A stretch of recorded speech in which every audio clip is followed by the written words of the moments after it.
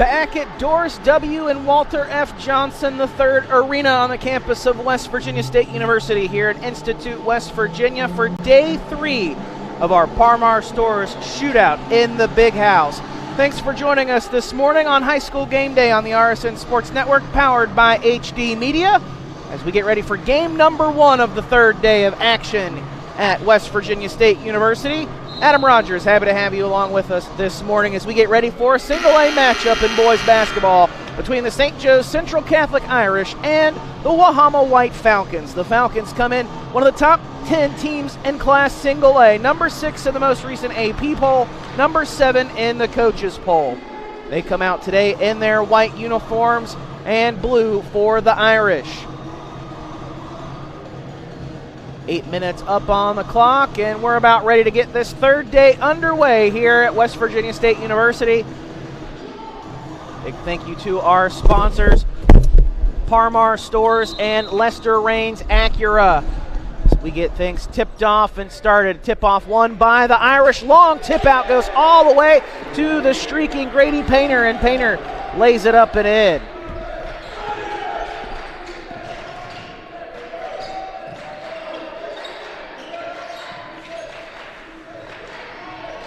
Wahama with the basketball, trailing 2-0 after the opening tip was out to Painter, and he laid it up and in. Take inside, too strong there by the White Falcon big man, Sawyer Van Meter. Pass swung back out from the corner, and that out-pulled between the rings for Micah Eram.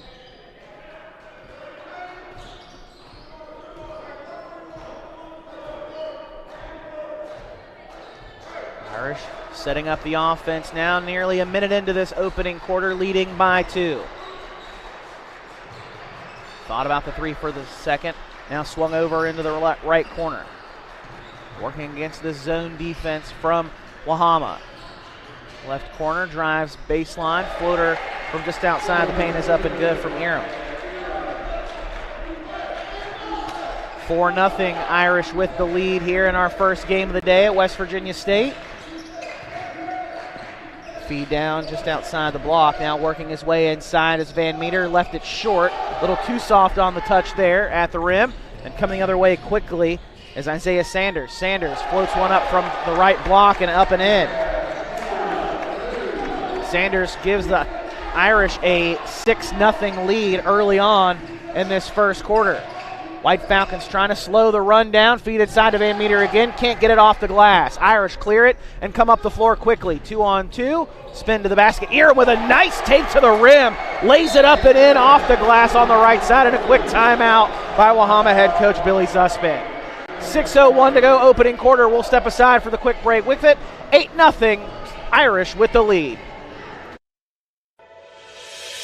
Hi, I'm Ben Nickel. I'm from Charleston, West Virginia, and when I'm back home, you'll find me at my local Parmar store. We have that Bobcat pride at your local Parmar stores. From food and drinks to gas and more, we have everything you'll need at Parmar. Download the Parmar app and sign up for the rewards cards. We have stores throughout Ohio, and we're coming soon to your neighborhood. We are Bobcat proud, and we are Parmar stores. If there's not a Parmar store near you now, there will be soon.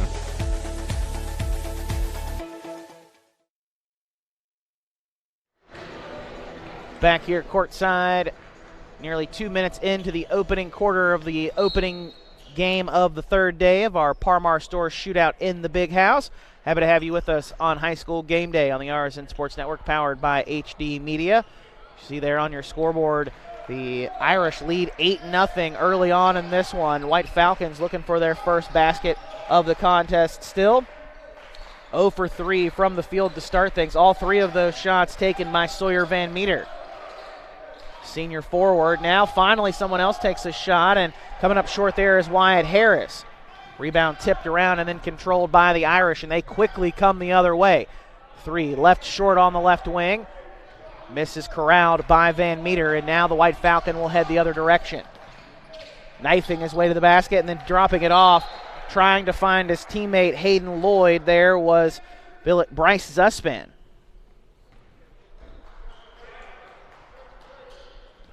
Now the Irish with a chance to push this out to 10 points in this opening quarter.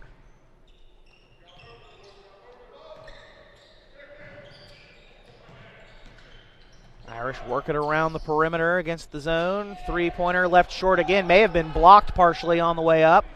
White Falcon control and come the other direction.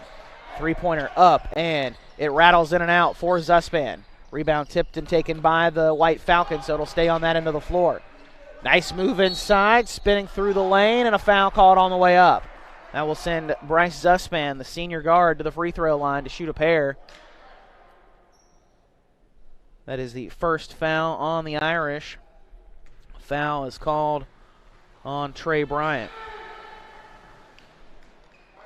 Excuse me, on Miriam Bryant.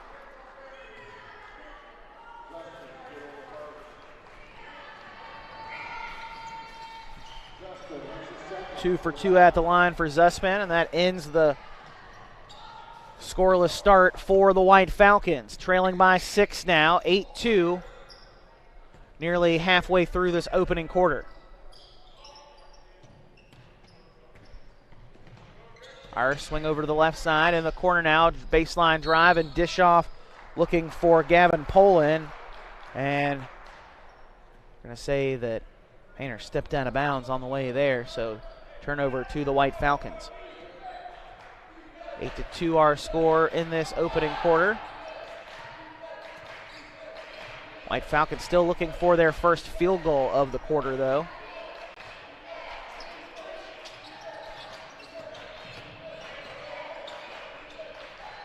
Hama swings it around the exterior, and now driving inside is Van Meter, trying to muscle his way to the basket, but loses it on the way up. Irish will control and come the other way. Three-pointer going to leave him wide open. He figures, why not? Poland spots up and splashes it home. 11-2 our score now. Irish extending the lead out to 9. White Falcons starting 0 of 6 from the field so far. Now they finally hit a jumper from the free throw line. Bryce Zuspan with all 4 points for Wahama so far in this opening quarter, a little more than halfway through. Irish swing top at the key to Poland. Now it's swung back over into the corner on the left side for Painter. His three-pointer off the left side of the iron, high off the glass and nearly out of bounds. Saved by Wahama, but right into the hands of the Irish. Back over left corner, this time spotting up for 3 and leaving it too long as Iram. Rebound gathered underneath by the White Falcons, and they'll come the other direction. Quickly inside to Van Meter, and Van Meter can't get the touch to fall there either. Rolls off the left side of the rim after the right side shot.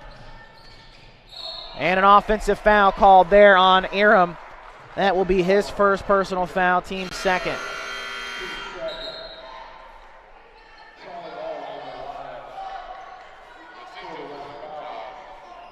Energy early on. You're seeing a lot more energy from St. Joe than you are Wahama, which is just a testament just to kind of get the feel for this 9:30 game. It feels like a state tournament game, so you try and want to get as much energy and bring as much energy as possible. Wahama has not done that thus far as Van Meter throws that ball out of bounds, but Zuspan has been a little bit of a spark for them. Like you mentioned, he has all 4 of their points.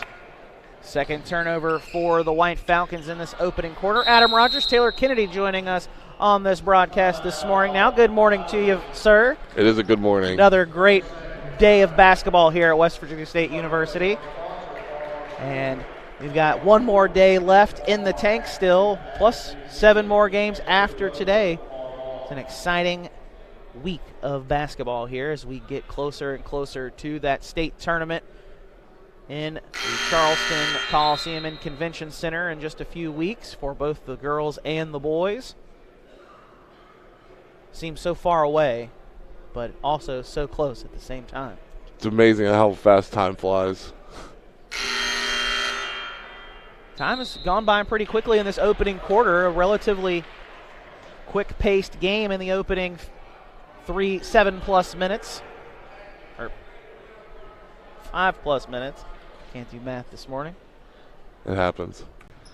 It's a 7-point lead for St. Joe's. And we resume this first quarter after the timeout by Wahama. By St. Joe, actually. I think Wahama's in a little bit of a 1-2-2 half-court set. Irish working around the outside. Pass cut off on the baseline now. It'll try to kick it out, and it is successfully retrieved by Isaiah Sanders. Swung back over to Painter. Three-pointer in the corner this time. He finally gets it to splash home.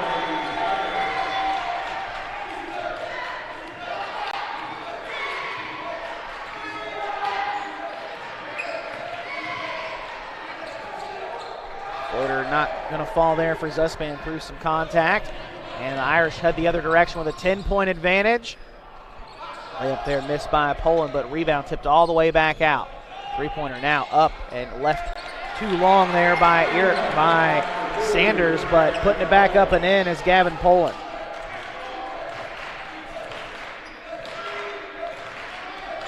A 12-point advantage for the Irish over the number 6-7 team in Class Single A, the White Falcons. Wahama's struggling thus far from the field. One of their last 9 field goals. There's an offensive foul. And we're going to head the other direction. Foul called against Isaiah Sanders. That is his first, the team's third. It's a good heads-up play there by St. Joe's. Their length, this St. Joe's length is definitely disturbing and disrupting what Wahama's trying to do from an offensive perspective. You can just tell, I mean, they have a height advantage, but they also have a little bit of a length advantage from the arms, which is making it very difficult for anything to go through the rim for the White Falcons. I want to correct myself there. That foul was actually on Van Meter for the White Falcons, his first, team's first. It was Sanders taking the charge there inside. And a foul on the other end against Wahama. That is their second personal foul. And that will send Painter to the free throw line.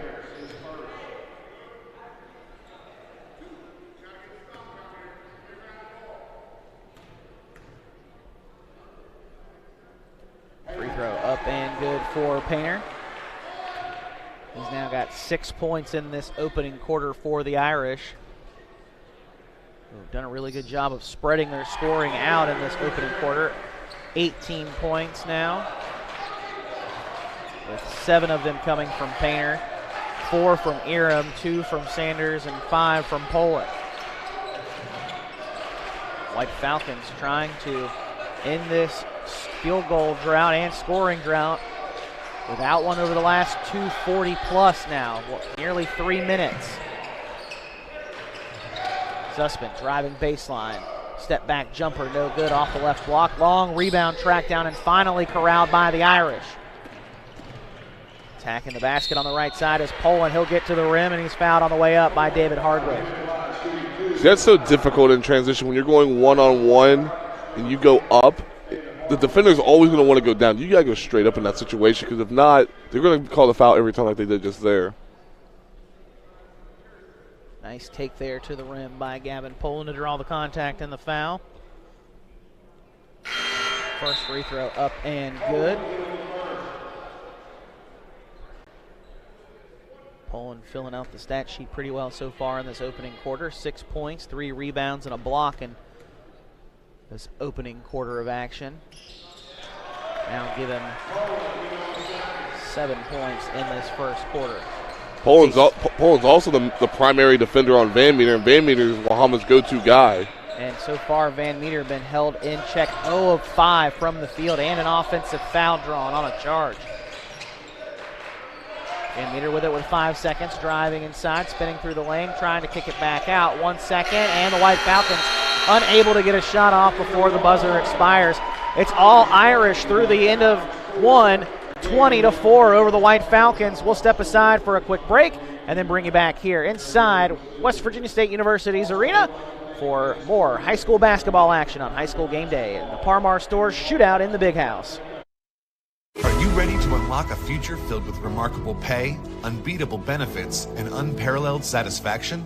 Imagine embarking on a journey that offers you a college-level education without the weight of debt, all while earning a steady income. Look no further than the West Virginia Building and Construction Trades Apprenticeship Programs.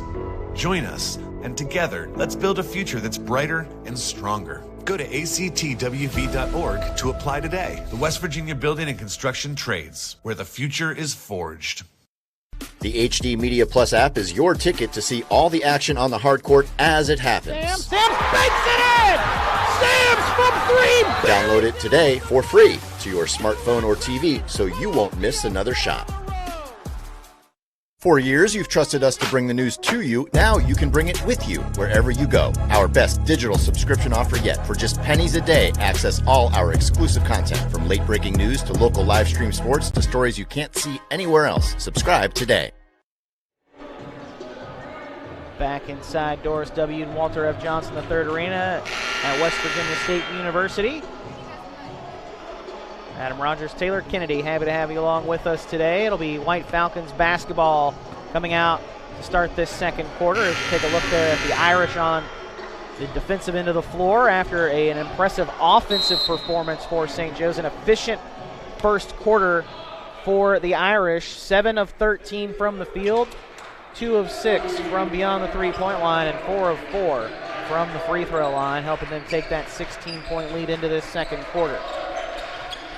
Adam Rogers, Taylor Kennedy, happy to have you joining us this morning for the first game and the third day of our Par-Mar Stores Shootout in the Big House. Zussman thought about the three for a moment. Now will pick up his dribble and swing back around to the other side of the floor. Finds its way in the hands of Hayden Lloyd. Lloyd now will dish back out to Van Meter. A little more than 30 seconds elapsed in this second quarter. White Falcons still yet to take a shot on this opening possession. Zussman picks up his dribble. Now will swing it back out to Charlie Long.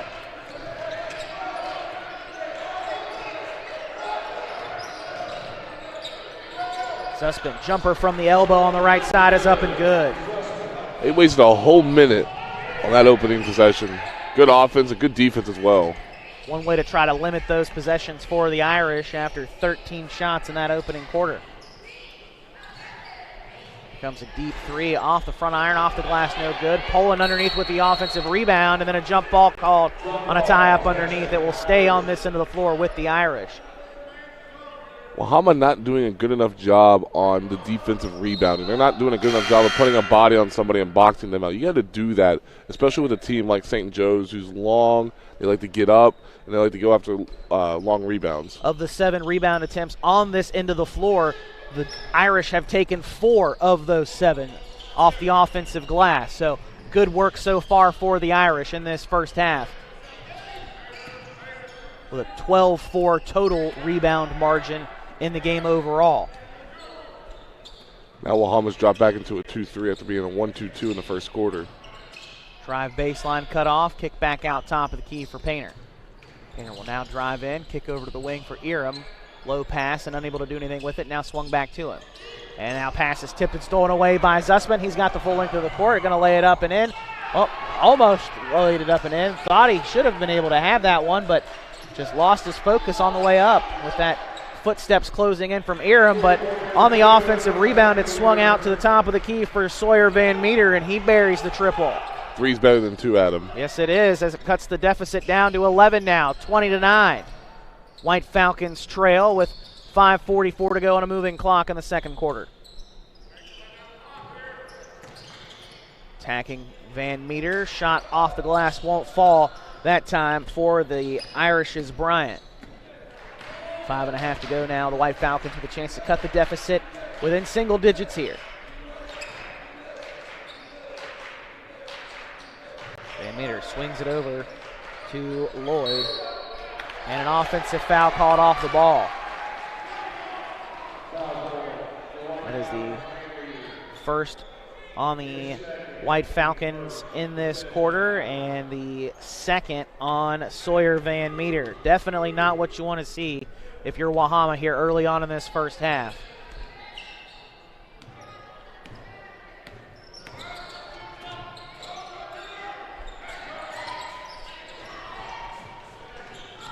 White Falcons trying to get back on track in this game. Get back in the win column after a loss on Saturday on the road at Ravenswood.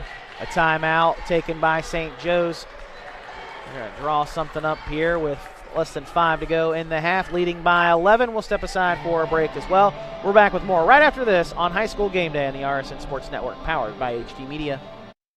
I'm Doug Scaff, a conservative Republican running for Secretary of State. I have spent my life building businesses and creating jobs. I am a pro-life conservative. I am pro-Second Amendment. Just like you, I've had enough of the D.C. liberals who don't care about West Virginia. As your Secretary of State, I'll stand with Donald Trump and fight for fair and honest elections. I'm Doug Scaff, conservative Republican for Secretary of State, and I'd appreciate your support.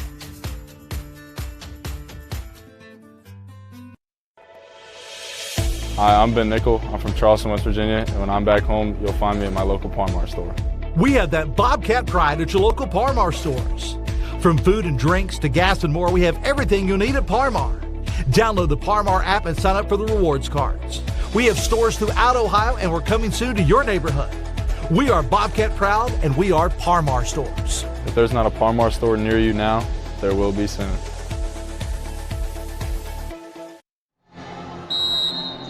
Welcome back to West Virginia State University's Doris W. and Walter F. Johnson III Arena. Game 1 and day 3 of our Par-Mar stores shootout in the Big House. Adam Rogers, Taylor Kennedy, happy to have you along with us this morning. This boys matchup between St. Joe's and Wahama. White Falcons forced a turnover there and come the other way, trying to cut the deficit to single digits here. Offensive foul called the last time down the floor on Sawyer Van Meter.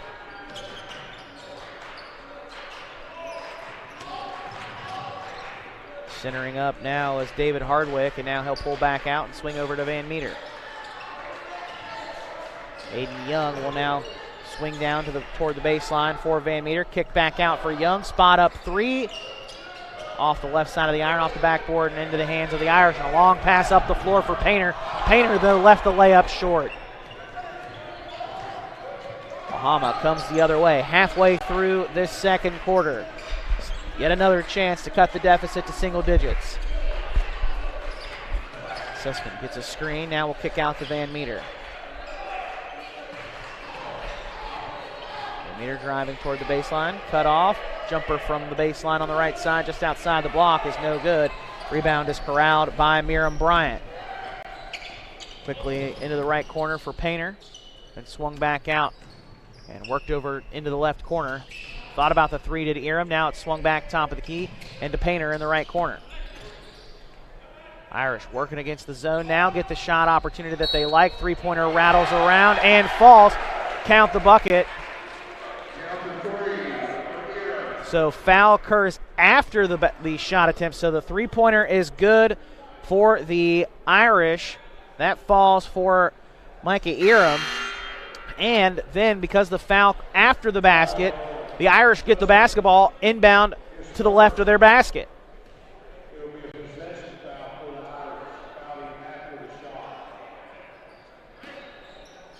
So the foul is called on Bryce Zuspan, his first, team second of the quarter. Oh, correction, foul on Hardwick. And then after that, adding insult to injury, another three-pointer up and good for the Irish. Sanders this time hitting it. He's got 5 points, and it's a 26-9 lead, make it 26-11 lead as Sawyer Van Meter gets his first field goal from inside the three-point line. He's up to 5 points in the half now. It just seems like every time Van Meter gets the ball down low, he's got multiple people collapsing on him, sometimes 2, sometimes 3 guys, but it's just so difficult for a guy like him.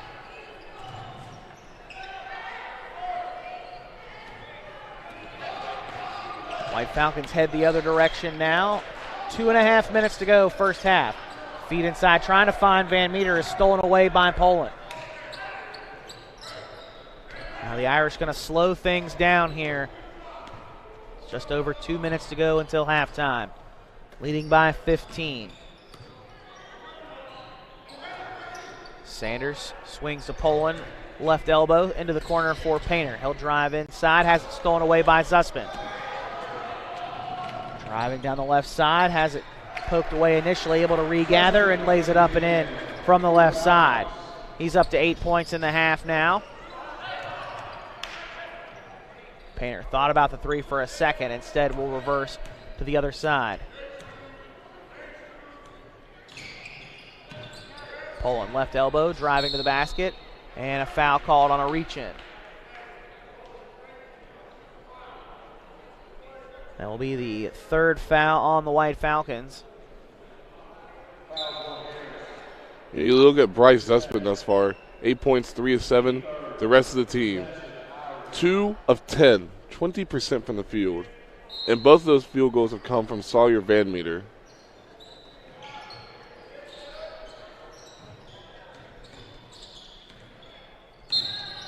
And a travel called on Mikey Iram.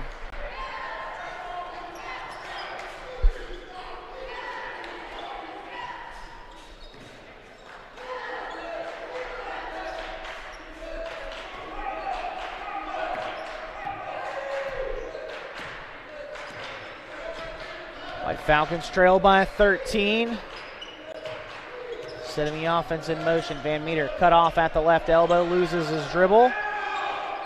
And pass, trying to find a guard to pull back out to, is tipped away by Lloyd, able to control.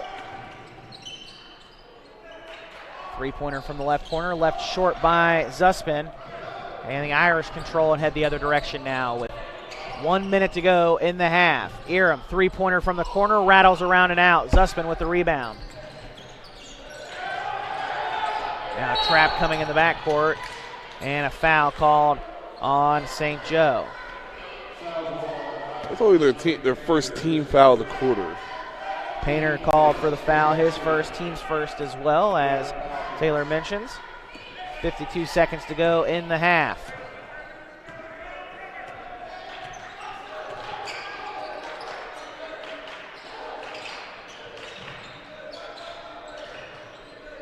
Irish trap in front of their bench along that sideline. Now able to get out of it and into the corner. Driving baseline there is Young, and he is blocked on the way up. And the Irish might try to hold for the final shot here with 24 seconds to go in the half. He's got an extended 1-2-2 press. Extended 1-2-2 half-court set. Maybe a matchup man. Working time off the clock. 7 seconds to go. Three-pointer from Painter. Off the right side of the iron, no good. Long rebound tracked down. White Falcons going to try to heave down the court. Zussman going to come up way off target. And that will take us to the half. St. Joe's leads by 13 over Wahama, 26-13. We'll step aside for a break, and then when we come back, Taylor Kennedy actually got a chance to sit down with the president of Par-Mar Stores. We'll have that interview coming up in just a bit. At the half, again, the Irish lead the White Falcons 26-13. We're back after this on High School Game Day. Hi, I'm Ben Nickel. I'm from Charleston, West Virginia, and when I'm back home, you'll find me at my local Par-Mar store. We have that Bobcat pride at your local Par-Mar stores. From food and drinks to gas and more, we have everything you'll need at Par-Mar. Download the Par-Mar app and sign up for the rewards cards. We have stores throughout Ohio, and we're coming soon to your neighborhood. We are Bobcat proud, and we are Par-Mar stores. If there's not a Par-Mar store near you now, there will be soon. Fair warning, if you go after our kids and young people, I'm coming after you. As governor, I'll see to it that fentanyl dealers get a mandatory life sentence, and I'll put human traffickers behind bars for life. To help our communities hire and retain the best first responders, I'll increase pay and benefits, and we'll provide better training for our police and our firefighters and our EMS, the ones who put their lives on the line to protect ours.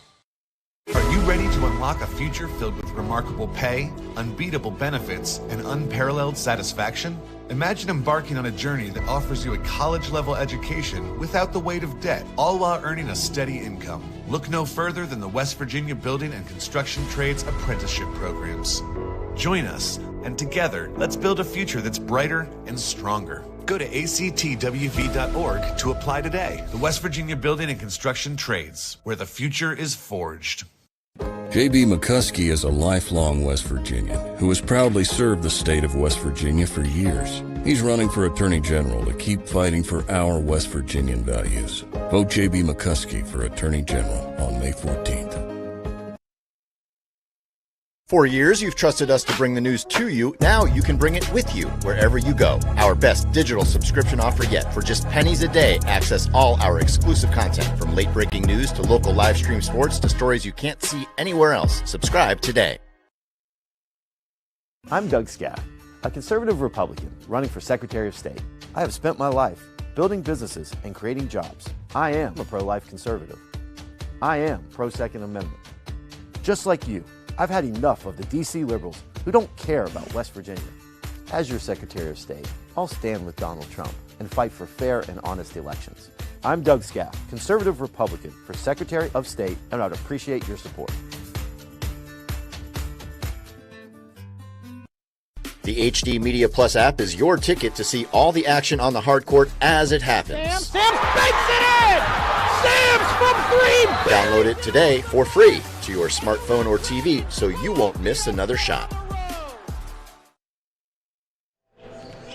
Back here at the Doris W. and Walter F. Johnson III Arena on the campus of West Virginia State University. I mentioned just before we went to break that Taylor Kennedy, my color man, got a chance to sit down with the president of Par-Mar Stores, Brian Waugh, to talk about this event and why it's so important to have events like this here in the area. So we'll turn things over to Taylor and Brian now.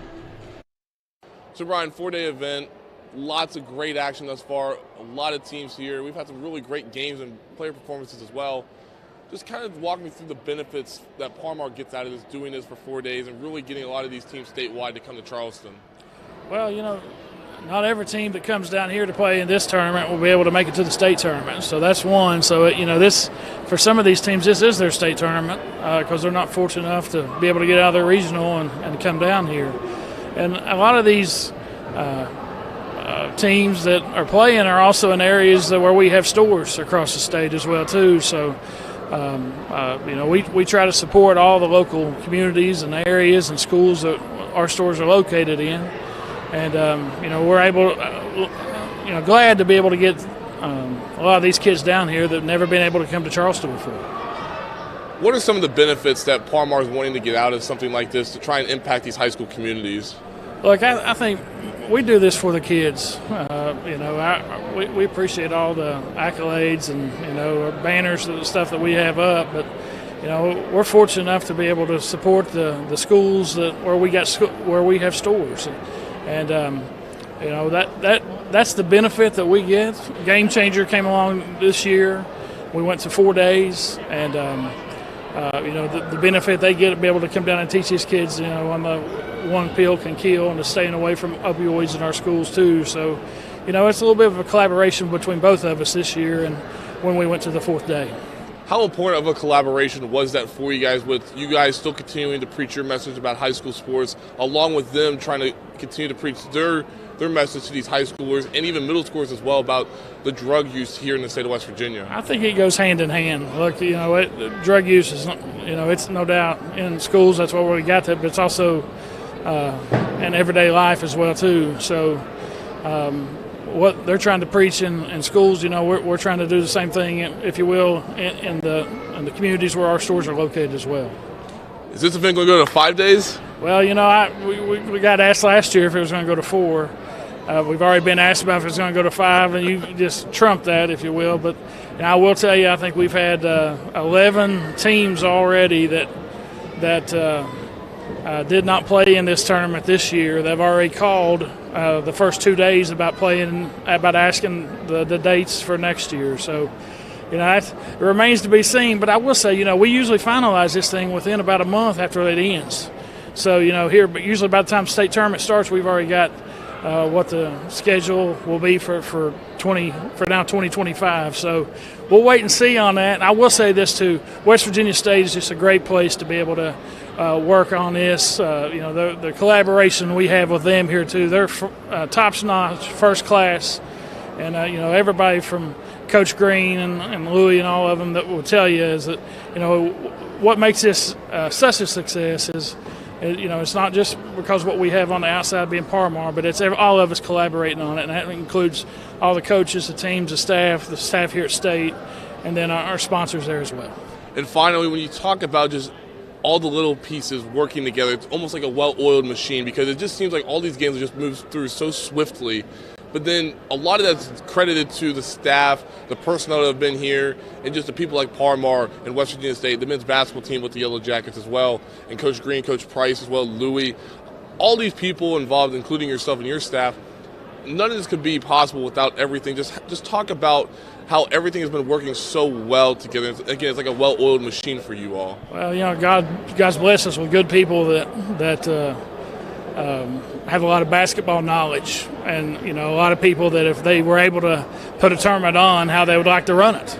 And like I said, I give the glory to God on that one. He's able to, for all of us to collaborate and have the right people, if you will, to be able to do this. And no doubt most of them having basketball knowledge really helps out a lot. Hi, I'm Ben Nickel. I'm from Charleston, West Virginia, and when I'm back home, you'll find me at my local Parmar store. We have that Bobcat pride at your local Parmar stores. From food and drinks to gas and more, we have everything you'll need at Parmar. Download the Parmar app and sign up for the rewards cards. We have stores throughout Ohio, and we're coming soon to your neighborhood. We are Bobcat proud, and we are Parmar stores. If there's not a Parmar store near you now, there will be soon. Are you ready to unlock a future filled with remarkable pay, unbeatable benefits, and unparalleled satisfaction? Imagine embarking on a journey that offers you a college-level education without the weight of debt, all while earning a steady income. Look no further than the West Virginia Building and Construction Trades Apprenticeship Programs. Join us, and together, let's build a future that's brighter and stronger. Go to actwv.org to apply today. The West Virginia Building and Construction Trades, where the future is forged. I'm Chris Miller, and I'm proud to sponsor productions like this one that showcase the best of this great state. School pride runs deep here. Friday night lights, crowded gyms, packed auditoriums. It's what makes this such a great place to live and work. So be true to your school. And at Dutch Miller Auto, we're there with you. Because when we build on our young people, everybody wins. I'm proud to lead the way as we bring out the best in West Virginia. I'm Chris Miller, and enjoy the game. Welcome back to West Virginia State University in game one of the third day of our Parmar Store Shootout at the Big House. We'll look at some of our first half shooting percentages. The Irish shooting well from the field, just under 43%, hitting about a third of their three-pointers in that first half. Meanwhile, the White Falcons really struggled to shoot in the first half, shooting just over 26% from the field, 20% from three, hitting just one of their 5 three-point attempts. And the Irish cleaning up the glass today in that first half, 16-10. That margin was a lot bigger for the Irish, but the White Falcons were able to do a lot better there toward the end of the first half play. Turnovers even, points off of those turnovers. The Irish winning that battle by 3. And sharing the basketball 4 times on those made shots. 9 of their made shots have been assisted. 4 of their 9 shots have been assisted on. And you take a look at some of the scoring breakdowns in that first half as well. Pretty even for the most part, save 4 fast break points. The Irish have been very quick about getting the ball up the floor off of a miss or a turnover and getting up the court in a hurry. One thing Wahama needs to do better in the second half is converting shots in the paint. 4-12, which is 33% in the paint, as you see a paint touch right there for Van Meter. And Van Meter can't get a shot to fall, but a foul called on the way up. So he will head to the free throw line to shoot a pair. Poland called for the foul, his first, team's first in this quarter. Sawyer Van Meter at the free throw line. Leaves the first one short. You got to get him a little bit more involved in regards to getting in the paint. Now, the flip side of that is whenever you do have something, like I said in the first half, he's going to have people collapse on him. He's got to be able just to recognize where the other guys are at. Second one no good as well. An offensive rebound, though, gathered by Hayden Lloyd, and Lloyd fouled on the way back up. So he'll head back to the free throw line. 2 quick fouls on the Irish. As a foul is called on Poland, both of his fouls coming in this first 17 seconds of the third quarter. You got to make free throws, though. Yeah, free throw no good there for Lloyd. One more on the way. That one no good as well. This time the Irish do clear the rebound and will bring it up the floor as Painter crosses the timeline and swings it to Eram in the corner. Eram driving baseline on the right side. Nice take there from the corner by Eram. Even better pick inside the paint by Brian. He kind of shielded off Van Meter that allowed him to go all the way through for that easy deuce. That was a great, great pick inside by Bryant. Irish back up by 15. And now on a fast break going the other way. Nice move to the basket, unable to finish, but Poland grabs the offensive rebound. Can't finish the second time. Then the rebound finally tipped into the hands of Van Meter, and the White Falcons come the other way. Spot up three, left wide open on the right side, but unable to hit it that time as Hardwick. Rebound is tapped around, finally controlled by the Irish. Long pass up the floor to Eram. Eram off the glass and in from the right side. Now tying their largest lead of the game at 17 points. 13 for the White Falcons, trying to cut the deficit down. The basket here, trailing 30-13. Three-pointer up and good for Hardwick this time from the top of the key. His first basket of the contest, and that deficit down to 14 now. 30-16. Irish on top.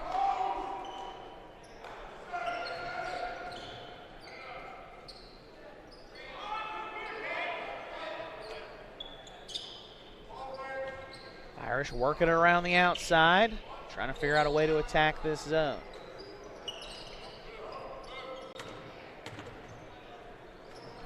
Under 6 to play in the third quarter. Ball taken away by the White Falcons. Now Zussman will set the offense up as he crosses the timeline on the right side.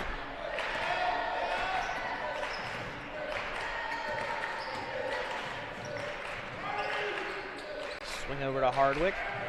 Now into the corner and dribbled back out and into the keyhole and back over to Zussman on the right wing. Three-pointer up and good. His first three of the game, and the lead is cut to 11 now. St. Joe's leads 30-19 with 5:25 to go in the third quarter. A timeout taken by St. Joe.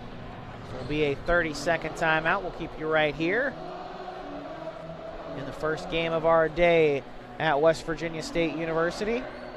Adam Rogers, Taylor Kennedy, happy to have you along with us today as you take a look in at the Irish bench.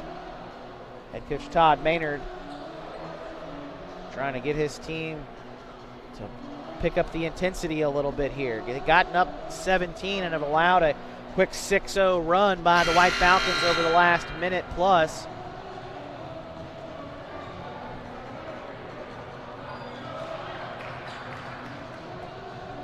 So the White Falcons headed back out onto the floor now. Going to try to see if they can keep the defensive effort up and string together the stops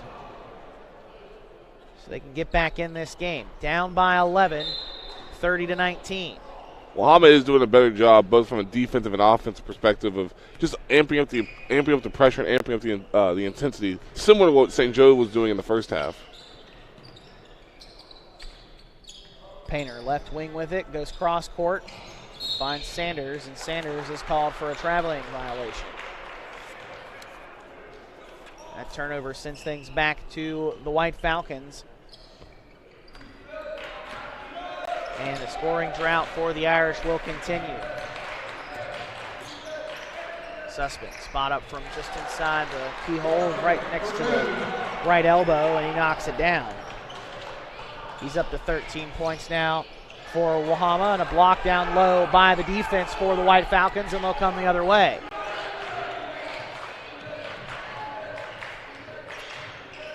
Hand off to Zussman, left wing. He'll drive down to the baseline on the left side. Cut off, trying to kick it out into the corner, and a blocking foul is called on St. Joe's. That's their third foul already in this quarter.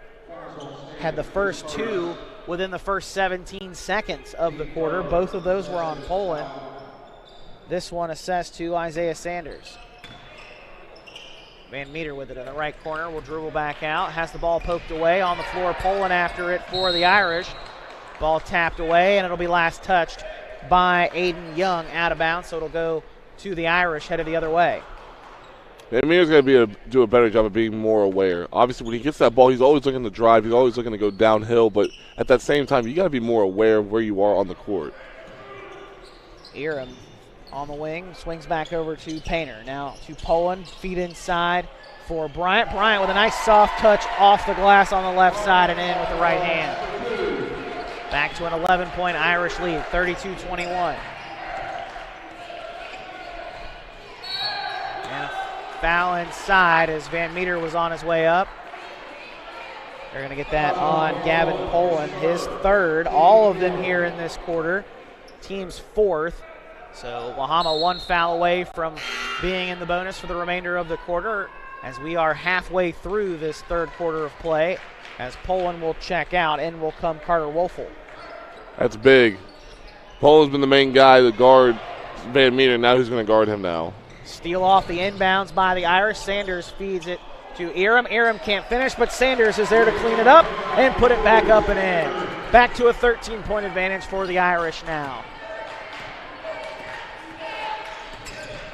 Sussman picks up his dribble, finds Van Meter. Van Meter gets down to the block and picks his up now. Kicks it back out to Sussman. Swung back over to the left side of the floor into the hands of Lloyd. Lloyd swings back to Van Meter. 3.5 minutes to go, third quarter. 13-point deficit for the White Falcons.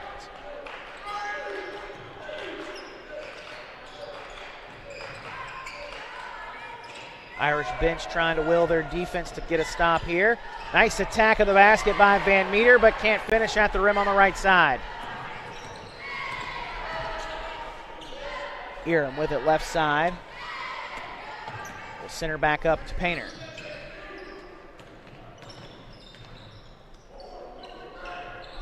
Sanders swings back to Painter, a deep three. And man, does he stroke it. Up and good for Grady Painter. That was from beyond, well beyond the professional line.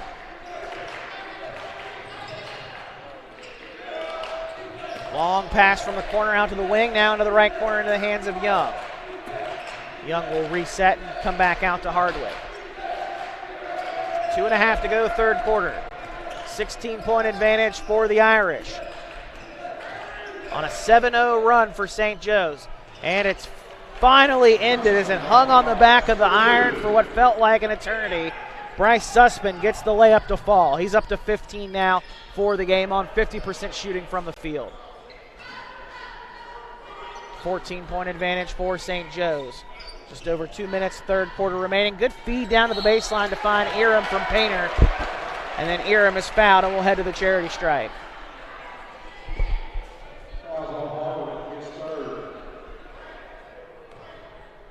Eram's having himself a very good morning, I should say. I don't know why I was trying to. It goes straight to the afternoon, but Eram's having a good performance thus far. 11 points, 3 rebounds, and 1 assist so far. 2 offensive rebounds. He's grabbed as well, so he's doing a good job thus far, but he's got to continue to do so if St. Joe's is trying to extend his lead further. He'll miss the first free throw. One more on the way for Eram. Second one rattles in and out. Van Meter with the rebound for the White Falcons. Under 2 to go, third quarter.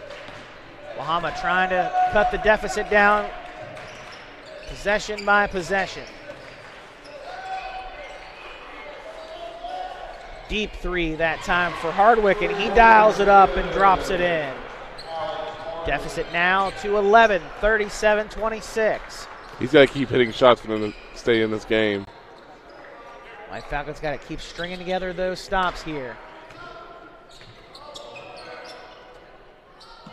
Had the foul called on the last possession defensively, but then Eram was unable to hit both free throws.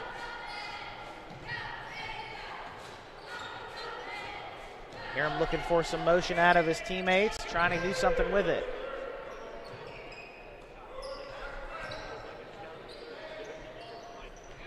Swung over to Painter, feed inside to Woelfel, and a foul called underneath. That will be the second team foul on Wahama. That goes on David Hardwick, his fourth, so he will take a seat on the bench for the final minute of this quarter and probably a little bit of the fourth as well. Take a look at the Irish cheerleaders here today, cheering on the Irish boys basketball team, trying to will them to a victory, leading by 11 with under a minute to go, third quarter. And a foul called out in front of the Irish bench. That will be the third foul on Wahama now, and second in what feels like about 10 seconds or so. If I'm Wahama, if I can get this game into single digits, I'm very happy going into the fourth quarter. That foul goes on Zussman, his first, team's third of the quarter.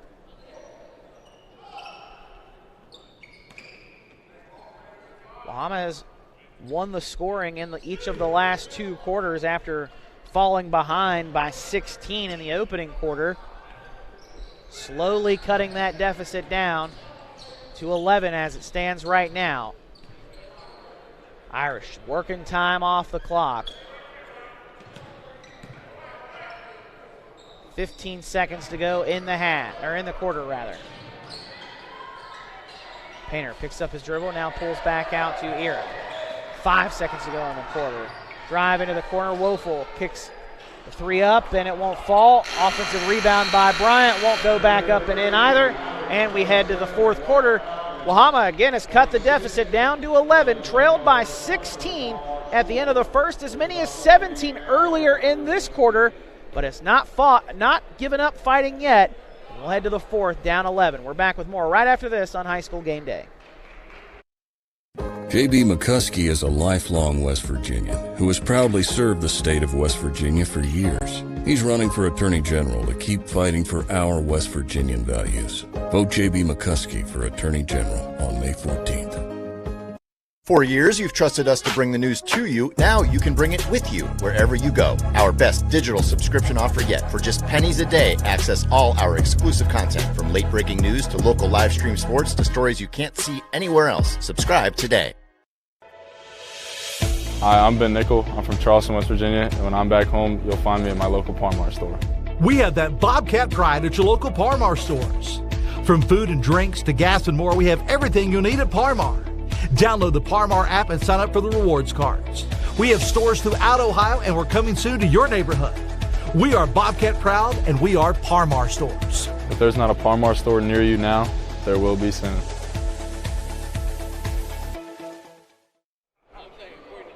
Back here at West Virginia State University. Happy to have you with us on High School Game Day on the RSN Sports Network, powered by HD Media, for our 2024 Par-Mar Store Shootout in the Big House. Irish basketball to begin the fourth quarter.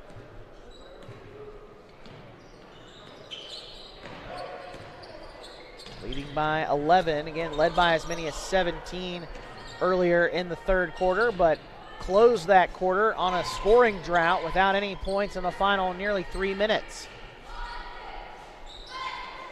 White Falcons went on a 5-0 run during that time. Cut the deficit down to 11. Aram almost loses it at midcourt, nearly crossed over the half-court line, but was able to dish it off to Sanders before he did so. Jumper from Poland, left short at the free throw line. Rebound is tapped out of bounds. It will stay with the Irish on that end of the floor. Scoring drought now up to 3:38 into the fourth quarter. Inbound comes to Eram, kick over to Bryant, swung over to Sanders, right wing, and into Painter in the right corner. He'll drive baseline, kick back out, and swung to the top of the key for Eram. Nearly a minute gone in this fourth quarter. Still a scoreless quarter. Irish have the shot blocked on the way up for Eram. Bryant gets the offensive rebound, can't get it to go, and then a foul called on the floor on the third opportunity. First foul on Wahama. And that is credited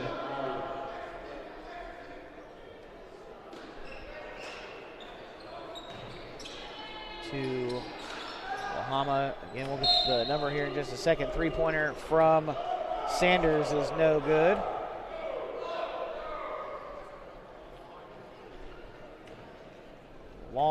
Charlie Long called for the personal foul that time for Wahama. White Falcons with the basketball, trailing by 11 still, but without a point of their own in about 3 minutes. Ball was tipped out of bounds. It will stay with Wahama. Zuspin inbounds it to Long. Swung over to Lloyd. Back to Zuspin. Right corner three. Wide open. Can't hit it though.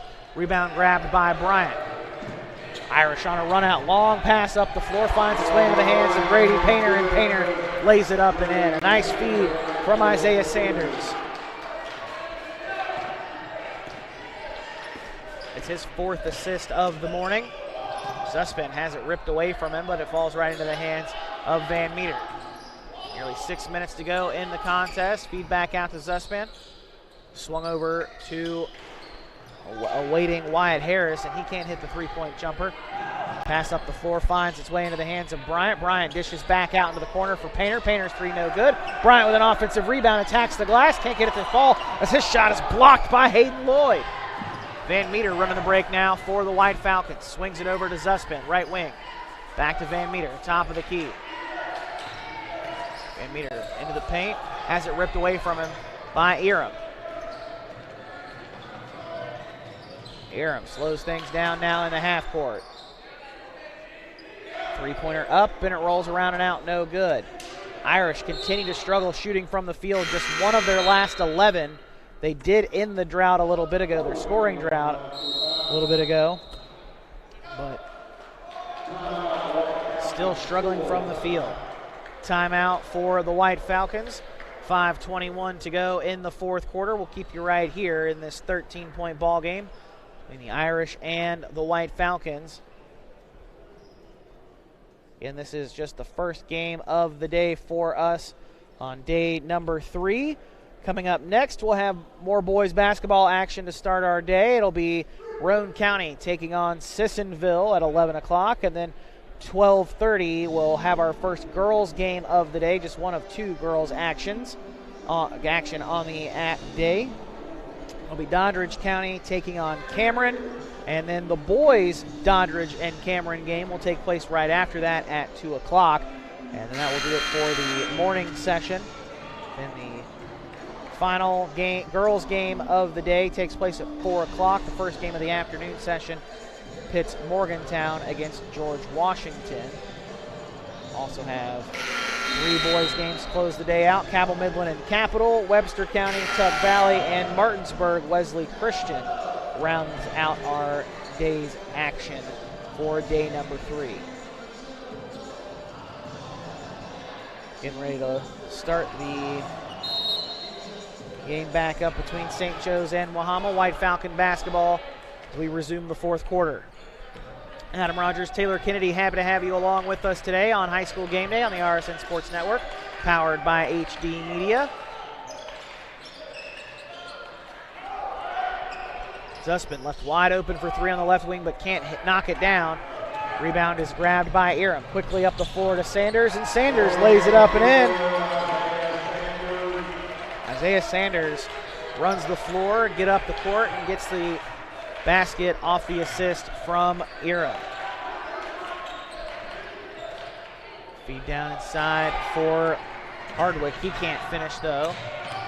Irish grab the miss and slow things down. Lead back up to 15 now as the White Falcons are on a 5+ minute scoring drought and dating back to the 3rd quarter. They cut that lead down to 9 at 30-21, but since St. Joe's has outscored them 11-5 since then. So St. Joe's obviously responding following that deficit being cut to single digits. Nearly halfway through the 4th quarter. Bryant trying to feed inside, looking for Poland. Ball is knocked away by one of the legs of the White Falcons, so it will stay on this end of the floor for St. Joe. Long inbound comes to Bryant. Now we are officially halfway through this 4th quarter of play.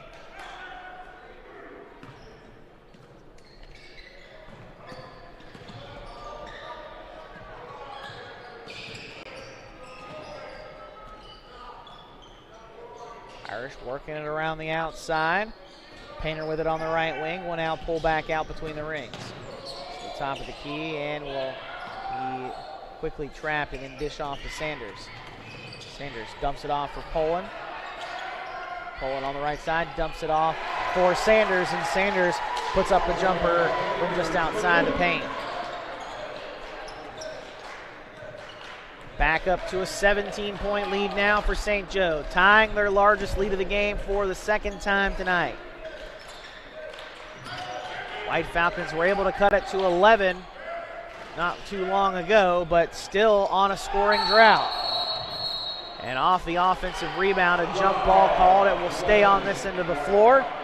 Billy Zussman wanting a foul called there, head coach for the Falcons in his second year.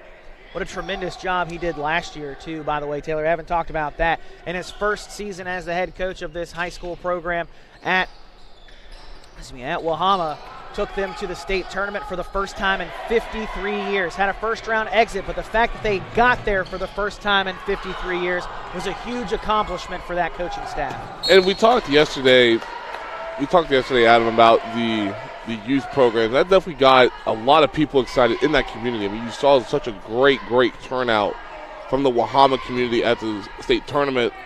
But when you do that, whenever you do make the state tournament, now the question is, how do you go back? How do you get back with your team? How do you build off of it? That's a big question. And then that's obviously something that this White Falcons team has been trying to build off of, because obviously the goal is always the state tournament, but now you get to the state tournament, as you now see that bucket in the foul. But the question now is, when you get to the state tournament, how do you avoid that first round exit? How do you avoid that and get to that next round? Saunders with the basket, up to 13 points now. Count the bucket and give him the free throw as well. Up to a 20-point lead now. Largest lead of the game for the Irish. Running away with it over the number 6 or 7 team in Class Single A in this early morning matchup.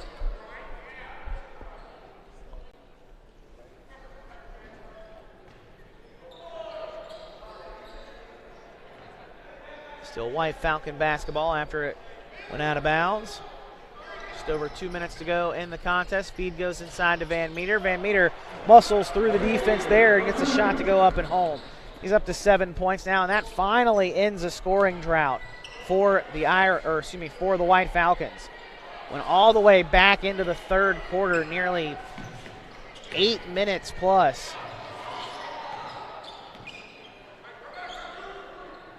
Under 2 to go. Irish just trying to work some time off the clock.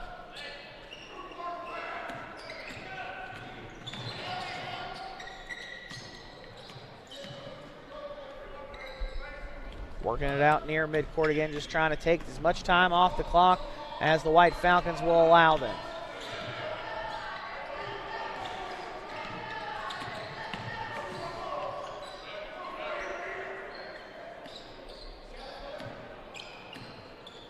St. Joe's worked it down to a minute 20 now. Kick back out to Painter. Irish just playing keep away. In no hurry to try to take any shot here. They'll dribble out the clock for as long as they can. Will now take a shot, and Aram gets to the basket and lays it up and in, and a foul called on the way up. Count the bucket and one.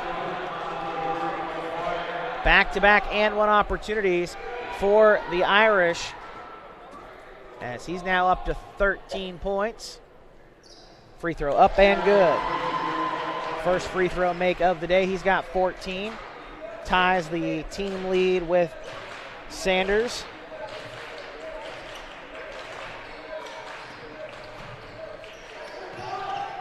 Lead up to 21 now. Largest lead of the game for St. Joe. Van Meter attacks down the left side. Fouled on the way up. He will head to the free throw line to shoot a pair, and the Irish going to make a line change here, hockey style, as 4 guys will get ready to sub out. But the official is telling them they got to have 2 guys down in the box.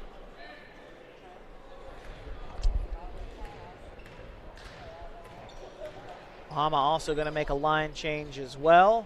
One will have to wait until after Van Meter potentially makes the second free throw.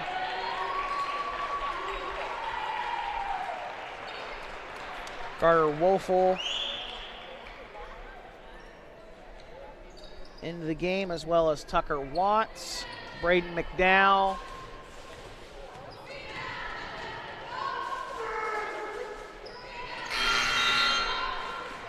Reed Little, and Brody Runyon in the game. Van Meter does make the free throw. It's good. Back to a 20-point game and in for the Falcons. Stephen Blacksher, Nash Johnson, as well as Braden Statz and Cade Blackshear. And Cyrus Ricard, And the Irish just trying to work time off the clock. May see one of these subs try to take a shot in the final seconds, but could also just be content with being in the game and getting a 20-point win. 10 seconds to go in the game.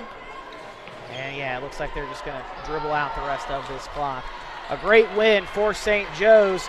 Gets them to 9 wins on the season and hands the White Falcons their second straight loss after falling to Ravenswood on Saturday.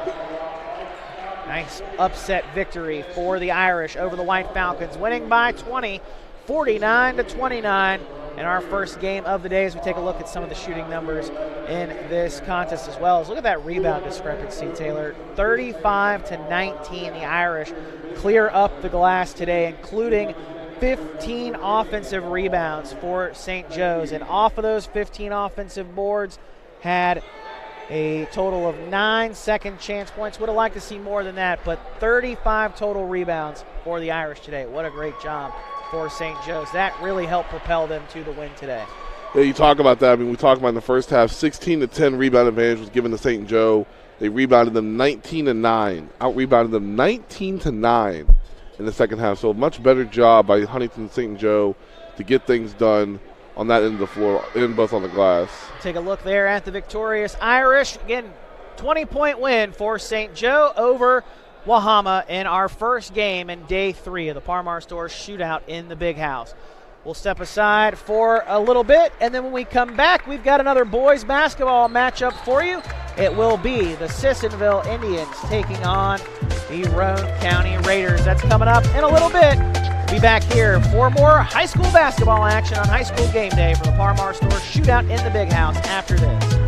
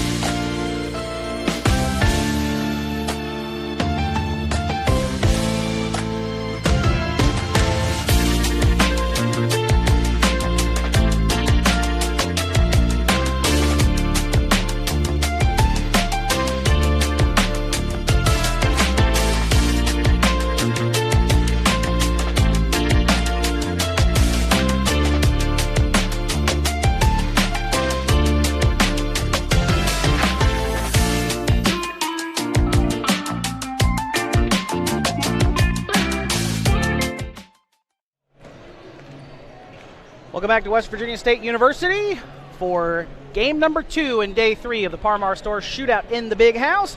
Big thank you to Par-Mar Stores as well as Lester Raines Acura for sponsoring the event for our broadcasts throughout the week. We've got 6 more games after this one and then a full slate of 8 games tomorrow, but this matchup for game number 2 features the Roane County Raiders at 13-2, taking on the number 9 team in Class AAA, the Sissonville Indians, who come in 9-7 on the year. Adam Rogers, Taylor Kennedy, happy to have you along with us today on High School Game Day on the RSN Sports Network, powered by HD Media. Whee! Back for another one, Taylor. We're back. We're back. At a 20-point win in the first game of the day for the St. Joe's Irish. Coming up with that win over a top 10 team in the Wahama White Falcons. 49-29. This matchup again features the Roane County Raiders in their maroon or burgundy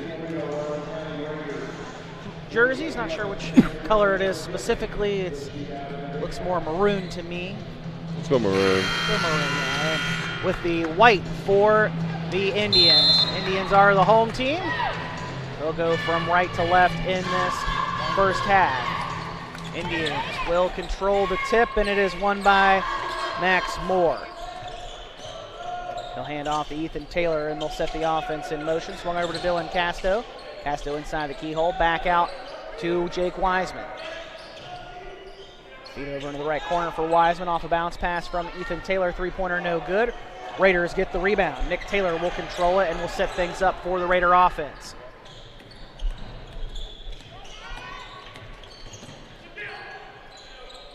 Feed down to the right block. Working across the paint, and a traveling violation called on number 12, Sean Caldwell, for the Raiders.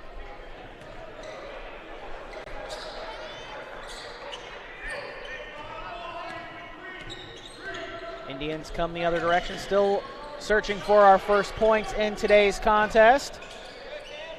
45 seconds into the opening quarter. Possession each way. Indians come off a screen. Jumper from inside the keyhole there is no good from Max Moore, but an offensive rebound for Sissonville. Moore swings back out to Casto. Casto goes from left to right across the floor, has it ripped away from him just a couple of feet down the paint. And the Raiders head the other direction. Blocking foul called out near midcourt. That will be on Casto, his first, team's first. 23 on 23 crime.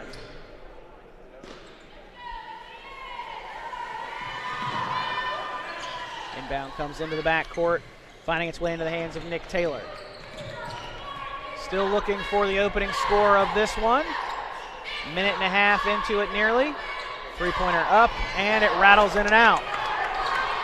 Miscorralled by Casto, and he'll bring it up for the Indians. Feet inside, trying to find Wiseman. Able to gather it back, and then a foul. I believe they're calling that on the floor.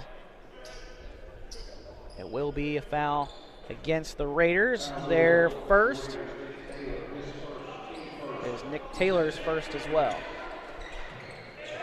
Swung into Max Moore. Moore knifes off of a screen. A nice screen there set by John Burke, but Moore unable to finish at the rim.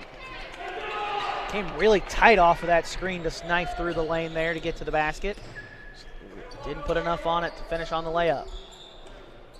2 minutes in, still searching for our first basket. Rebound tipped out off the missed three from the top of the key for the Raiders. Sean Caldwell goes out of bounds. Last touched by Sissonville.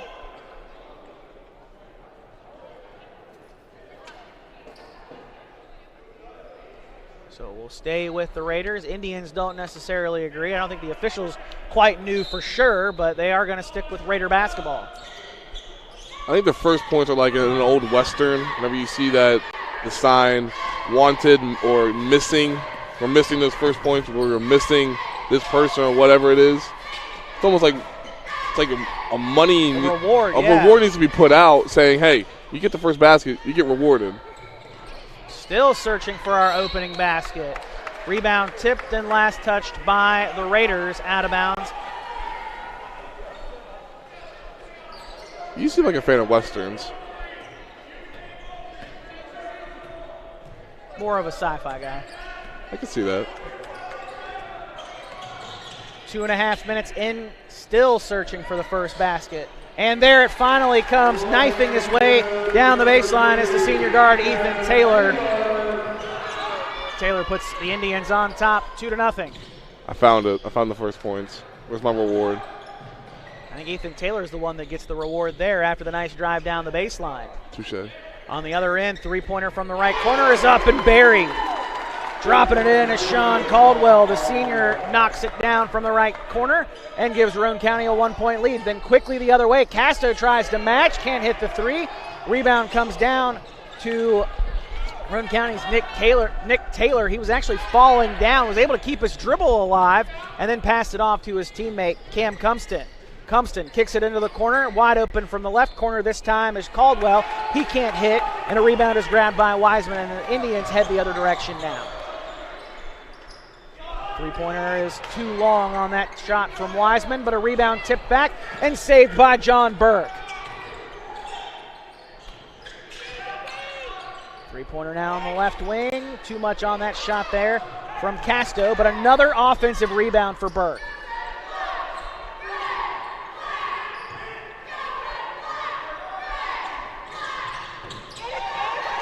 Rebound tipped, or the ball tipped into the hands of the Raiders. Cumston drops it back off for Caldwell, and he'll dribble back out, and the Raiders will reset. Halfway through the opening quarter, 3-2, Raiders with the lead as the road team. Three-pointer from Cumston, too strong off the back iron. Rebound grab by Max Moore, and Moore will run the break now. Disadvantage break, though, for the Indians, and it does lead to a turnover. Coming away with it underneath is Cam Cumston, the junior guard.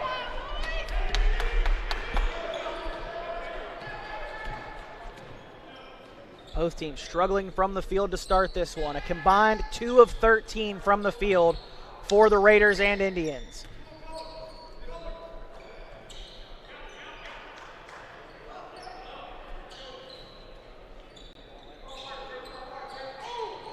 Had a man inside, but instead of swinging down to him, Harper will swing back out. Cumston top of the key. Works its way back into Harper's hands in the right corner. He'll work over to the keyhole and then go baseline on the pass to Caldwell. Caldwell on that baseline drive loses it on the way up after it's knocked out of his hands by the Indians. It will stay with the Raiders on that end of the floor. That was a difficult shot. You're almost like spinning your body, and you're going up with the left hand on the right side on a reverse side. You got to go up with the right hand in that situation, because if you go up with your left, you're allowing your defender to have a better opportunity to either poke the ball away or block it. Tanner Griffith and Evan Taylor in the game for the Indians. In for the Raiders, Sawyer Hunt. Caldwell can't finish off the left side. On the rebound, a foul is called on Sawyer Hunt, who just checked in the game for Roane County, his first, team second.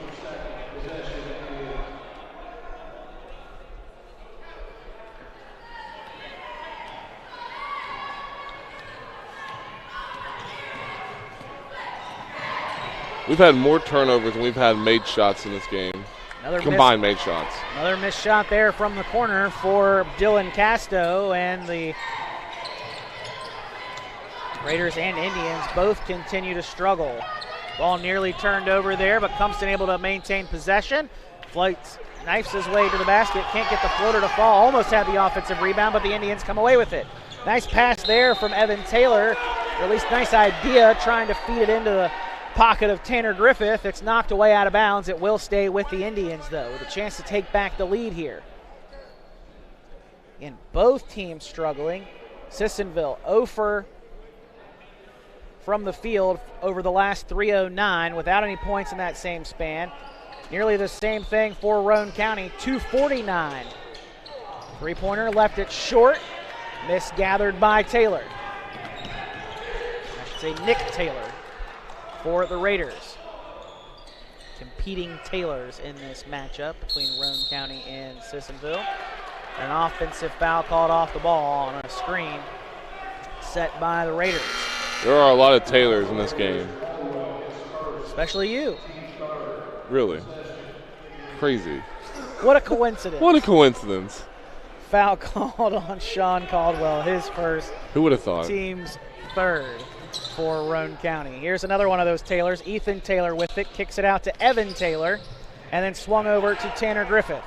Griffith driving to the basket, finally gets a shot to fall for the Indians. That ends a 3.5-minute scoring drought. And back a 1-point lead for Sissonville. And a turnover for the Raiders, gives it up to Max Moore, and Moore easily lays it up with the right hand on the right side.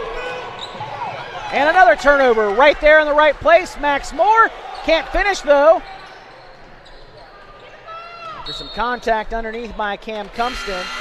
Ball then eventually goes its way out of bounds, and it will be last touched by Roane County. Making sure before. Had a couple of pointing directions either way, so I wanted to make certain before I said it is Sissonville basketball. Nice passing off a cut from Taylor. He'll kick it over to Evan Taylor. Three-pointer too short. Off the back iron. Rebound grabbed by Will Odell.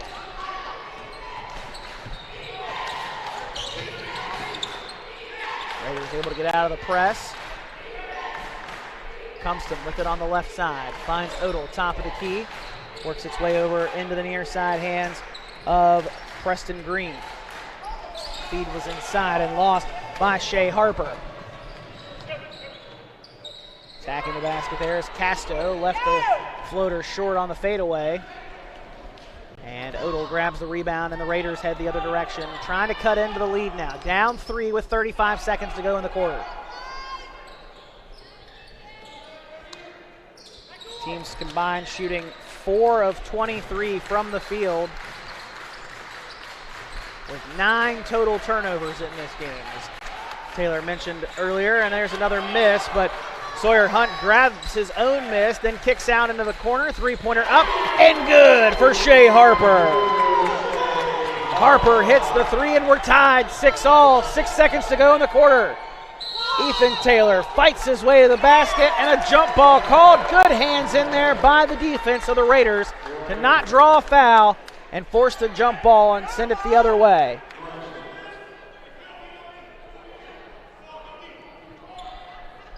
Raider basketball, 3.5 seconds to go. Inbound comes in to Green. 1 second. And I don't think they realized how much time was left. Or maybe they did and they just didn't want a shot. But they were not in any hurry there at all to try to get a shot off. They will head in to the second quarter, tied though with Sissonville, 6 apiece. We'll step aside for a quick break and be back with more of our Par-Mar Stores Shootout in the Big House right after this on High School Game Day. Hi, I'm Ben Nickel. I'm from Charleston, West Virginia, and when I'm back home, you'll find me in my local Par-Mar store. We have that Bobcat pride at your local Par-Mar stores. From food and drinks to gas and more, we have everything you'll need at Par-Mar. Download the Par-Mar app and sign up for the rewards cards. We have stores throughout Ohio, and we're coming soon to your neighborhood. We are Bobcat proud, and we are Par-Mar stores. If there's not a Par-Mar store near you now, there will be soon. I'm Chris Miller, and I'm proud to sponsor productions like this one that showcase the best of this great state. School pride runs deep here. Friday night lights, crowded gyms, packed auditoriums. It's what makes this such a great place to live and work. So be true to your school. And at Dutch Miller Auto, we're there with you. Because when we build on our young people, everybody wins. I'm proud to lead the way as we bring out the best in West Virginia. I'm Chris Miller, and enjoy the game. Back at West Virginia State's Doris W. and Walter F. Johnson III Arena. Happy to have you along with us. Adam Rogers, Taylor Kennedy. We start the second quarter between Sissonville and Roane County. Indians with the basketball to begin the quarter. 3-point spot up for Tanner Griffith. Up and good from the right wing. He's got 5 points. And the Indians take a 3-point lead. Indians now 1 of 7 from 3, and then after making that triple, Griffith gets the steal out of the press. Sissonville, a chance to extend the lead out. 3-point up and too strong that time from the Indians, Bolston Lark. 10 combined turnovers in the first half. That's 5 more turnovers than they had made field goals combined between the two in the first quarter. And also, the two teams combined for 5 of 25. 5 of 25 shooting from the floor in the first quarter. Not a very good shooting first quarter. Ball on the floor, tie up, and a jump ball called. It will stay on this end of the court with the Raiders. Sloppy basketball so far in our second game of the day. Third of 4 days at West Virginia State University for the Parmar Store Shootout in the Big House. Inbounds finally comes in to Preston Green. Odell on the baseline from the right side, right outside the block, knocks down the jumper. His first basket of the game. Raiders cut the deficit to 1. 9-8. Indians with the lead, just over a minute into the second quarter. Shot is blocked there for Brody Scott. Raiders, after the rejection, come back up the other way. Odell swings back out to Cumpston. Cumpston gets a screen from Odell now. Cumpston spots up 3, left wing, rattled in and out. Rebound grabbed by Evan Taylor. Taylor running the break now for the Indians. Swings over to the right wing free up for Scott, rolls around, rattles home. Brody Scott with the triple. That hit every part of the rim. That pushes the Indians lead out to 4 now, 12-8. And a turnover for the Raiders. Last touched by Preston Green just to the right of our broadcast location. Evan Taylor grabbing at his thumb a little bit on his left hand after that rebound that he grabbed a little bit ago on the previous possession. He's in there in some traffic. He'll take a handoff, though, from Brody Scott. 6 minutes to go in the second quarter. Scott swings over to Lark. Pushed off to Taylor, and an offensive foul called on Lark.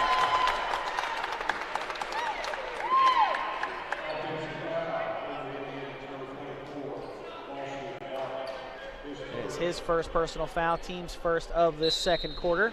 Raider basketball inbound in front of their own bench. And ball kicked out of bounds. Hey, there you go. Get my hands on one of these nice Parmar basketballs. Got a little action there. Yeah. Big thanks to Glenn's Sporting Goods for providing those Parmar branded basketballs. Also has a nice Glenn's Sporting Goods logo on it as well. I'll have to get you a Parmar jersey. Have to get you one too. You were in some action yesterday. I know. I was cat-like reflexes yesterday.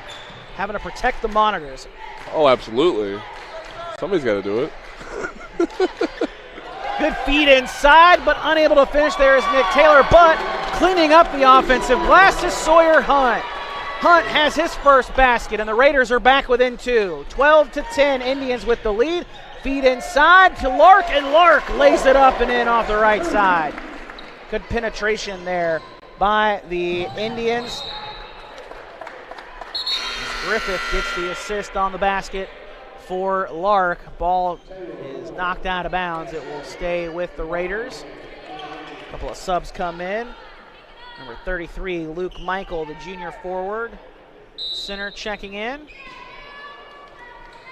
for Sissonville, as does Dylan Casto, Max Moore, Ethan Taylor, and Jake Wiseman.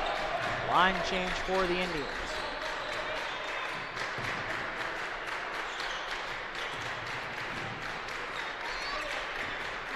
Pass out to the corner. Swung back out to the wing now with Sawyer Hunt. Flipped over to Harper. Harper drives on the baseline. Cut off. Shot is up and a foul called on the way up. That will be the second foul on the Indians. Foul on Wiseman, his first. Harper so far today, 3 points and a steal in 9 minutes of work through these first 2 quarters. Now give him 4 as he's able to hit the first of 2 free throws.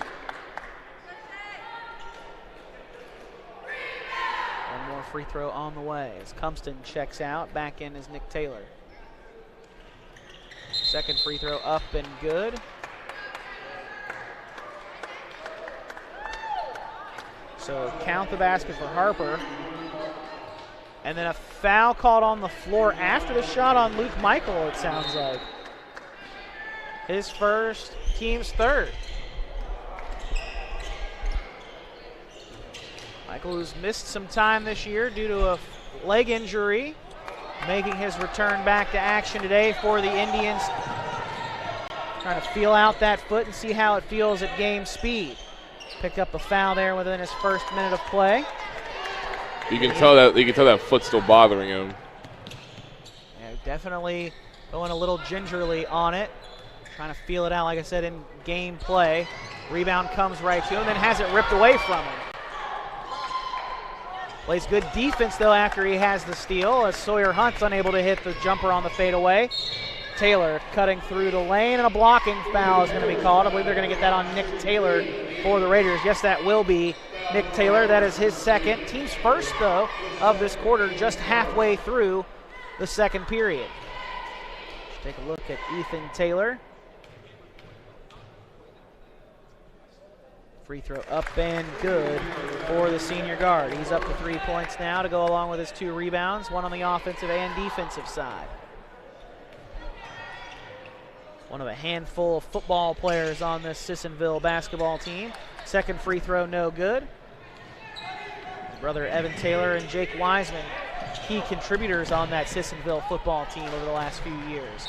As an errant pass from Shea Harper trying to find Sawyer Hunt goes off of Hunt's hands and out of bounds. And now Harper will check out. Back in comes Sean Caldwell. Indians lead by 3, 15-12 with 3:40 to go in the second quarter. 10 different players have played so far for Sissonville. It just shows you the depth of this Indians team. Nice take there. Floater off the left block, up and in for Ethan Taylor. No whistle there through the contact for either side. Good shot by Taylor. Lead pushed back up to 5 on the other end. Three-pointer is too long from Caldwell. Rebound goes into the Sissonville bench, and it is last touched by the Raiders. Well, now there's some conferring going on, and they're going to say it's actually Raider basketball, as you see one of our officials talking with Sissonville head coach Derek Godwin. That's the second time that they've changed possession like that on this end of the floor. And I should have known to wait. Third time's the charm. Raider basketball, feet inside, trying to find Caldwell. Luke Michael pokes it away from him inside. Ball on the floor now. Caldwell trying to get it. And a timeout given to the Raiders. And Derek Godwin for Sissonville insisted that he didn't have possession of it, but they give the timeout regardless. 3:03 to go in the first half. Indians lead by 5, 17-12 over the Roane County Raiders after a Raiders timeout. We'll be back with more right after this at the Parmar Store Shootout in the Big House. For years, you've trusted us to bring the news to you. Now you can bring it with you wherever you go. Our best digital subscription offer yet. For just pennies a day, access all our exclusive content, from late-breaking news to local live stream sports to stories you can't see anywhere else. Subscribe today. I'm Doug Scaff, a conservative Republican running for Secretary of State. I have spent my life building businesses and creating jobs. I am a pro-life conservative. I am pro-Second Amendment. Just like you, I've had enough of the D.C. liberals who don't care about West Virginia. As your Secretary of State, I'll stand with Donald Trump and fight for fair and honest elections. I'm Doug Scaff, conservative Republican for Secretary of State, and I'd appreciate your support.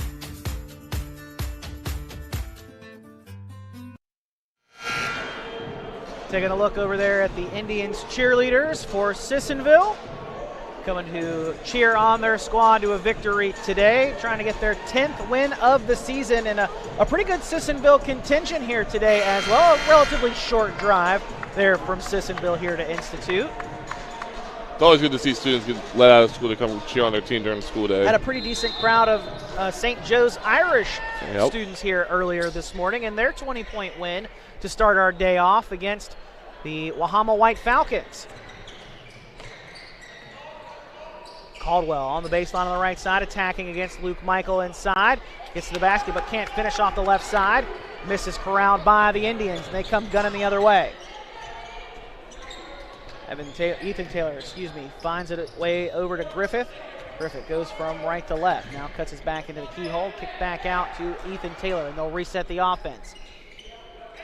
Feed to Luke Michael in the keyhole. Hand off to Taylor. Kick out into the corner. Finds Wiseman. Wiseman floater from the baseline is no good from the left side. Misses, gathered by Cam Cumston.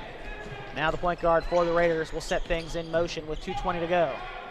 As the ball poked away initially, Trapp comes over on that far corner, and he's able to get out of it, finding Hunt. Hunt swings it over to Odell. Odell jump stop in the lane, tried to kick it out. Pass is tipped, and tell that foot. Luke Michael still favoring it right there. A play like that after he knocked it away normally would have the speed to make up and get to that basketball, but still playing a little gingerly with that injury.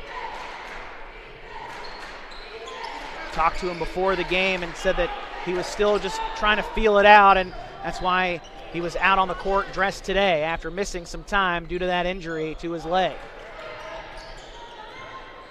Minute 40 left in the half. Indians with a 5-point lead still. Roane County just 1 for their last 9 from the field. Haven't gotten any points in the last 2:48, and that came from the free throw line. Steal by the Indians, pass up the floor, and a foul called on Cumston along the sideline, giving a little too much body contact. First personal foul on him, team's second.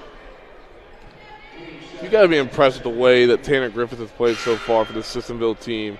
5 points, 2 of 3 from the floor, 1 of 2 from 3, 2 rebounds, 1 assist, 2 steals, only in 9 minutes of play. Yeah, coming off the bench, doing some great work for this Indians team, helping them out to this 5-point advantage. A minute 20 to go in the quarter. Griffith with the basketball now, attacks the bucket, puts it off the glass, can't get it to fall. Rebound tipped into the hands of Odell. Pass up the far side of the floor to Green. Green finds Caldwell. Caldwell cuts to the basket on the baseline and tries to find Sawyer Hunt, and he loses it out of bounds. It'll go into the stands, and one of the members behind us to our right having to make a play there. It's like Taylor had to yesterday. I had to earlier today. Everybody's making contributions. Again, this is a team game in every form of the word. Shot from the elbow, off the mark there from Jake Wiseman. 43 seconds to go in this first half.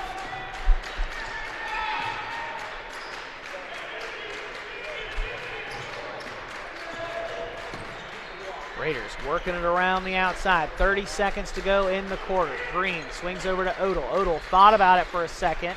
Now swings back to Green, top of the key. Feed inside to Caldwell. Caldwell loses it into the hands of Max Moore. Moore with 15 seconds pushes it up the floor. Shot by Ethan Taylor is blocked, but a foul on the way up.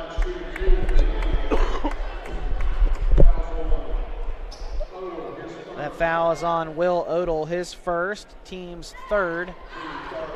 That will send Ethan Taylor to the free throw line. He's 1 for 2 at the stripe so far today. Now make him 2 for 3. Up to 6 points now to go along with his 2 rebounds and 13 minutes of work. Second free throw up and good as well. He's up to 7 now for the half, and the Indians' lead is 7. 19-12. Raiders trying to break the full court press, are able to do so. Odell brings it up the left side, attacks Michael. Michael with the rejection. Second chance though. Odell gets the offensive rebound, puts it back up and in through some contact from Michael. Can't get the block that time, he gets the foul. That's Michael's second, team's 4th for Sissonville. Odell with the and one opportunity on the way. Cumston will check out. They actually gave the foul to Wiseman. Oh, wow. I'm just as surprised as you are. That's why I said something like, you got the foul to Wiseman? Interesting. Yeah, that's very surprising. That's Wiseman's second personal foul. Because you saw Michael went straight up, but it seemed like Wiseman might have hit him from behind in some way. Well, apparently that's only Wiseman's first. I had him for one already, but Odell hits the free throw. Oh. Three-pointer before the buzzer. And it would have gone if it would have counted if it had gone. It did not go, but he does get fouled for 3 before the end of the half. So Max Moore at the line shooting 3 with a chance to extend this Roane County lead out before the halftime clock officially resets. Moore good on the opening one. One more on the way. Second one, good as well. Foul was called on Cooper Greathouse, his first personal foul. Team's 4th there in the quarter. Not that that mattered much for a team as it was.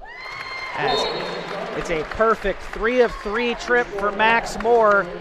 As the buzzer went off, his three-pointer didn't fall, but Cooper Greathouse called for the personal foul, and the Indians, instead of just a 4-point lead, now take a 7-point lead into the locker room at the half. As you take a look at the Indians headed back to their locker room to talk things over with a 7-point advantage over the Roane County Raiders. We'll step aside for a break and then bring you back here courtside for halftime between Roane County and Sissonville in our Parmar Store Shootout in the Big House. We're back with more after this on High School Game Day. Hi, I'm Ben Nickel. I'm from Charleston, West Virginia, and when I'm back home, you'll find me at my local Parmar store. We have that Bobcat pride at your local Parmar stores. From food and drinks to gas and more, we have everything you'll need at Parmar. Download the Parmar app and sign up for the rewards cards. We have stores throughout Ohio, and we're coming soon to your neighborhood. We are Bobcat proud, and we are Parmar stores. If there's not a Parmar store near you now, there will be soon.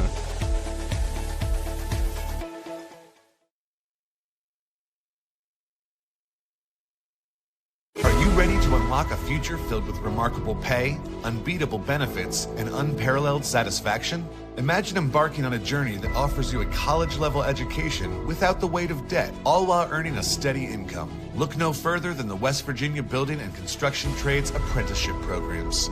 Join us, and together, let's build a future that's brighter and stronger. Go to actwv.org to apply today. The West Virginia Building and Construction Trades, where the future is forged.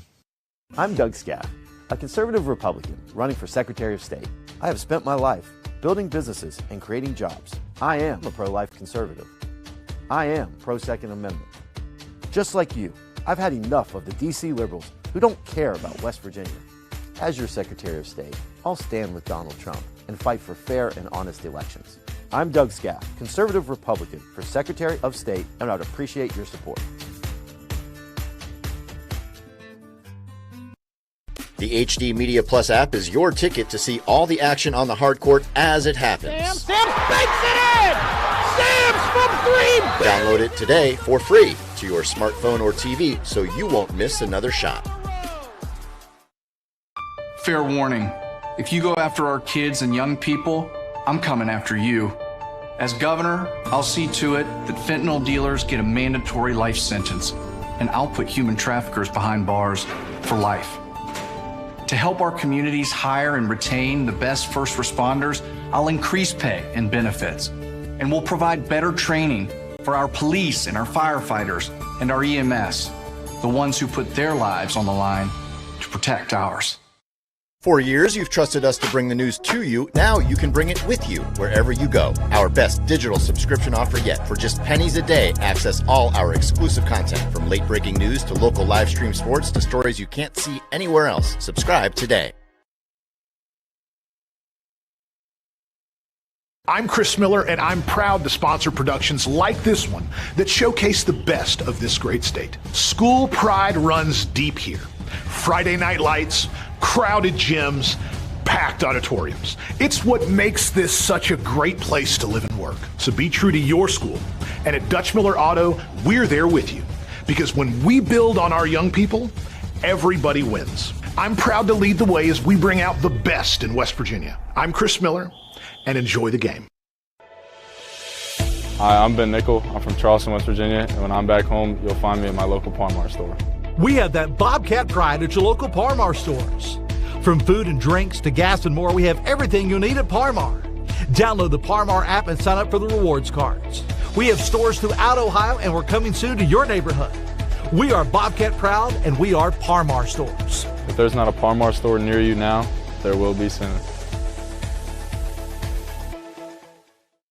J.B. McCuskey is a lifelong West Virginian who has proudly served the state of West Virginia for years. He's running for Attorney General to keep fighting for our West Virginian values. Vote J.B. McCuskey for Attorney General on May 14th.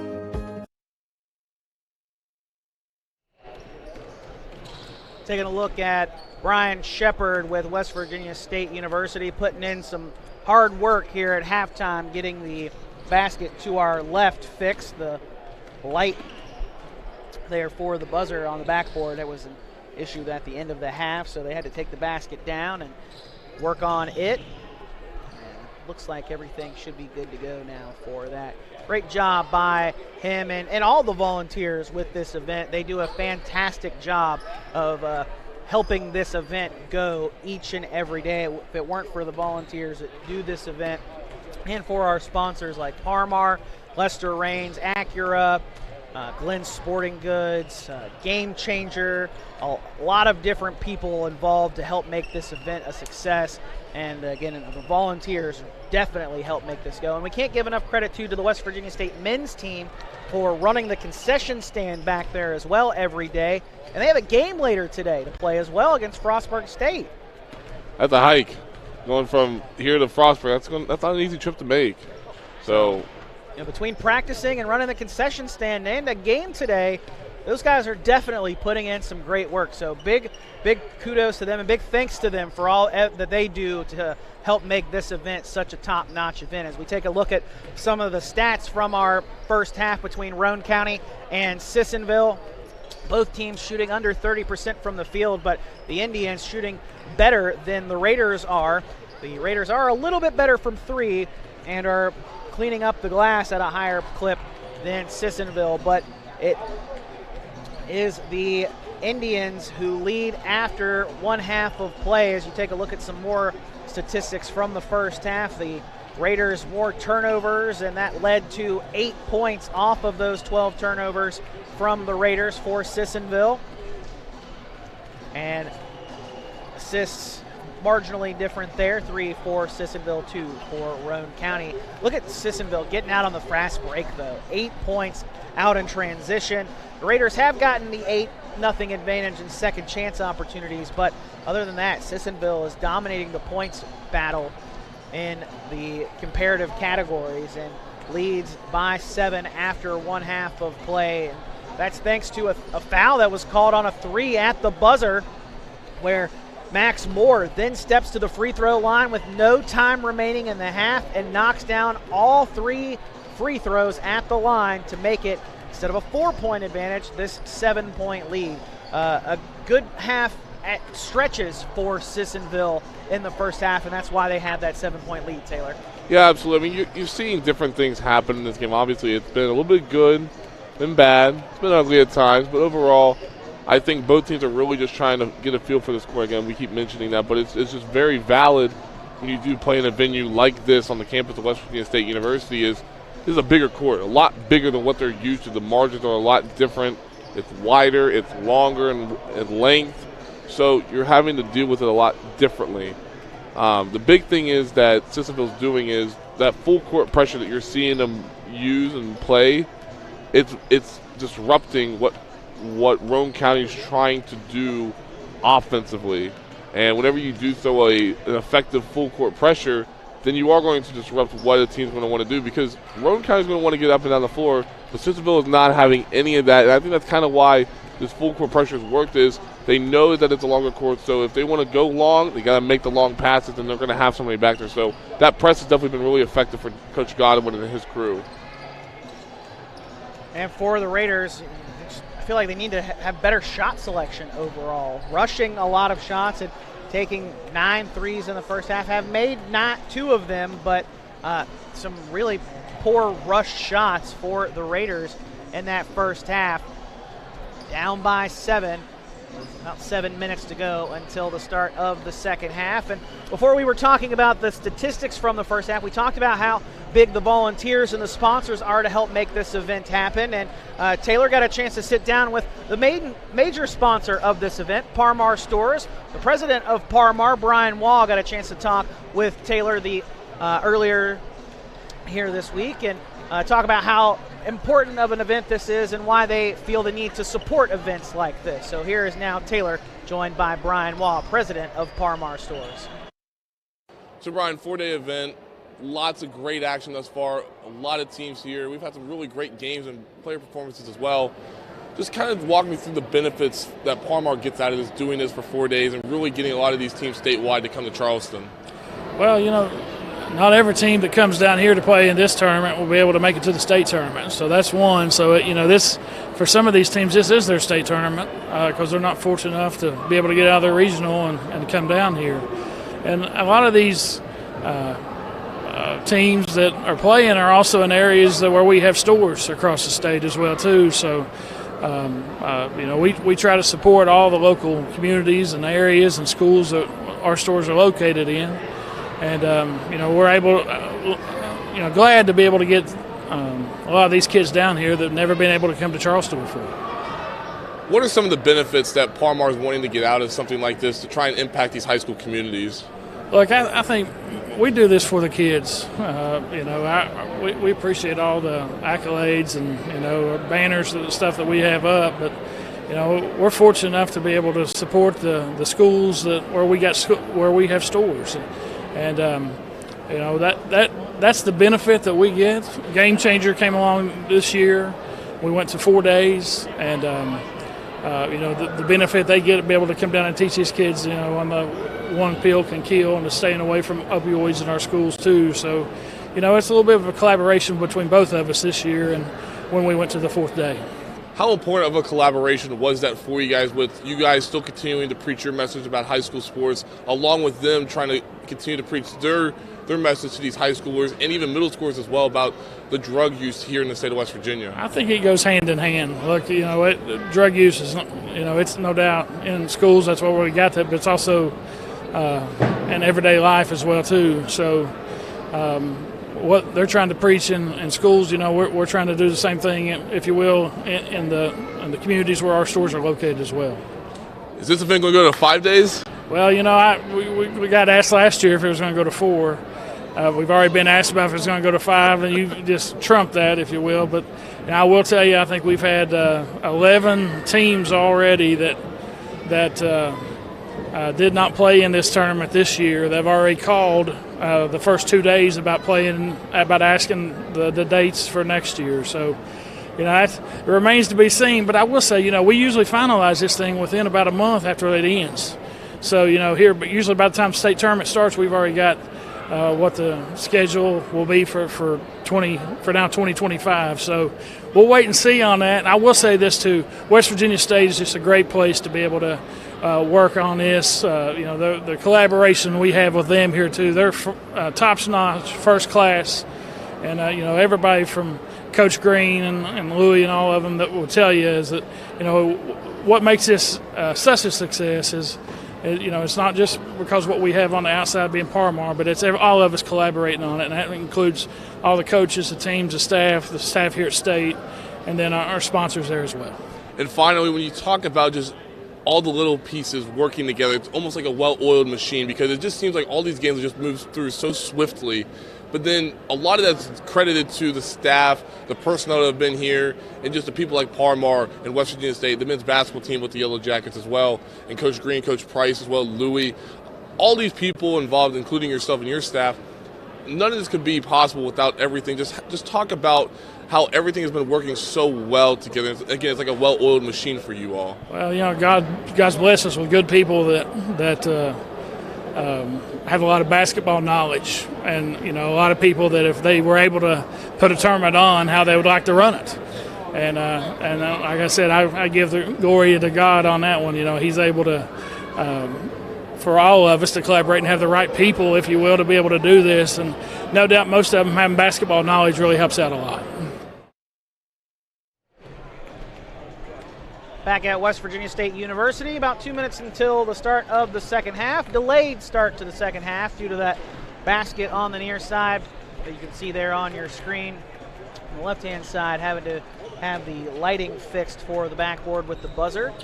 But at the half, Sissonville leads 22-15 over Roane County. Adam Rogers, Taylor Kennedy, happy to have you along with us today on High School Game Day on the RSN Sports Network, powered by HD Media. And giving a big shout out to all the volunteers and our sponsors for our broadcast today. Especially want to thank Parmar Stores, Lester Raines Acura, Glenn Sporting Goods for providing the basketballs for this whole shootout at West Virginia State University. Also, big thanks to Rick Green, one of the organizers of this event, as you see there on your screen.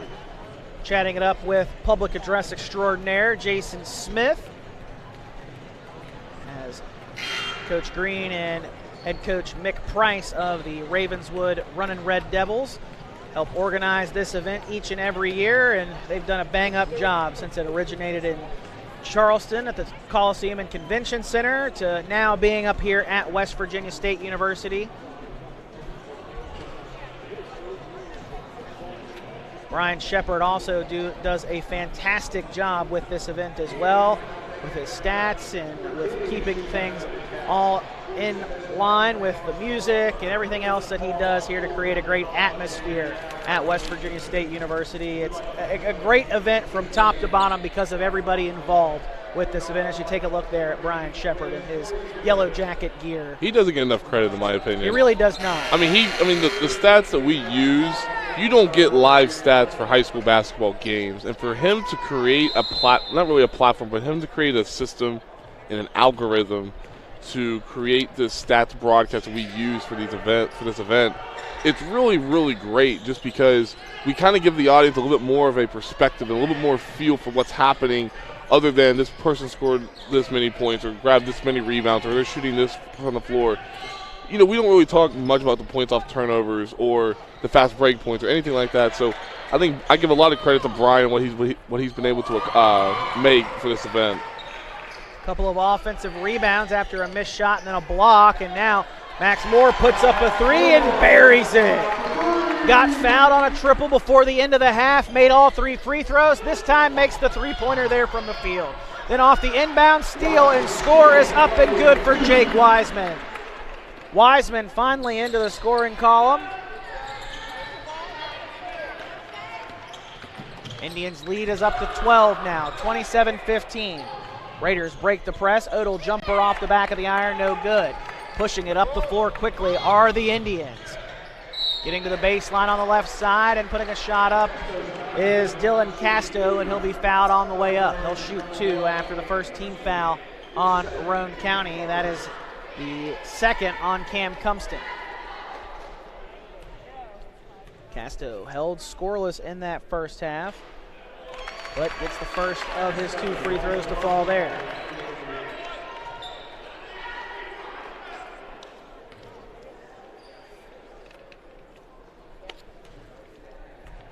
One more free throw on the way for the senior. Second one pure as well. 14-point advantage for the Indians, and back in that full court press, and a near steal, but a foul called just in front of the 3-point line. That's going to be on Ethan Taylor, I believe. Yes, it is. That is his first. Indians first. Roane County going, as you can see, from right to left across your screens in this second half. Trying to work this deficit down. You're seeing a different Sissonville team so far, outscoring Roane County 7-0 in the opening quarter, but they're really playing with a lot more intensity, a lot more fire, as some would say. So that's a really good sign for Coach Godwin. Harper can't get the shot to fall from the baseline. Quick pass up the floor from the Indians, and attacking the basket there is Ethan Taylor, and may have taken a bit of a shot in the face as he keeps checking to see if his nose is bleeding, but it looks like he's all right. A foul called there on the way up. He's a football guy. He'll be fine. That is on Cam Cumston. That is his 3rd personal foul. Second on the team this quarter, as Cumston will check out now, and replacing him will be Sawyer Hunt.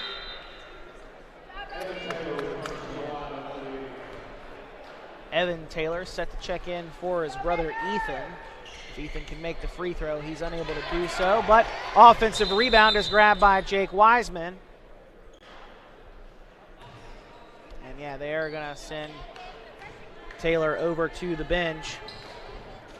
Football guys do they do get bloody noses every now and again.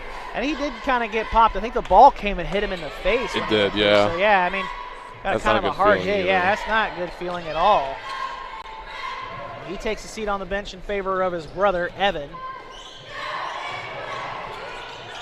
More hands off to Taylor. Swung back over to Wiseman on the right side of the floor. He'll drive right baseline, dish back out to Casto. Casto blocked inside by Caldwell. Raiders come the other way, and stepping along the sideline there is Shea Harper. Right in front of our broadcast location. And Evan Taylor will inbound for the Indians. Nearly 2 minutes gone in this third quarter. Sissonville has pushed the lead out to 15, doubling up the Raiders, and an offensive foul called. That's going to go against John Burke, the sophomore center. His first, team second. Back to the Raiders goes the basketball, and Hunt gets it off the inbounds. Taylor jumped in the air, that allowed Hunt to get by him there instead of trying to trap there along the sideline. Odell, baseline jumper from the left side, up and good. Will Odell's got 7 points now for the Raiders, and that finally ends the scoring drought for Roane County.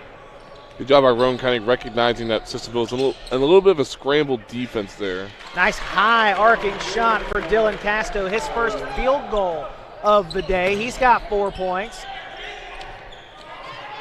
Pass nearly stolen away, but into the hands of Odell. Odell with a nice bounce pass off to Caldwell, and Caldwell spin cycle there along the block and gets the floater to go.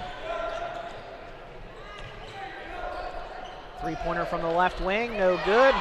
Lark with the rebound and up and in. Excuse me, Burke with the rebound and up and in. Burke gets his first basket. Strong rebound and putback for the sophomore, sorry. Now on the other end, Caldwell attacks Burke, and a foul called against Burke. 6'6" big man for the Indians. A little too much contact there as Caldwell will head to the free throw line. That is now the second on Burke here in just the last matter of seconds. But that's okay, though, for him. I mean, again, he has 2 fouls in the last couple of seconds. But the big thing is it's a learning lesson for him. You get a bucket, you got to play solid defense. Your emotions are high, yeah. You're playing on a big floor, you're playing in a bigger environment. But you got to be able to control those emotions and really just play solid defense after scoring a big bucket to try and extending your team's lead. Senior Caldwell hits both free throws. And sub comes in. Caldwell will stay in, and it's Odell who will come out. Well, I was going to say Odell will come out. Now a 2-2-1 press coming for Roane County with 5 minutes to go in the third quarter. Indians able to break the press.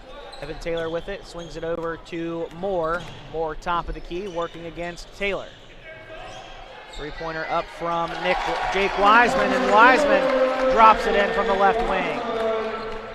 16-point lead for the Indians. Raiders break the press, though, with ease, and Sean Caldwell lays it up from the left side.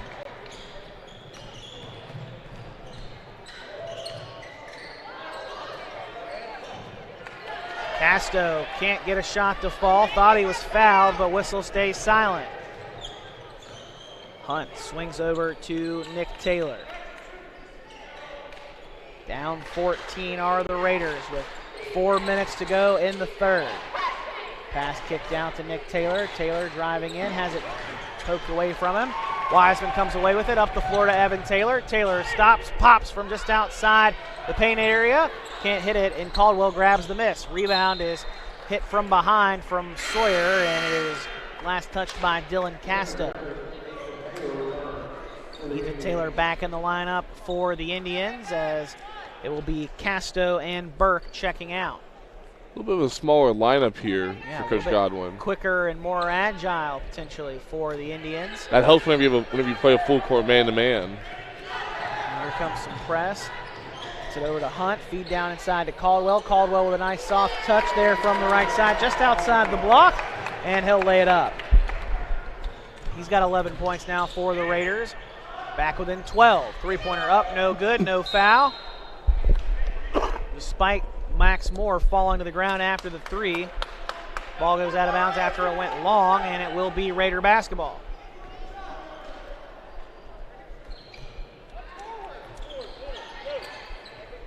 And full court pressure for the Indians, trying to force the Raiders into a turnover. Caldwell drives to the basket, almost loses it, able to dish it off for Nick Taylor. Taylor jumper from the left baseline, no good, but Sawyer Hunt with great effort tracks down the miss, grabs the rebound, and goes with the reverse lay-in on the left side. He's got 4 points. The Raiders' deficit is back to 10 now, 37-27 with under 3 to go in the third quarter, and a turnover by the Indians just off the hands of Max Moore in the corner. And a timeout for Sissonville. Going to try to slow things down now and end this 6-0 run by Roane County over the last minute 37.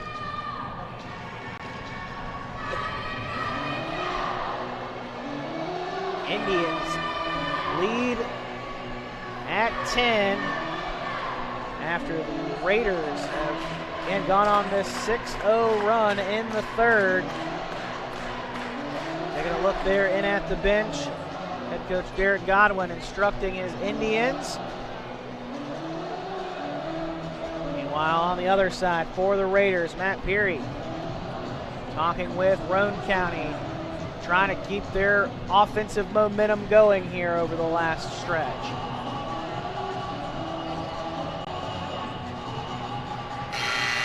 Since Sissonville started implementing that full court pressure, the Raiders have had a lot more success of getting to the basket and getting some looks. They have also not been able to finish a handful of times, but have been more efficient here recently with those looks inside because of that full court pressure. Once they are able to break it past half court, they almost have the 2-on-1 situation every time. Now the big thing is whenever you do play a smaller lineup, you got to worry about your big man. And the big man in this situation is Roane County's number 12, Sean Caldwell.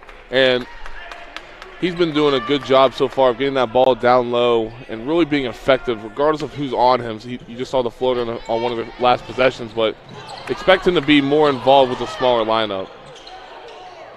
Ball knocked around, finally taken by the Indians. Pass up the floor to Tanner Griffith. Ball then taken away by Sawyer Hunt. And now it's taken back by the Indians. Ethan Taylor comes up with it. And Taylor tries to go with it was a perfect pass in terms of through the defense, just a little too long trying to find his teammate. Coach Adam was not really happy with the fact that his team now has 11 turnovers in the game. Here comes a trap at half court. Now swung over into the corner for Caldwell. Jumper no good. Rebound finds its way into the hands of Harper. Back to Caldwell and swung back out top of the key to Preston Green.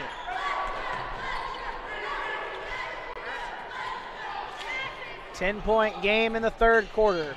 2 minutes in this third period. Caldwell can't get the shot to fall from in front of the basket. Misses corralled into the corner by Wiseman. Ethan Taylor cut off just inside the paint area. Now Moore kicks out to Wiseman. Wiseman hands off to Taylor in the corner. He'll drive back in. Dump off for Wiseman at the Mountain East logo. His jumper off the front iron. And Raiders will control now. 1:30 to go in the third. Harper, floater in the lane, off the iron, off the backboard, off the front of the rim, no good. Good look Taylor ahead. with a rebound and a beautiful pass up the court. Finds Max Moore wide open, and Moore lays it up and in. He's got 10 points now into double figures. Football players make football plays. Pass tipped in the backcourt, stolen by the Indians, and what a beautiful touch pass from Tanner Griffith to find Max Moore there again, cutting back to the basket after the steal. Ball on the floor, and it's the Indians who come away with it. Taylor trying to force a pass up the court as He may have had some contact there and lost it. It's taken by the Raiders. Spot up three. Hunt left it short. Long rebound comes into the hands of Evan Taylor, and a foul on the rebound on Sean Caldwell. Just the third foul on the team, and Caldwell's second. 39 seconds to go in the third period. Evan Taylor checks out, in is Brody Scott. Out goes Caldwell for the Raiders, in is Cooper Greathouse. Ethan Taylor brings it up for the Indians, working against Nick Taylor. Taylor turns it over to Roane County, and now Nick Taylor will push it up the floor. Hunt loses it off of his hands and into the hands of Scott. 20 seconds to go in the quarter now. 14-point lead for Sissonville, 41-27. Scott gets in the keyhole, kicks out to Griffith. Feed inside to Scott. To Casto, and Casto called for a travel. Casto can't believe it, but will give possession back to the Raiders. 4 seconds as the inbound comes into Greathouse. Greathouse pass is turned over off to Max Moore, and what does Max Moore do again? Goes up just before the buzzer and gets fouled once more. This time he'll be shooting a pair instead of three. Great heads-up awareness there by Max Moore off the steal to then immediately go up for the shot, knowing how much time there was. Hits the first. One more on the way for the junior. He's got 6 now, 4 of those from the free throw line.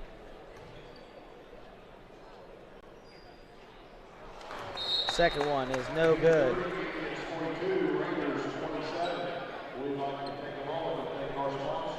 And that does it for the third quarter. As you take a look at the Indians cheerleaders coming out onto the court to fire up their fans in attendance for today's contest. They're definitely fired up, about a 15-point lead headed to the fourth. We're back with that final quarter of action right after this on High School Game Day. Hi, I'm Ben Nickel. I'm from Charleston, West Virginia, and when I'm back home, you'll find me at my local Par-Mar store. We have that Bobcat pride at your local Par-Mar stores. From food and drinks to gas and more, we have everything you'll need at Par-Mar. Download the Par-Mar app and sign up for the rewards cards. We have stores throughout Ohio, and we're coming soon to your neighborhood. We are Bobcat proud, and we are Par-Mar stores. If there's not a Par-Mar store near you now, there will be soon. The HD Media Plus app is your ticket to see all the action on the hard court as it happens. Sam banks it in! Sam's from 3! Download it today for free to your smartphone or TV so you won't miss another shot.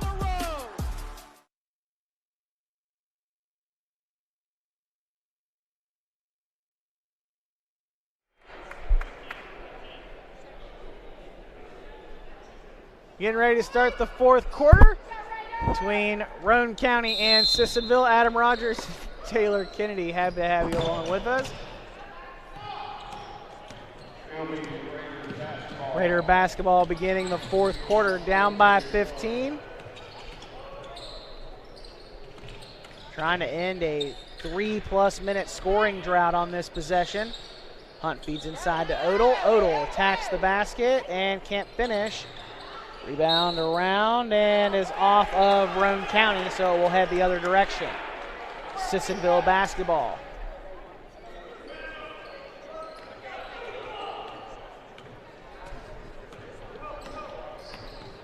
Ninth-ranked Indians work with a 15-point advantage.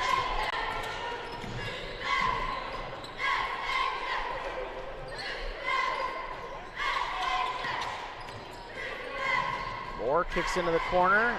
3 is up, off the iron, and rattles out for Brody Scott. And now a double dribble called on Cam Cumston.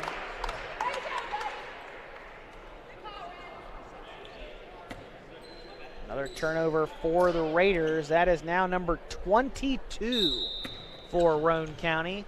So far, Sissonville scoring 13 points off of those 22 turnovers, make it 16 as Max Moore splashes home his third three-pointer. His second three-pointer. He was fouled on one at the end of the half and hit he three did make free all, throws. I was going to say, he did make all 3 free throws. It was a three-point play. It just wasn't good from the field because he got fouled. Ball was deflected out of bounds off of Morgan, or off of Moore. It will stay with the Raiders. Compson gets to the basket, high off the glass, won't fall. Offensive rebound won't go in either. Third chance will finally go for Will Odell, and he'll head to the free throw line. Foul is on Dylan Casto, his second personal foul, team's first of the quarter. As you take a look at Will Odell's stats there, doing a great job of filling up the stat sheet. 9 points, 6 total rebounds, 2 of them on the offensive glass, a block, a steal, and 2 assists, as he can't convert the first free throw try, or the and one opportunity, that is. And then an easy layup on the other end for Brody Scott, as Scott now is up to 5 points.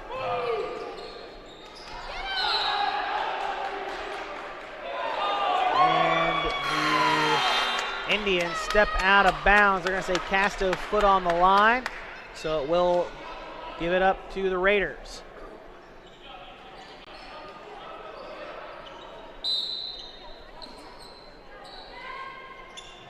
Raiders on the inbound against this full court pressure from Sissonville. Hunt kicks up the floor to Caldwell. Caldwell drives to the basket, floats up with the left hand, and it's good. Caldwell now with 13 points for Roane County. And then a nice swing out from Ethan Taylor, finds Max Moore. Moore can't hit the three-pointer from the wing, though. And the miss is grabbed by Nick Taylor. Quickly up the floor to Harper. Harper then swings back to Nick Taylor. Taylor kicks into the corner. Hunt for 3. Left it short, but an offensive rebound by Odell, and back up and in. Odell now in double figures with 11. And that gives Odell his 7th rebound of the game. 14-point advantage for Sissonville. Good feed inside. Nice pass from Scott to Moore, and Moore lays it off the glass and in. Even better cut by Moore, too, recognizing everybody was pushing up, so he went back. Pass comes up the floor to Odell. Odell attacks the basket, and Ethan Taylor goes for the steal. Odell able to go by him and lay it up and in. In that situation, you should have taken a charge instead of swiping at the ball. Taylor attacks the basket and easily knifes through the defense and lays it home. He's up to 9 points in the contest. Check that, 10 points in the contest. My math's not good. There's still time to make it up. Pass inside, nearly thrown away, but saved by Taylor. Then now it is taken by the Indians, and a long pass up the court to none other than Max Moore, and Moore lays it home. Moore up to 20 now for the game, and a timeout for Roane County with 4:19 to go in the fourth. Indians have pushed the lead to 18 now, their largest of the contest. We'll step aside for a break and be back with more right after this on High School Game Day on the RSN Sports Network, powered by HD Media.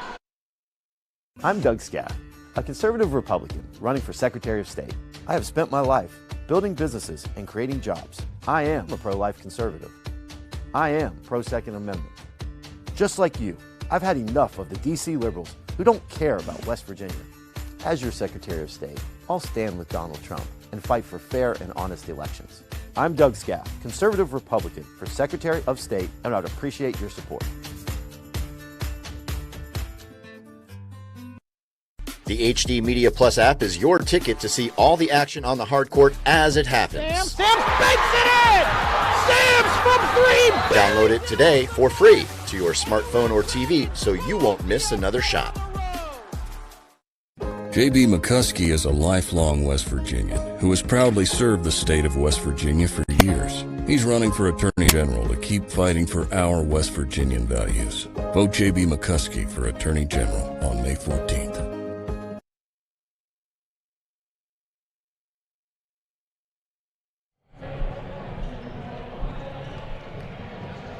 Just over 4 minutes to go in the fourth quarter. In the second game of our third day of the Parmar Store Shootout in the Big House. Roane County trails Sissonville by 18, 53-35.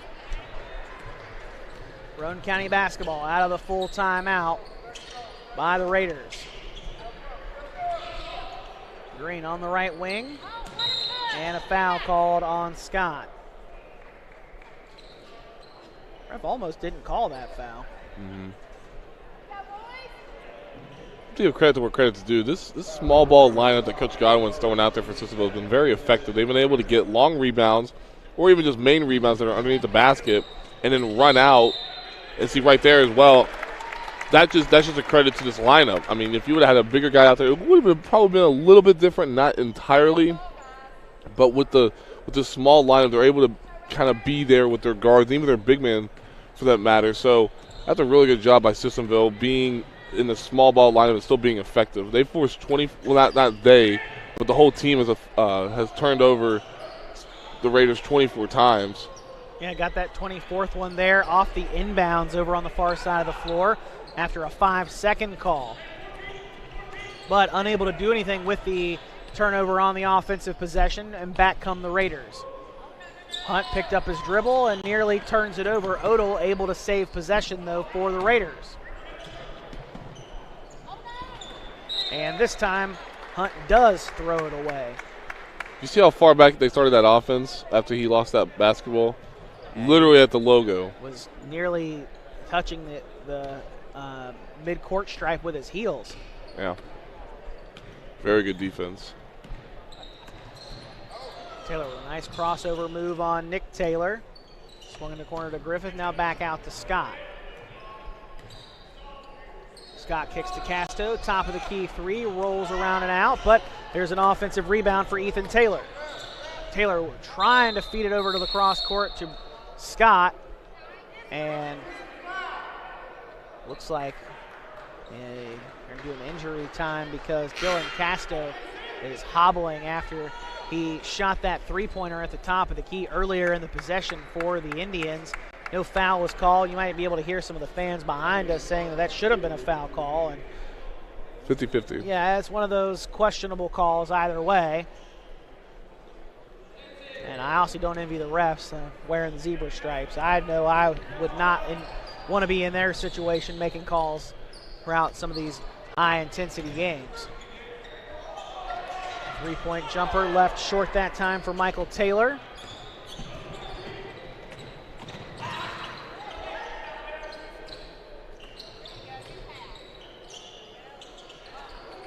Feed inside for Caldwell, and Caldwell finishes from the right side. He's up to 15 now in the contest. His 15 points lead Roane County scorers. 20 points for Max Moore to lead them. The only other player in double figures is Evan Taylor, as Burke can't get the jumper to fall from the baseline on the right side. Just over 2 minutes to go in the fourth quarter. You got to take that ball up strong. Especially as big as Burke is at 6'6". Attack the basket. Caldwell called for a traveling violation. That is the 26th turnover of the game for Roane County. 18 points off of those turnovers so far for the Indians. A lot of them have been steal or deflection and then a quick long pass up the floor, and the guy usually on the receiving end is Max Moore. He's on the bench right now, but Tanner Griffith has the ball ripped from him as he was down along the left side baseline. Ball kicked by the Indians. It will stay with the Raiders on this end.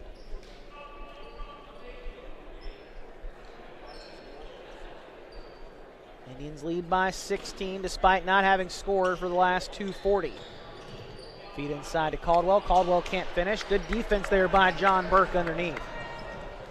Grabs the miss afterward, and the Indians come the other way. Tanner Griffith on the left side.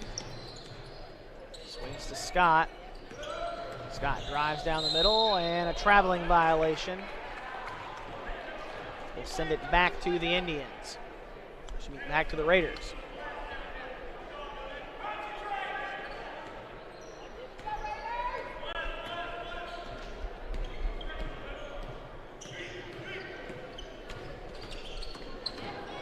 Nick Taylor knifes his way to the basket. The ball rolls around 3 times before it finally falls for him. His first basket of the game.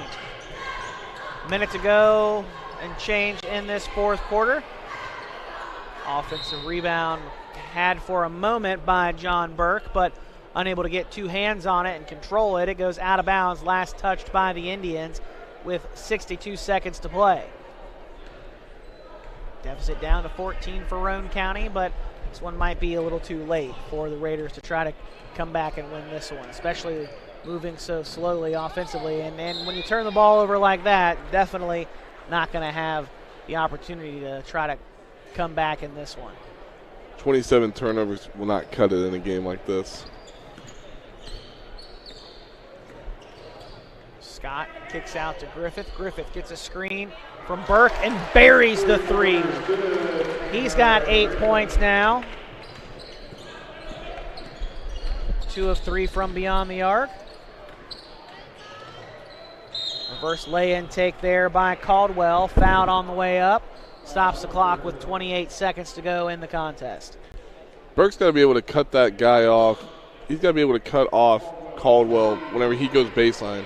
So whenever you slide your feet, you always have to be able to slam your foot down the baseline and cut them off, preventing them to go all the way down to the basket. Like what Caldwell just did, he literally just went from left to right by going baseline, went up for a shot, got fouled, now he's going to the free throw line. So you got to do a better job of cutting that off. But again, only a sophomore, so he's still young.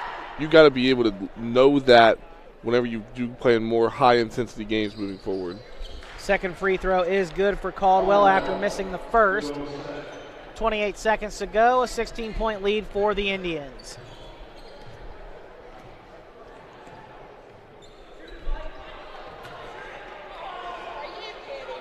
And three-pointer left well short by Michael Taylor.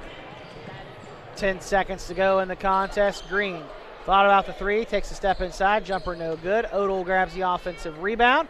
Won't go the first time, gets his own miss and goes back up and in. Odell will finish with 15 points in the contest,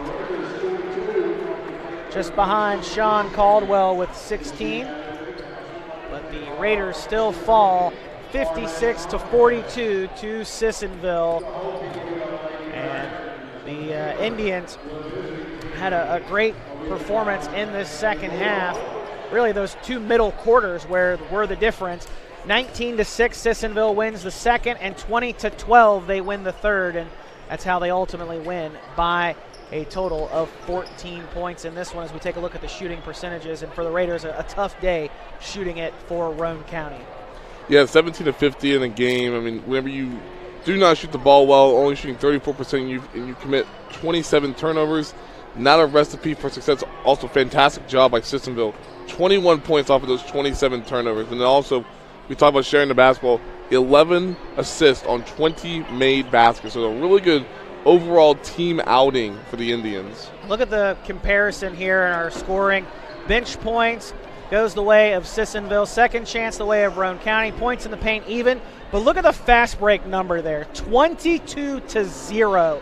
Indians, every time they'd get a steal, they were pushing it up the floor immediately. There were a lot of instances where they'd get it and then throw a long baseball pass up the court or a football pass with a lot of these football guys out here for the Indians, and then right into the arms of an awaiting teammate, and then an easy basket on the other end. Yeah, 13 steals leading to what you just said, those 22 points off turnover. So, again, I give a lot of credit to that small ball lineup that Coach Godwin threw out there, because I think if that small ball lineup was not out there, it would have been a little bit different, I think.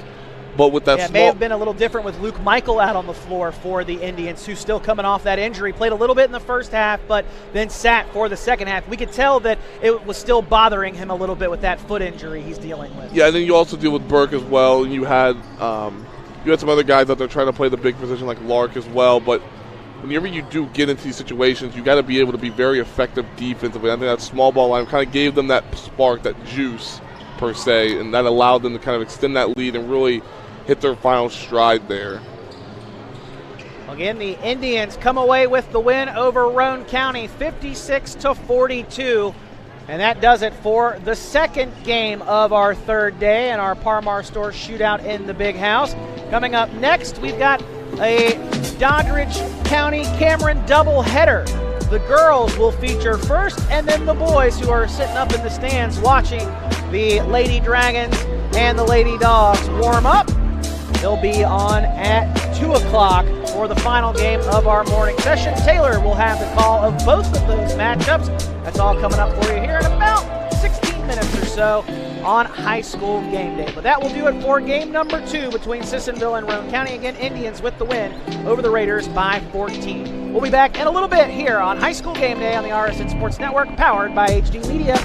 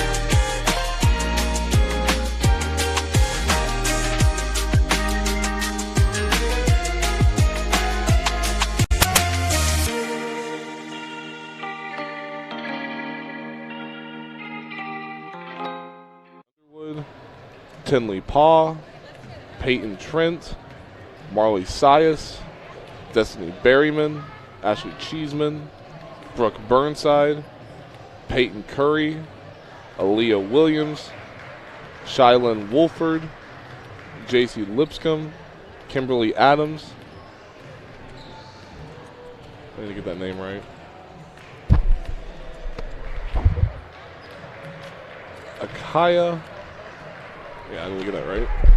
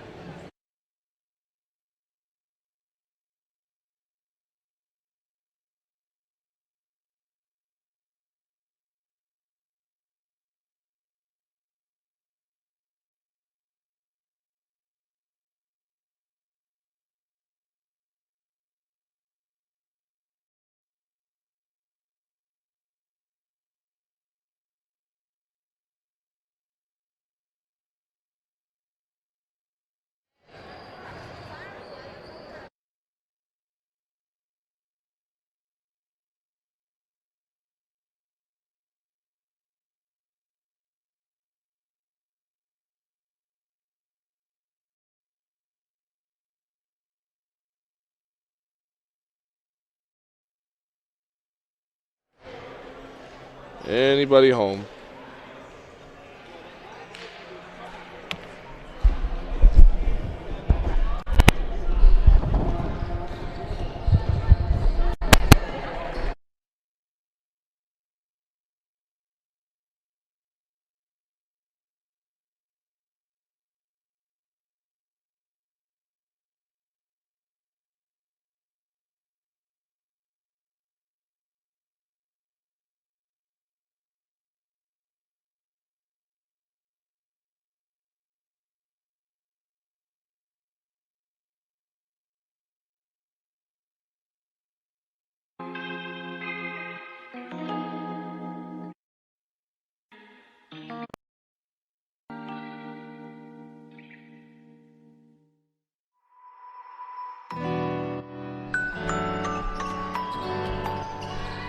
Game number 3 of the day 3 for the 2024 Par-Mar Shootout is underway between the Doddridge County Lady Bulldogs and the Cameron Lady Dragons, as the shot is up and good for number 21, Macy Neely, as she gets on the board first for the Cameron Dragons. Back comes Doddridge County.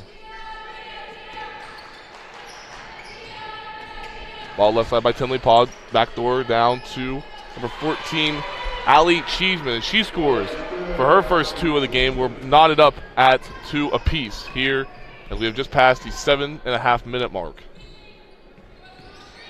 High ball screen involving Ashley Van Tassel. Shot up 3 is good by number 20 in white. No, excuse me, 00, Kinsey Clutter. Kinsey Clutter drills the 3, making it 5-2 now Cameron. Here come the Lady Bulldogs. On the left side, lost momentarily by Peyton Trent, but she corrals it. Shot up from the far left side, no good by Pa. Rebounded by Akaya Williams. Now the shot up on the top of the key is good for Peyton Trent. Again, we are tied up at 5.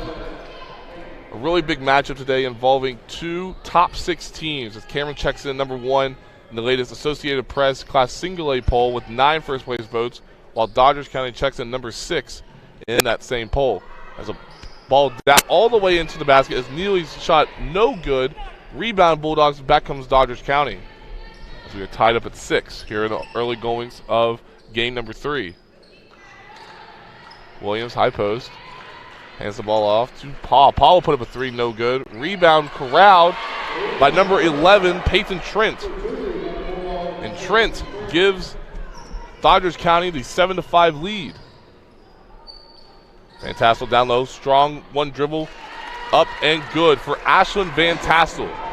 The Youngstown State women's basketball commit for the Lady Dragons now gets the score back to 7 apiece. That's Van Tassel's first field goal of the game. Here's Cheeseman, and she goes all the way in, and she's fouled. She'll get 2 shots at the free throw line. Foul's going to be given to Cameron's number 21, Macy Neely. So that's her first personal foul, team's first.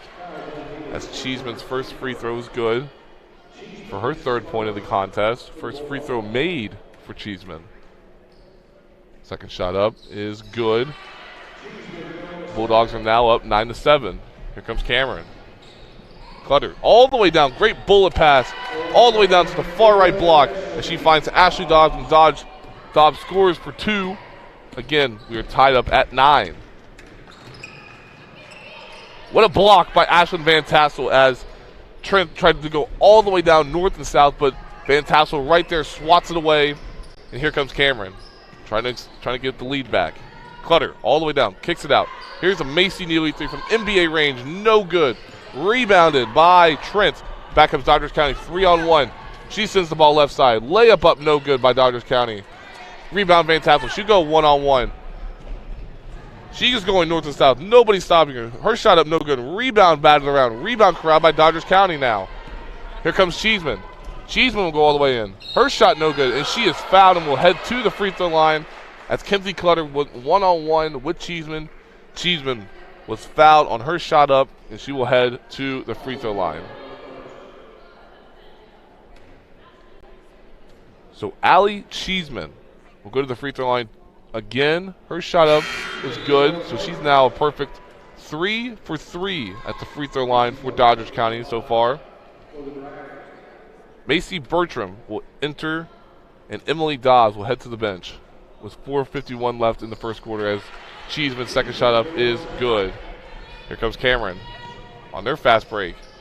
Ball all the way down, batted around as Bertram tried to get a good post touch into Ashley Dobbs. That ball was batted out of bounds by Doddridge County.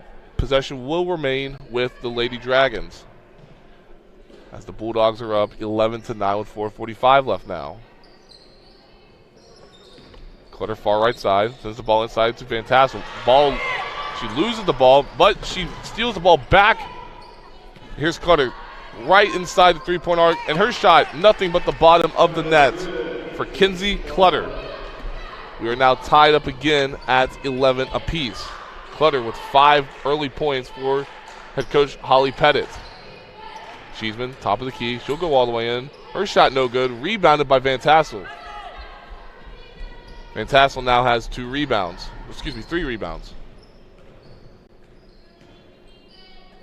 Macy Neely, left side. Clutter now has it. She'll push up a shot from the far left wing. No good. Rebounded. Good rebound there by Ashley Dobbs. Her shot, Macy Bertram. Her shot up good, giving the Lady Dragons the 13-11 lead inside of 3:50 now. Paul will just walk up for 3. No good. Rebound batted back out by number 31, Lipscomb, and it ends up into the hands of Cheeseman. Her shot is good. Long 2, they say, so we are again tied up at 13.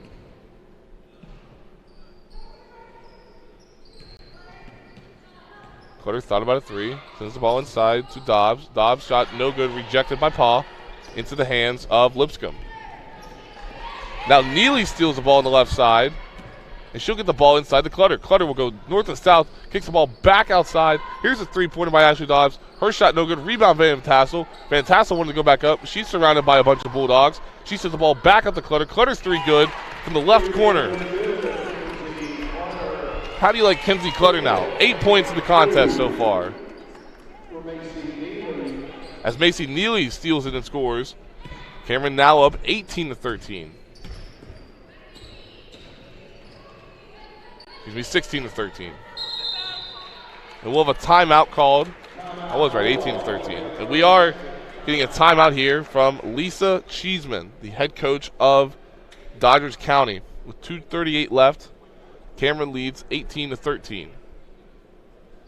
So good action thus far. Cameron's on a 5-0 run in the last 22 seconds, 9-2 run in the last minute 51. And it's all a lot of credit to the play so far in this first quarter from Kenzie Clutter. 8 points, 3 of 4 from the field, 2 of 3 from 3, 3 assists, and 6 minutes of action.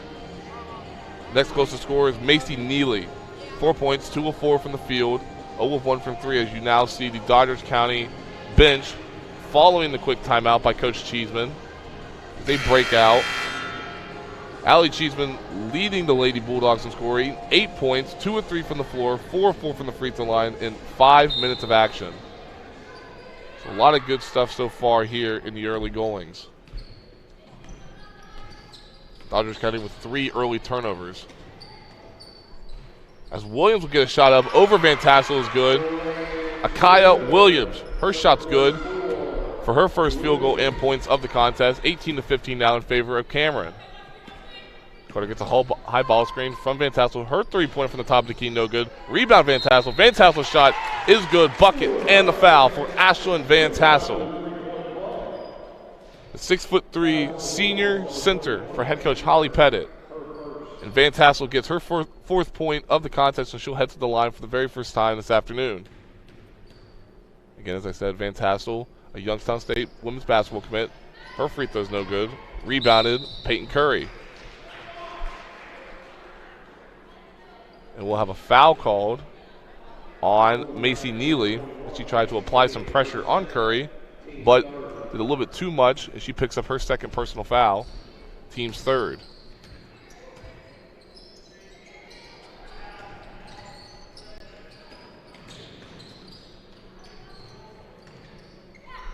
Here's a 3-point shot from the top of the key from Trent. No good. Rebound batted around into the hands of Curry. Curry back outside to Trent now. Trent up top to Kimberly Adams. Adams will go all the way in, swatted away by Ashley Dobbs. Good defense there by Ashley Dobbs on the recovery. Back comes Kinsey Clutter now to the front court.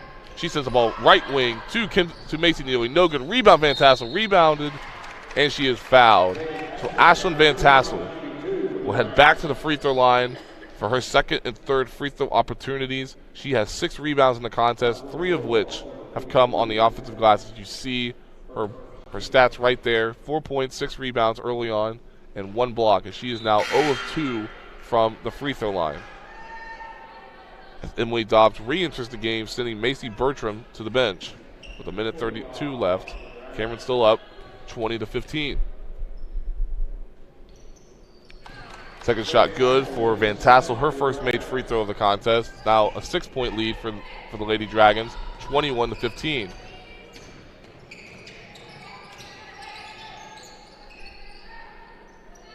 Adams at the top of the key. She goes north and south. She trips and falls.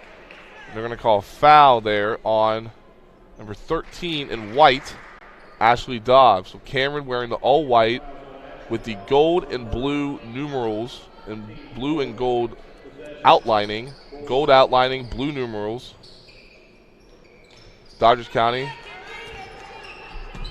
We would now have a ball batted around, stolen away by Kinsey Clutter, and we will have a carry call as Clutter stole the ball away for the Lady Bulldogs' 4th turnover, but she then turns the ball over with the carry, her team's 2nd turnover of the game. So again, Cameron in the white, gold outlining, blue numerals, Dodgers County, gold uniforms, green numerals, and writing.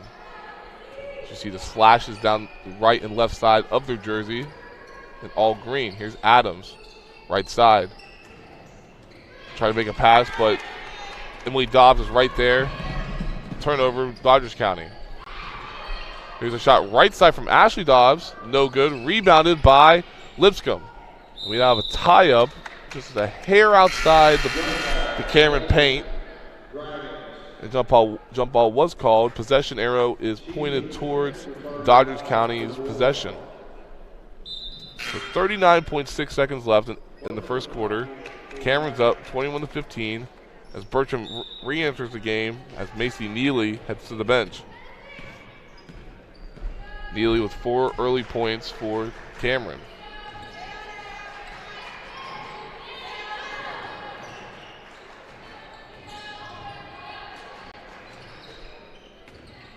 Lipscomb hands the ball off to Trent. Trent looking, surveying, gives the ball to Cheeseman.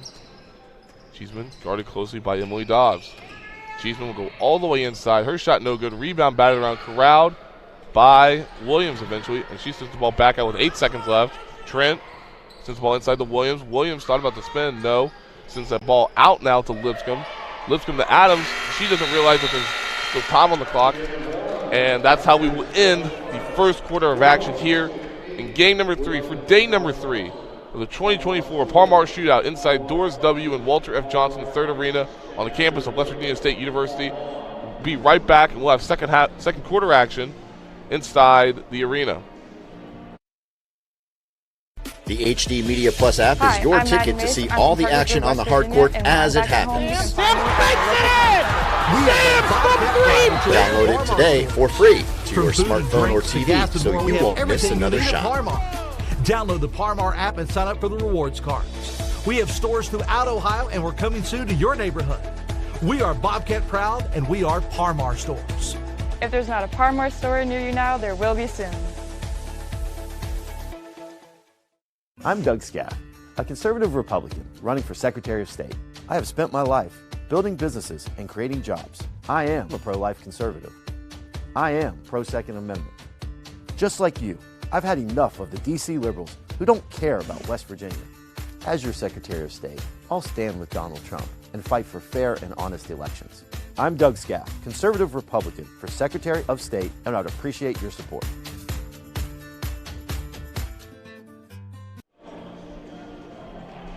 Welcome back inside Doris W. and Walter F. Johnson III Arena on the campus of West Virginia State University as the Cameron Dragons have a 21-15 lead over number 6 in Class Single A, Dodgers County, as Cameron enters number 1 in this week's Associated Press poll. Ball right side to Clutter. Clutter surveying the floor as she gets the call out from Coach Holly Pettit. She get a high ball screen from Van Tassel. Van Tassel rolls, she now sends the ball inside. Ball batted on turnover is credited to Cameron. Paw in the front court now, guarded closely by Macy Neely. Paul will go all the way in north and south. Left-handed shot, no good. Late whistle, and a foul will be called on the Lady Dragons. As Tinley Paw will head to the free throw line for the Lady Bulldogs. As Kinsey Clutter is credited with the foul. First team foul, second personal foul for Clutter. As Paw's first shot up is no good, and it rattles out. That is the first missed free throw of the game by Dodgers County. Paw's second shot up is good. So now Dodgers County shooting 5 of 6 from the charity stripe. All the way inside now to Van Tassel, quick on the other end of the floor, and she is fouled. And Ashlyn Van Tassel will head to the free throw line. 1 of 3 from the free throw line thus far. She's got 5 points, 6 rebounds, as you see there on the graphic. 1 block, 1 assist.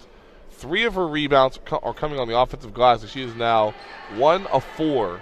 Yes, 1 of 4 from the free throw line for Ashlyn Van Tassel. Her second free throw up, no good. Rebounded by Allie Cheeseman. Here come the Lady Bulldogs. Lipscomb, right side, right in front of our broadcast booth. High ball screen from Cheeseman. Far right side, the paw.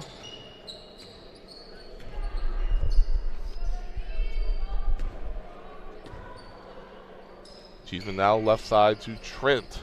Trent inside to Williams. Williams guarded closely by Van Tassel. She hands the ball off to Paw. Paw's left-handed shot, no good. Rebounded Macy Neely. Into the hands of Kenzie Clutter now.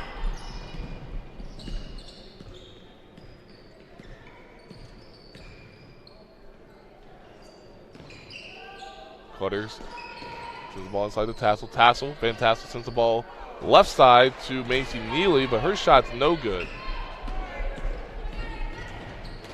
Quickly back the other way is Dodgers County, but the ball's batted away from Van Tassel as Macy Neely ends up with the ball into the hands of Kenzie Clutter. Clutter far up ahead, too far and too far out of reach for Ashlyn Van Tassel. So good look ahead there by Kenzie Clutter. She tried to get it ahead to Ashlyn Van Tassel, but her pass was too far ahead for the 6'3" center. 6:18 now left in the second quarter, and we have yet to see a field goal made. The only point coming from Dodgers County off a free throw. Cameron, no points in field goal, no points in the last 3:17, no field goals in the last 3:57. Dodgers County, no field goal in the last 4:12 as that cold streak continues and cold shooting continues for the Lady Bulldogs. As Trent will push up a 3 on the right side, no good. Rebounded by Emily Dobbs. Here comes Dobbs now. Dobbs goes all the way down the left side. Good pass inside to Ashlyn Van Tassel as her shot finally drops in. Ashlyn Van Tassel, 7 points in the game now for the senior.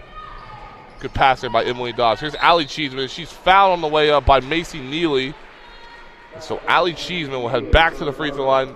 Macy Neely picks up her 3rd personal foul. Team's 2nd of the quarter.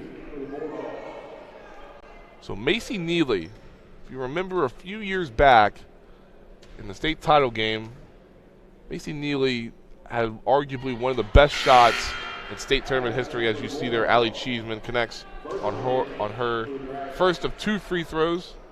She now has 9 points, a perfect 5 for 5 from the free throw line. But again, Macy Neely with a beautiful shot at the buzzer, just threw it up on the right wing, giving Cameron their first girls basketball state title, I believe during the COVID season. I'd have to look that up, but again, I remember seeing it and watching it on television. As you see there, Van Tassel pushes up a shot on the right block, no good, rebounded by Allie Cheeseman. But you talk about one of the greatest shots of all time. Macy Neely's name will always be brought up on that shot that she hit on the right wing just a few years ago. Here's a shot from the top of the key from Pa. That shot no good. Long rebound, corralled finally by Cameron, by Macy Bertram, as 2 Lady Bulldogs collided with one another. As Emily Dobbs gets the ball inside and eventually sends the ball to Kenzie Clutter. Clutter now inside to Ashlyn Van Tassel. Spin move to the right side. Right-handed hook shot good for Ashlyn Van Tassel. She's got 9 points in the game. 4 of 6 now from the field. Here's J.C. Lipscomb. Sends the ball left side to Peyton Trent. Trent inside to Kimberly Adams, but that pass is too far ahead. Turnover, Bulldogs. So a clash of Bulldogs and Dragons here for game number 3 of the 2024 Parmar Shootout on the campus of West Virginia State University, as Cameron enters the game number 1 in the Associated Press poll, and Dodgers County checked in at number 6. As Kenzie Clutter gets a high ball screen, doesn't use it. Sends the ball left side now to Ashley Dobbs. Her 3-pointer is no good. Rebounded by Peyton Trent. Trent gives the ball to Tinley Paw. Paw looking. She goes left, cut off by Clutter.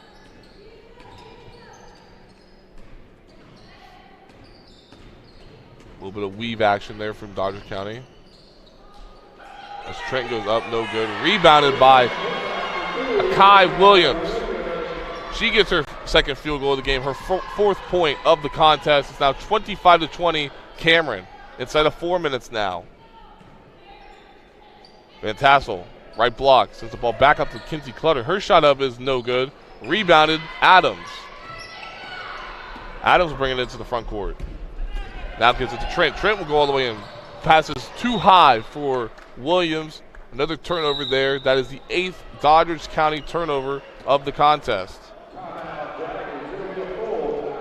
We have a timeout on the floor. We'll take it with them here inside of 3 minutes and 41 seconds. Cameron is up 25-21 here. Game number 3 of the 2024 Parmar Shootout. We'll be right back. The HD Media Plus app is your ticket to see all the action on the hard court as it happens. As governor, I'll see to it fentanyl dealers get Download it mandatory today life for free sentences, to your and I'll smartphone put or human TV traffickers so you behind won't bars miss another for shot. life. To help our communities hire and retain the best first responders, I'll increase pay and benefits, and we'll provide better training for our police and our firefighters and our EMS, the ones who put their lives on the line to protect ours. Are you ready to unlock a future filled with remarkable pay, unbeatable benefits, and unparalleled satisfaction? Imagine embarking on a journey that offers you a college-level education without the weight of debt, all while earning a steady income. Look no further than the West Virginia Building and Construction Trades Apprenticeship Programs. Join us, and together, let's build a future that's brighter and stronger. Go to actwv.org to apply today. The West Virginia Building and Construction Trades, where the future is forged.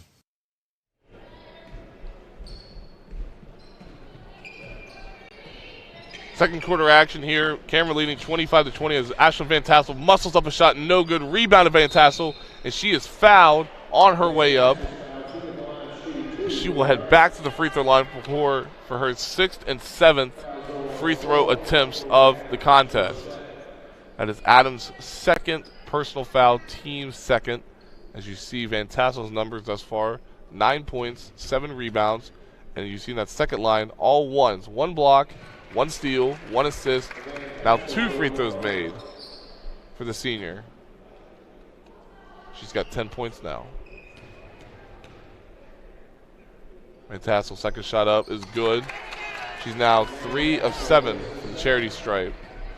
Cameron leading 27-20, 3:22 now.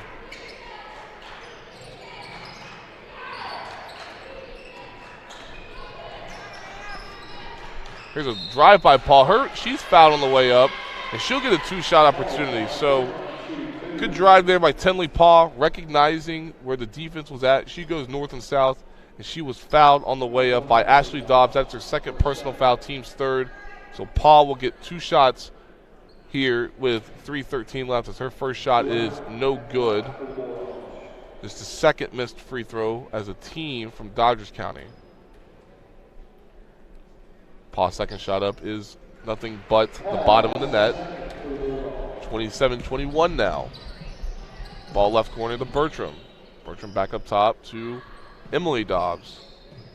Now Clutter. Right corner. Fantastic will put up a 3, no good. Rebounded by Adams.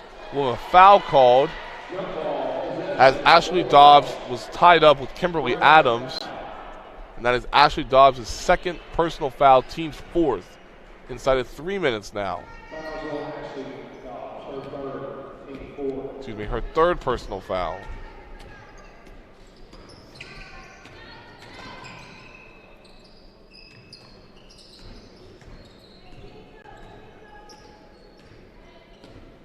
Kimberly Adams hands the ball off now to Trent. Trent left wing to Paul. Paul looking, can't find anything open, so she hands the ball to Adams. Trent thought about a 3, too far, but Williams, good defense there by Emily Dobbs. Shot up by Allie Cheeseman, no good. Rebounded Ashley Dobbs. Here come the Lady Dragons now. Ashley Dobbs going right to left. Good crossover move by Dobbs, no good. Rebounded, batted around, corralled by Van Tassel. Her shot up, no good, and she will head back to the free throw line. So the 6'3" senior forward for Coach Holly Pettit, will head back to the free throw line for her 8th and 9th free throw opportunities.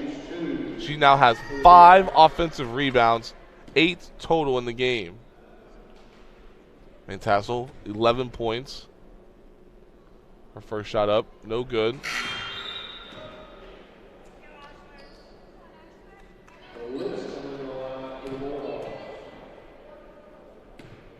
Lipscomb re-enters the game for head coach Lisa Cheeseman. Second shot up by Van Tassel, rattles in, now 28-21, 2:10 left in the second quarter.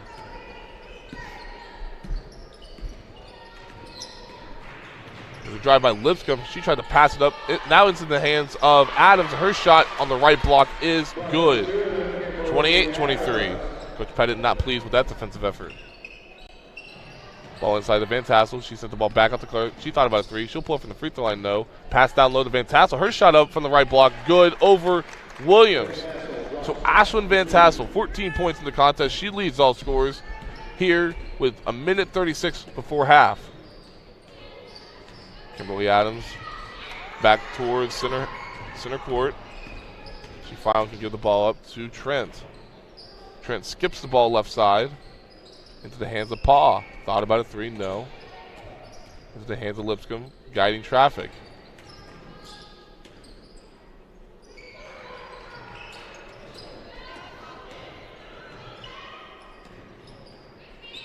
Here's a steal by Cameron, 3-on-1, fast break. Clutter ahead.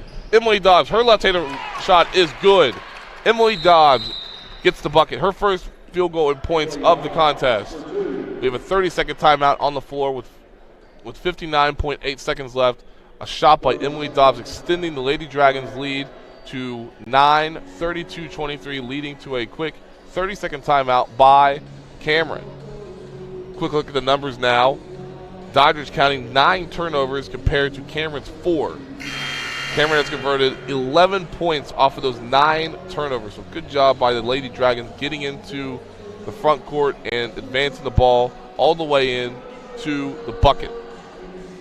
Rebound advantage is given to the Lady Dragons. Defensive rebounds is still an advantage for, literally, I should just say it like this. Rebound-wise, Doddridge County has controlled the glass. 20 total rebounds, 12 defensive rebounds, and 8 offensive rebounds. Second champ points-wise, Cameron controlling it 11-9. Here's a shot on the right wing by Tinley Paw. And Paw's 3 is good for her 5th point, her first field goal of the contest. It's now a 6-point lead for Cameron, 32-26, inside of 40 seconds now. Van Tassel, right block. One dribble, middle, spins around with a right-handed hook, good. Ashlyn Van Tassel now with 16 points in the contest, back to an 8-point game, 34-26. Coach Pettit wanted to carry, but Paul will put up a 3, no good. Rebounded by Van Tassel as a host of Bulldogs try to get the ball away, but good job by Van Tassel to hold on to the ball. Looks like Cameron will hold for one shot. It's Clutter. Gets a high ball screen from Littleton. Now inside to Van Tassel. Van Tassel shot from the middle of the floor, no good. Rebound batted around. Her second shot, no good. Rebound batted out. Shot by Clutter at the top of the key as the buzzer goes off, no good. And that's how the first half will end. Inside the Doris W. and Walter F. Johnson, the third arena. Cameron with multiple looks to end the first half. All are no good. And they will go into the break ahead by 8, 34-26 over number 6, Doddridge County. So good first half action here so far on the campus of West Virginia State University as you look at those first half stats. Cameron shooting well from the field, 42% overall compared to Doddridge County's 32%. The Bulldogs do have the advantage from 3 as they are shooting 2 of 8 from field, from 3 I should say, 25% compared to 18% from Cameron. Rebound advantage is still in favor of Doddridge County, 21-17. So that's how we'll end the first half. As, again, Doddridge County 9 turnovers compared to Cameron's 4. Cameron has converted 11 points off of those 9 turnovers, and they have assisted 8 times on 14 made baskets from the Lady Dragons. Only 3 assists for Doddridge County. So, again, good first half action both ways. Doddridge County right there within arm's length. As you see there, second chance points, 11-9 in favor of Cameron. Evened up at bench points with 2. Points in the paint, all Cameron. 22 of their 34 points have came in the paint, and in fast break points, advantage Cameron 7-4. So again, 34-26 is our halftime score on the campus of West Virginia State University. Game number 3 of the 2024 Par-Mar Shootout, day number 3. As you see now, the Cameron boys and Doddridge County boys are warming up for the next game slated in today's action. And in about 8 minutes, we'll have second half action from the girls game. But again, both teams are warming up on the floor right now. So again, 34-26 is our halftime score. Cameron leading Doddridge County 34-26. We'll take a quick break, and we'll dive more into the numbers coming up after this.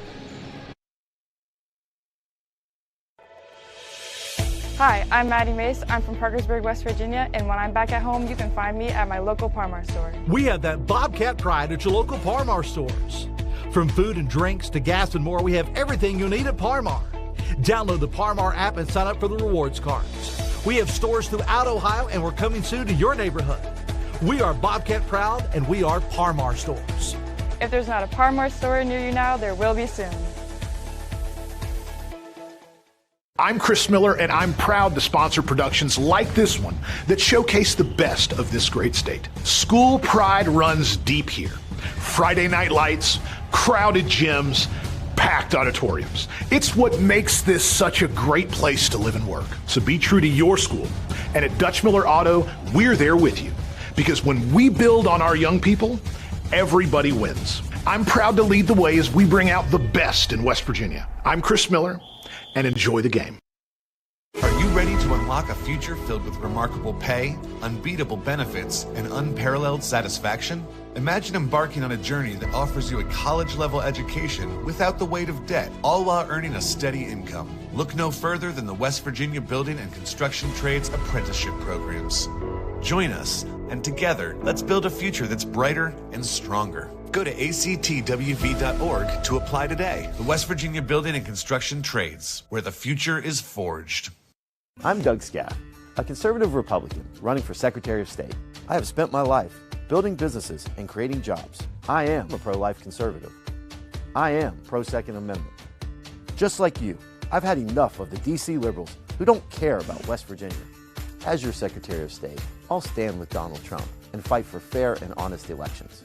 I'm Doug Scaff, conservative Republican for Secretary of State, and I'd appreciate your support.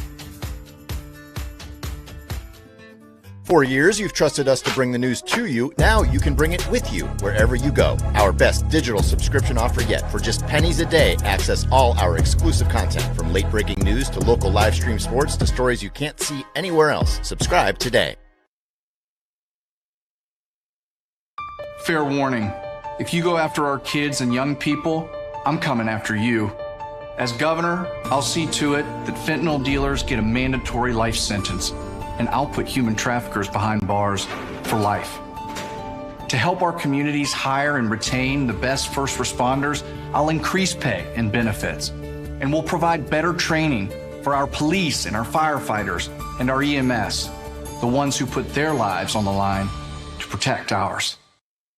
J.B. McCuskey is a lifelong West Virginian who has proudly served the state of West Virginia for years. He's running for Attorney General to keep fighting for our West Virginian values. Vote J.B. McCuskey for Attorney General on May 14th.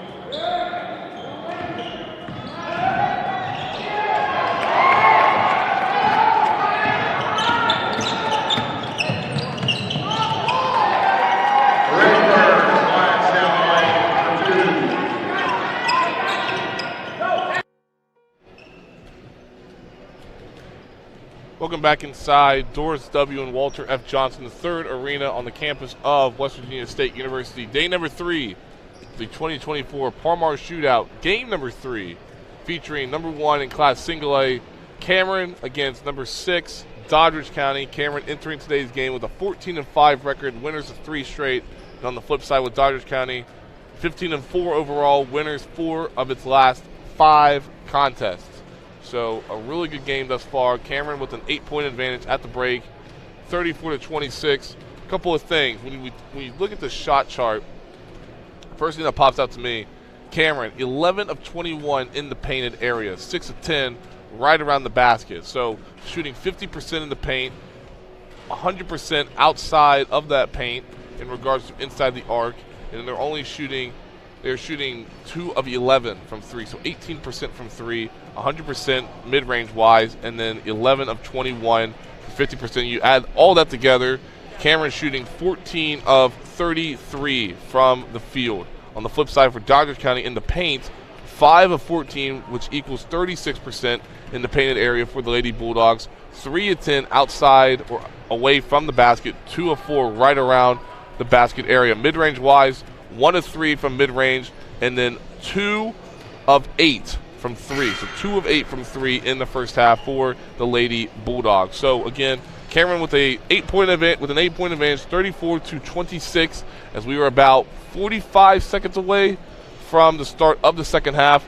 Individually, Ashlyn Van Tassel dominant in the first half, 50% shooting. She leads all scorers with 16 points.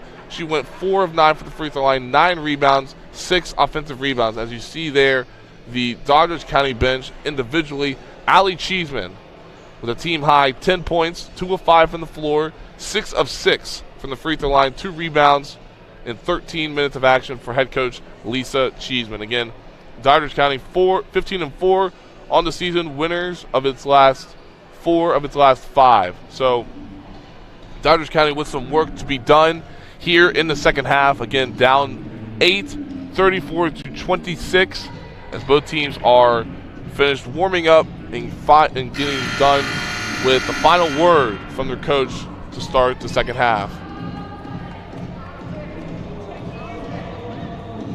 You see there, Cheeseman's numbers, 10 points, 2 rebounds, 6 free throws made. On the floor for Doddridge County, Trent, Cheeseman, Lipscomb, Williams, and Paw. For Cameron, Clutter, Neely, Van Tassel. Williams at the free throw line. Hands the ball off to Paw. Paw will go all the way down. Her shot over Van Tassel, no good. Rebound by Williams, no good. Finally corralled by Kenzie Clutter. Here come the Lady Dragons, up 8, looking just to extend that lead. Clutter wanted to walk into a 3, but it wasn't there. Sends the ball inside to Van Tassel. Van Tassel, shot up, no good, but she is fouled as a host of Lady Bulldogs collapsed on Van Tassel. Van Tassel muscled up a shot, and she is fouled, and she will head back to the free throw line for her 10th and 11th free throw attempts of this contest. You see there, Van Tassel's numbers, 16 points, 9 rebounds, 1 block, 1 steal, 1 assist, now 5 free throws made for her 17th point. She has 6 offensive rebounds. So 6 of her 9 rebounds coming on the offensive glass. Second shot up is good. So 6 made free throws now for Van Tassel. She has 18 points. Far right side now. Ball sent inside to Williams. Her shot over Van Tassel, no good. Rebounded, batted around. Rebound corralled by Lipscomb. Her shot no good following the rebound. But we have a jump ball. Possession arrow is favored for the Lady Dragons. 7:18 left here in the third quarter. Cameron's still up by 10, 36-26. Carter gets a pick from Emily Dobbs. Now to Neely, left side. High ball screen from Van Tassel. Neely will put up a 3 from NBA range, no good. Rebounded by Van Tassel. Her shot up is no good. She tried to get a rebound again, no good. Now in the hands of Allie Cheeseman. Here comes Cheeseman as Van Tassel a little bit shaken up. Shot good from the left block from Peyton Trent. So Trent with her 7th point. Trims the deficit now to 36-28. Cameron. Shot from the left block, no good by Emily Dobbs, ball tipped away by Macy Neely, shot up again by Emily Dobbs, no good. She will head to the free throw line. Foul will be called on number 11 for Doddridge County, Peyton Trent.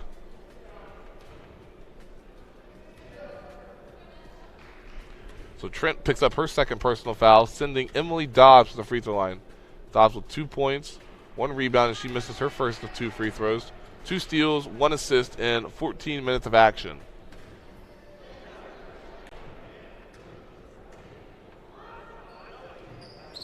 Second free throw up and good for Dobbs. She now has 3 points.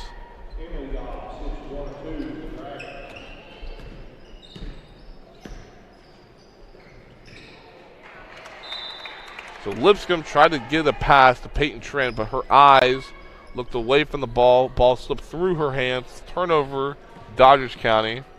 That's the 11 turnovers now for the Lady Bulldogs. Cameron struggling to score the ball from the field.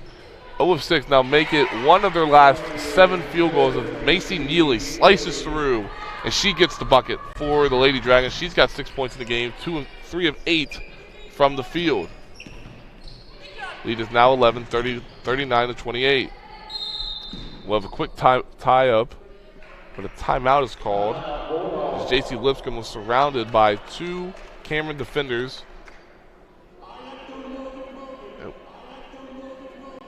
And we'll stay here following the timeout called by Doddridge County. It looks like a 30-second timeout with exactly 6 minutes left in the contest. Cameron up 39-28. Doddridge County shooting 30% from the field compared to Cameron's 41%. Cameron shot 4 more threes than the Lady Bulldogs, just 2 of 12 from 3 compared to 2 of 8 for Doddridge County. Doddridge County only missed 2 free throws in the first half, 8 of 10.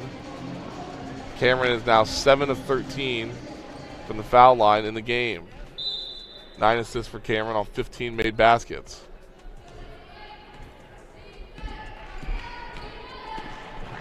Trent hands the ball to Paul. Paul guarded by Emily Dobbs. Paul spins around. Now in the hand of Allie Cheeseman. Cheeseman, crossover dribble, pull-up jumper from the right wing, no good. Rebound by Macy Neely. Here comes Cameron, looking to extend its lead. Right now it's 11, standing at 39-28.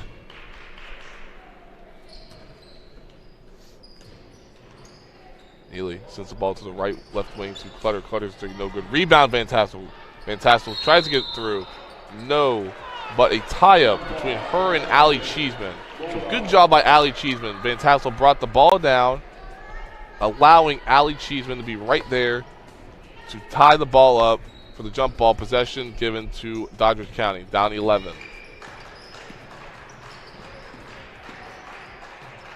Trent thought about a 3 briefly, but then gives the ball to Cheeseman.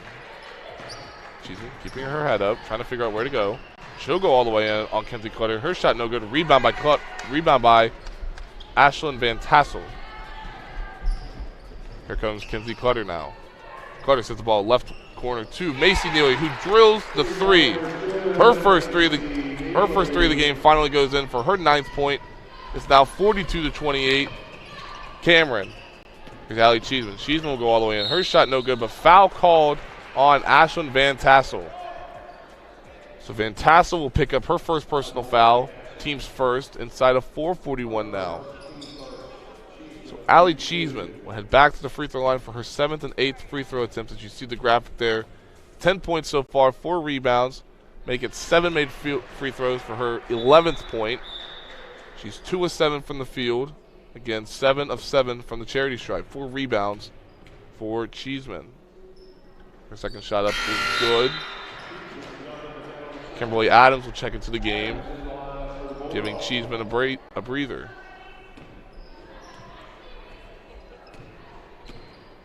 Cameron's still up by double figures, leading 42-30 inside of 4:35 now.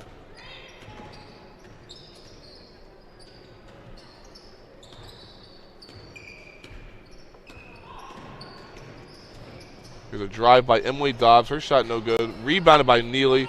Briefly taken away. Now it's corralled by Doddridge County as Lipscomb comes up with the ball. Now she gives the ball ahead to Trent. Trent, right side, gives the ball to Paul. Paul will put up a three. Her shot's good from the right wing. Well, a quick stoppage and play for the Nets, but Tenley Paw with a triple. Now back to single digits, 42-33. Paw's 8th point of the contest. Her second three as well.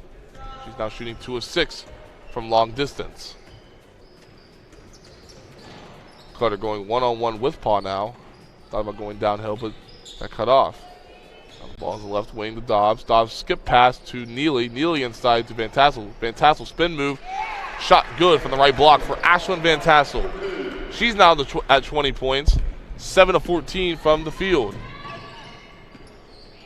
Good outing so far from her. Here's a three from the left wing from Trent. Her shot no good. She gets the offensive rebound. She'll go all the way in. Nice in and out dribble, but she loses the ball on her way out. As Van Tassel knocked the ball out of her hands. Last touch by Cameron. Possession will still stay with Doddridge County. Paul drives all the way in. Left-handed hook shot no good. Rebound batted around. Rebound touched out of bounds. Will stay with Doddridge County. As Cheeseman will check back into the game, replacing Trent. 3:23 left in the third quarter. Again, Doddridge County on your screen in the all-gold uniforms, green numerals. Cameron, all white, gold outlining, blue numerals.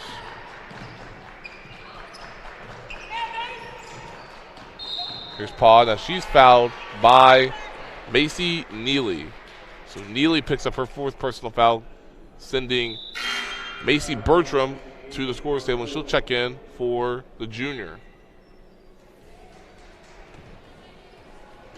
Neely 9 points in the game, but 4 personal fouls, so she'll have to take a seat. Ball's inbounded to Cheeseman in the far right corner. Cheeseman will go baseline, cut off by Bertram. Good pass by Cheeseman to Adams. Adams shot no good. Rebounded by Emily Dobbs into the hands of Van Tassel. Just to kind of give some breathing room. Here's Kinsey Clutter quickly up the floor. Good skip pass down low inside to Bertram. Bertram's shot is good from the left block. That's her 4th point. She's now a perfect 2 of 2 from the floor. 46-33 now, Doddridge County. Cameron. That shot's blocked by Kinsey Clutter. Here comes Clutter now, looking to extend this lead. Dobbs on the right wing. She pushes up a shot, no good. Rebound Van Tassel. Rebound one dribble, and she's called for an offensive foul. Coach Pettit telling Van Tassel, just go straight back up. No need for that one dribble. Just go straight back up. So Williams draws the foul on Van Tassel. That's the team's 3rd overall in this quarter. Van Tassel's 2nd in the game. Here comes Doddridge County. Trent going all the way down. Floats the ball to Williams. Her shot no good. Rebound Van Tassel. Here comes Clutter. Clutter as she passes the timeline. Clutter all the way down to a wide open Ashley Dobbs. Dobbs' shot is good. Ashley Dobbs picks up her 4th point. Now 2 of 6 from the floor. 48-33 Cameron. Here's Paw now. Paw back up top to Trent. Trent going down the left side. Good pick there. Bounce the ball to Adams. Adams loses the ball but corrals it and sends the ball back out to Trent. Trent swings the ball left side to Paw. Paw guarded closely by Emily Dobbs. Now her sister will have the opportunity to guard the ball as Trent has it. Good move by Trent with the little euro. No good. Rebound Williams. Her shot up and good. Akaya Williams with the bucket and the foul for Doddridge County for her 6th point of the game. Van Tassel charged with her 3rd personal foul. She will stay in the game as Ashley Dobbs will head to the bench, bringing in Shalia Littleton. You see Williams' numbers there, 6 points, 9 rebounds. Her first free throw up, no good. Her only free throw, I should say, is no good. So she's still at 6 points and 9 rebounds. Clutter with the ball right in front of the Cameron bench. Now to Dobbs. Right wing, Bertram, as she sees the double team, and she sees Littleton. Littleton will put up a 3, no good. Rebound Bertram. Bertram shot no good. And it's finally corralled by Adams. Adams, 1-on-2 now. She loses the ball after Bertram poked the ball away. Possession will stay with Dodgers County with 1:08 left in the game. Peyton Curry will enter. Williams will exit. Cameron still leading by double figures as Schrack knocks the chair over as she was excited to get into the game. She'll replace Ashlyn Van Tassel with 1:08 left. It's Devin Schrack was excited to knock the chair over. She's now in the game as she replaced Ashlyn Van Tassel. Good pass inside to Adams as Trent threw it inside to Adams. Her shot no good. Rebounded by Adams. She's trying to get the ball out. She does eventually. Gets the ball to Cheeseman. Her shot is no good from long distance. Rebound finally corralled by Bertram. Here comes Kinsey Clutter now. As she passes the West Virginia State logo. Crossover dribble by Clutter. Now to Bertram.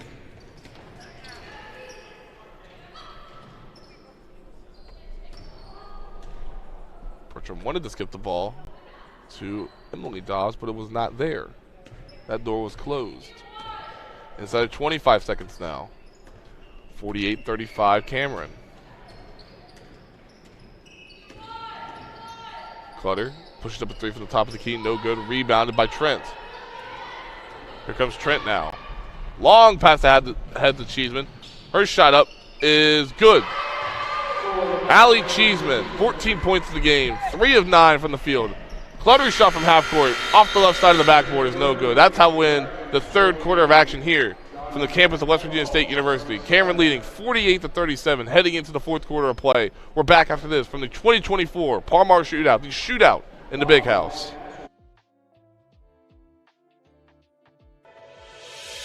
Hi, I'm Maddie Mace. I'm from Parkersburg, West Virginia, and when I'm back at home, you can find me at my local Parmar store. We have that Bobcat pride at your local Parmar stores.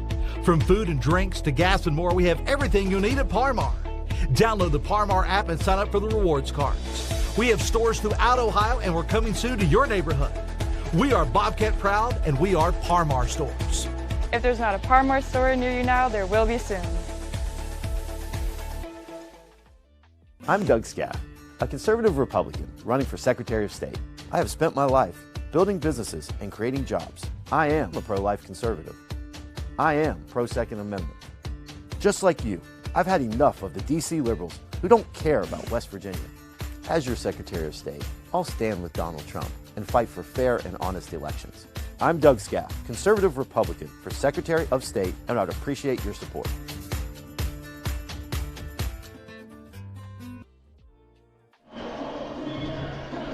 Fourth quarter action is about underway. Cameron leading by 11 points, 48-37. Cameron outscored Dodgers County 14-11 in the last period of action. As Clutter is in the front court, it's Clutter, Van Tassel, both Dobbs sisters, and Bertram. This ball sent inside to Van Tassel. Her shot up is good for her 22nd point. 8 of 15 now from the floor for Ashlyn Van Tassel. Here comes Lipscomb. Hands the ball off to Trent. Trent, nowhere to go. Eventually hands the ball back to Lipscomb. Back to Trent now. Lipscomb with a little hop step as she throws the ball off the foot of Ashlyn Van Tassel. So we have only played 31 seconds, and Cameron has scored the only points of the quarter. Adams threw the ball off the head of Trent. Turnover, Dodgers County. Emily Dobbs will bring it up now to the hands of Clutter. Van Tassel calling for the ball down low. No. Bertram in the far left corner following a pass from Clutter.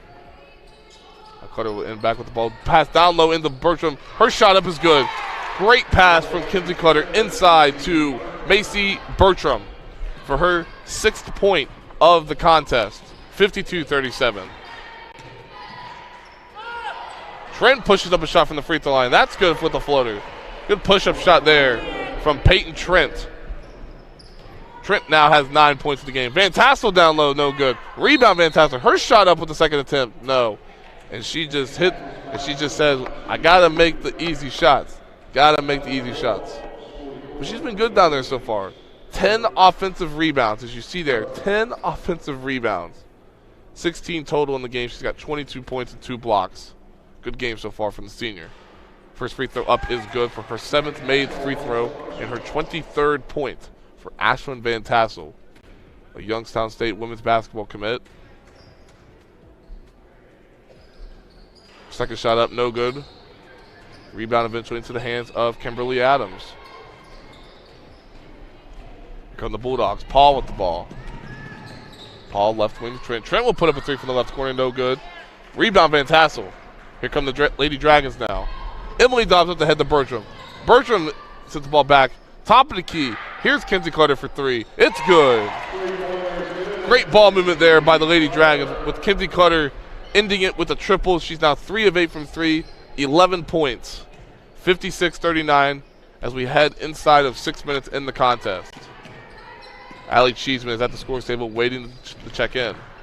Here's a shot from the West Virginia State logo by Trent, no good. She gets her own rebound, it's batted to her. Trent will go north-south. Her shot no good. Rebound Van Tassel. Rebound is corralled, and she pulls away the ball. Here comes Bertram into the hands of Clutter. Clutter sends it to Bertram. Bertram inside to Van Tassel. Van Tassel spin shot no good. Rebound Van Tassel yet again. Left-handed shot is good. Ashlyn Van Tassel has been unguardable and unstoppable. 25 points now. 19 rebounds, 11 offensive rebounds for the senior. Now here's a steal by Van Tassel. She gets the ball from Clutter.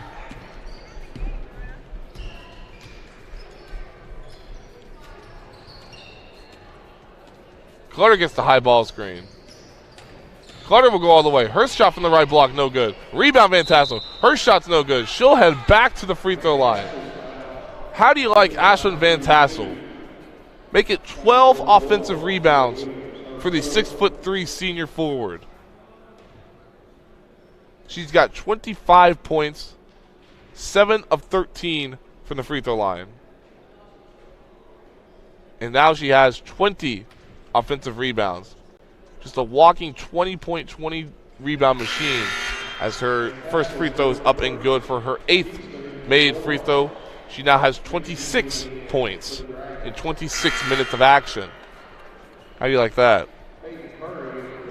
It's the little stuff like that I like to point out. It's the little things. And Tassel gets the ball from the official. Van Tassel's second shot, good. She's now 9 of 15 from the charity stripe. And extends that lead now to 60-39 Cameron.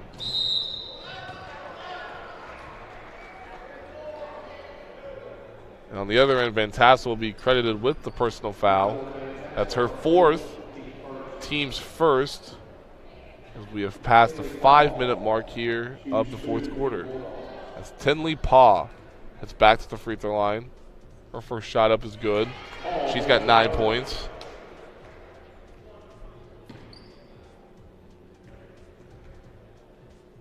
It's her first made free throw of the game. Second shot up, no good. Rebound by Van Tassel. Here come the Lady Dragons. Ball right corner to Bertram. Bertram looking. Ball to Clutter. Clutter inside Van Tassel. Van Tassel shot no good. Gets her own rebound. Puts a shot up again. Ashlyn Van Tassel. And she just stands there and just says, just takes a deep sigh. Ashlyn Van Tassel, 29 points in the contest. 22 rebounds, 13 offensive rebounds. And then we now have a foul on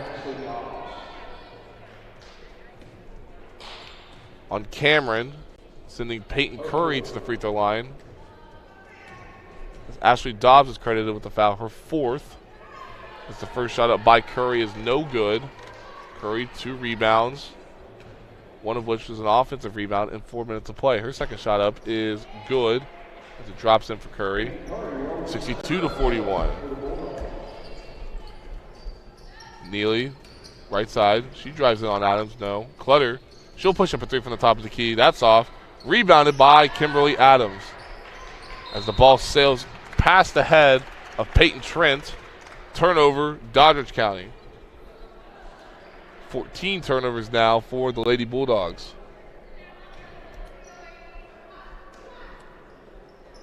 Clutter into Neely, back to Clutter. Clutter left corner three is good. Kenzie Clutter, 4 of 10 now from three, 14 points in the game as we head to the 4-minute mark. Here's Allie Cheeseman down low. That shot's no good. Rebound by Van Tassel. As she just extended the arm on Allie Cheeseman. And that's 5 fouls as Van Tassel exits the game as she fouls out. Van Tassel finishes the game, 29 points, 23 rebounds, 13 of those on the offensive glass. She finished the game shooting 50%, 10 of 20. As you can see there, she does not believe she picked up her 5th foul.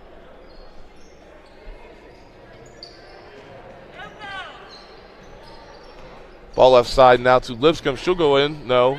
Back to Adams. Her shot up from the free throw line is good. 65-43 now.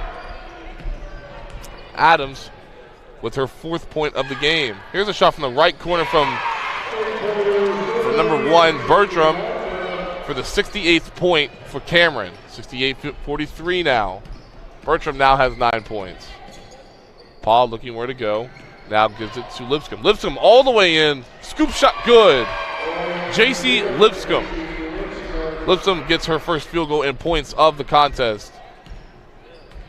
68-45 now.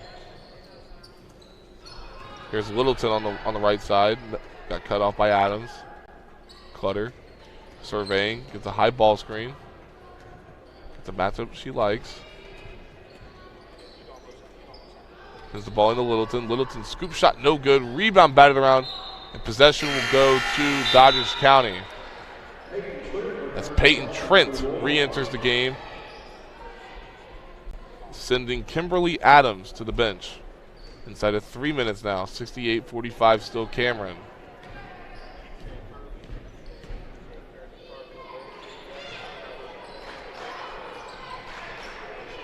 There's a good curl cut by Peyton Curry. Her shot's no good. Rebound, Ashley Dodds. Back comes the Lady Dragons. Clutter with the ball on the far left side. She passes by the Cameron bench. Clutter sends the ball inside. Good cut there by Macy Neely. Her shot no good on the left side. Here comes Dodgers County. Cheeseman, far left side. Her shot on the left side, no good. And she will head to the free throw line for her 9th and 10th free throws. Allie Cheeseman. Good take there from Cheeseman. 5'9" freshman for Coach Lisa Cheeseman. Allie 14 points. That's her first missed free throw. She's now 8 of 9 from the charity stripe. Cheeseman also has 4 rebounds in the contest thus far. Cheeseman's second shot up is good for her 15th point. Now 68-46. Good transition by Cameron.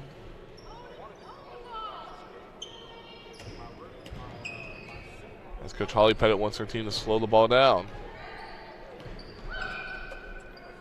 Ball right side now to Clutter. Clutter gets a screen from Bertram. Clutter will push up a 3 from the right wing, no good. Rebound by Bertram. Good touch pass there by Clutter. Inside, Ashley Dobbs from the assist from Kenzie Clutter. Back comes Dodgers County quickly now. Trent goes all the way in. Her shot blocked. Back comes Cameron. Clutter leading the charge. She pulls up from 3 on the left wing. No good. Rebound, Ashley Dobbs. Ball batted out of her hands. Ball sails out of bounds. Last touch, Ashley Dobbs. Possession, Doddridge County. So a minute 36 left. Cameron leads 70-46 as 4 fresh legs enter the game for Cameron. As both Dobbs sisters, Ashley and Emily, Macy Neely and Kenzie Clutter head to the bench. As Shalia Littleton, Emma Francis enter the game along with Devin Schrack and number 2, Aubrey Thomas. Lisa Cheeseman will do the same thing, bringing in number 13, Destiny Berryman. Number 22, Aaliyah Williams.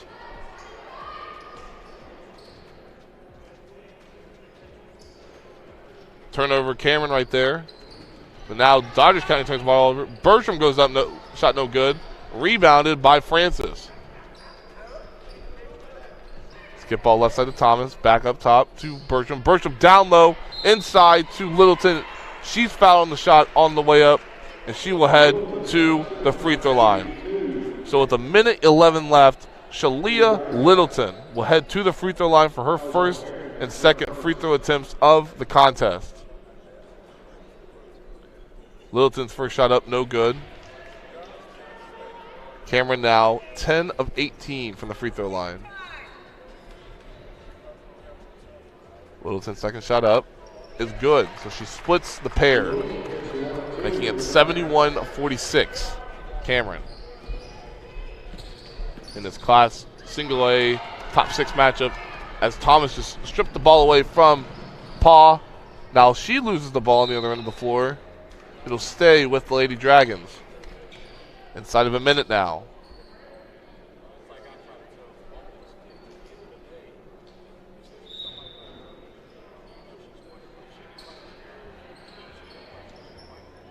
Ball down inside to Thomas. Her shot's no good. Excuse me, that was Francis. Back comes Dodgers County now with Paul leading the charge. Paul left side to Williams. Williams looking what to do. Now gives the ball to Berryman. Williams gets the ball inside, guarded by Littleton. Williams with a good pass inside. And there she is. Tenley Paw. Paw scores for her 11th point, becoming the second Lady Bulldogs player in double figures. Bertram on the right block.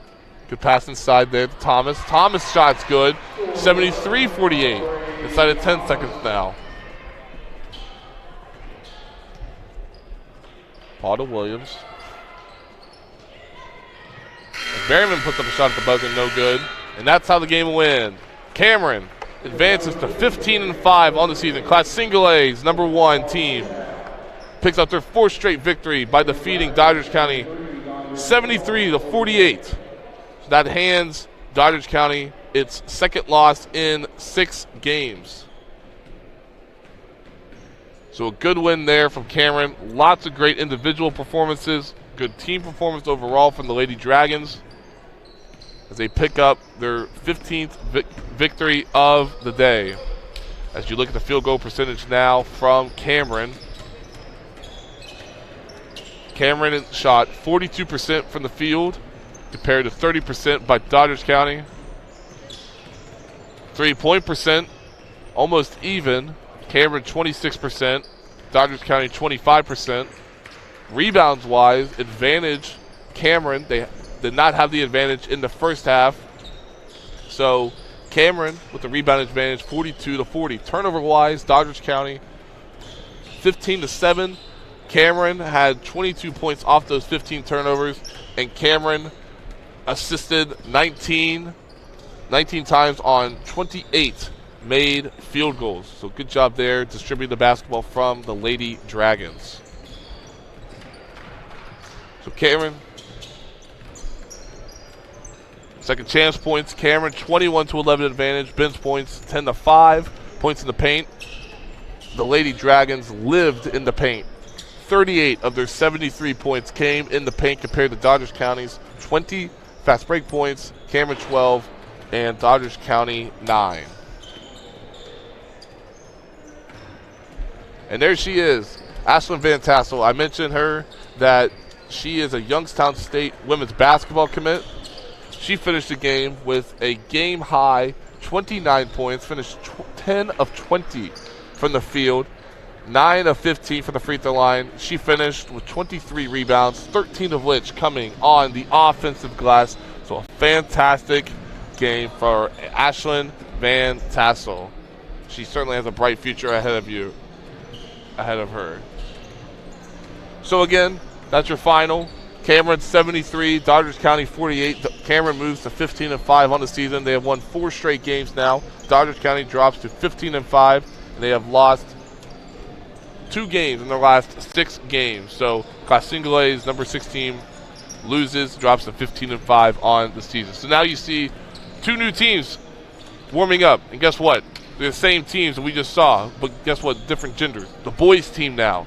Cameron versus Dodger County boys up next here within the next 17-ish minutes, about 17 and a half minutes now. And we'll have that action for you here on the RSN Sports Network, powered by HD Media.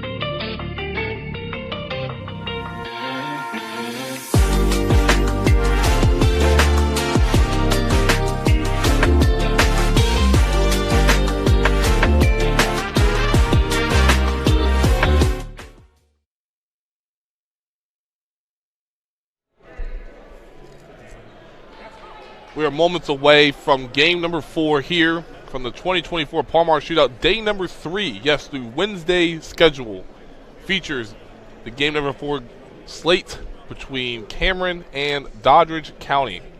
The two girls programs between Cameron and Doddridge County just finished, with Cameron winning that game over number 6, the Lady Bulldogs. Now the boys team will do battle to see who will get bragging rights in regards to the overall program perspective in the game of basketball. Hi, everybody. My name is Taylor Kennedy. I'm sitting courtside, and I appreciate you all joining us however you may be watching us on the RSN network powered by HD Media. So again, thank you all for joining us. We have a great contest ahead of us right now. You look at it, Cameron enters this game number 8 in the latest Associated Press poll, 13-4 on the season. They are behind Clay Battelle, Wahama, who lost earlier today against St. Joe, East Hardy, Webster County, Tug Valley, James Monroe, and Tucker County. Tucker County received 9 of the first place votes. Tug Valley received the other 1 first place vote. In regards to others receiving votes, Tulsa, Greenbrier West, and there's Doddridge County. Doddridge County received 1 vote to try and crack the top 10, but they did not make it in this week's poll. So again, a fantastic contest ahead of us between Cameron and Doddridge County. Both teams have lined up and we're ready to go. Cameron in the all-white, gold outline, blue numerals and blue lettering. Tucker County, gray uniforms, gold outline, and green lettering as well. Ball controlled by the Cameron Dragons. And we are underway for game number 4, for day number 3 of the Palmar Classic. Ball inside there by number 30, Mason Scott, but that's blocked away by Doddridge County. Here come the Bulldogs. Right corner 3-pointer, no good by number 2, Landon Thomas. Ball batted around. We got a fast-moving game thus far between the Bulldogs and the Dragons. Possession will stay with Cameron. Colson Witcherman with the ball out front. Left side sends the ball to Mason Scott. Scott back to the top of the key to Winters. Number 33 will push up a 3. That's Lance Hartley. His 3-pointer is no good. Rebound Bulldogs into the hands of Brandon Heilman, as he gets the call from head coach Paul Burnside. Ball right side of Jared Trent. He gets cut off by Winters. Heilman thought about a 3. Put it back out. Set up the offense. DeHaven goes down the middle of the floor, loses the ball, went off the foot of one of the Dragons defenders. Not sure which one it went off of, but possession will stay on the Bulldogs' end of the floor. With 6:46 left, we have yet to see anybody score. DeHaven, ball up top. Wanted to get into Jaden Solomon, but since the ball left side to Jared Trent, who pushed up a 3, and there are the first points of the game.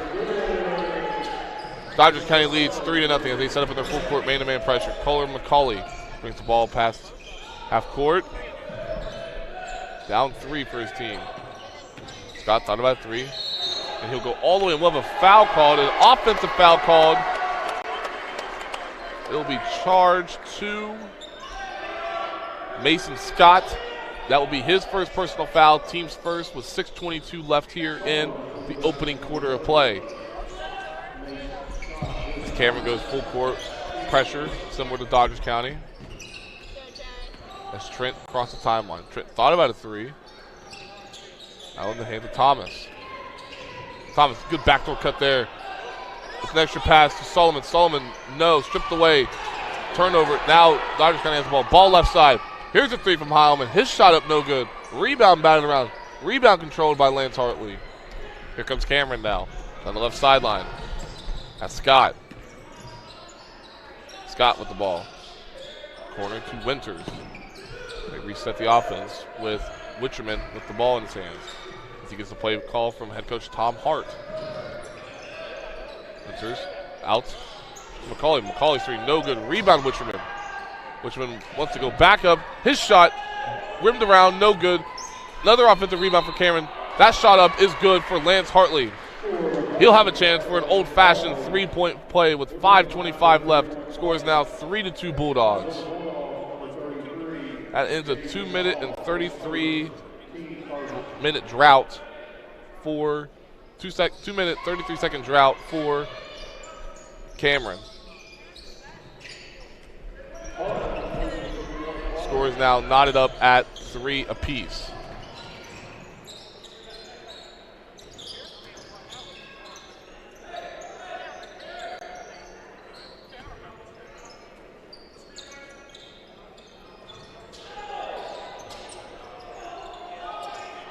Good defense so far from Cameron. Here's a 3 from the left wing. That's Jared Trent, knocks down his second triple of the game. Dodgers County back up by 3, 6-3. Here's Cameron now. Wicherman with the ball in the far right corner. He crosses the timeline, guarded by Trent. Wicherman with the high ball screen. He'll go all the way in. Scoop shot, no good. Rebounded, batted around. Rebounded, last touched by Dodgers County. And it will stay Dragons ball. So Hartley was down there trying to tip the ball and let it stay inbounds for Cameron, but Dodgers County slaps the ball out of his hands. Possession will stay with Cameron.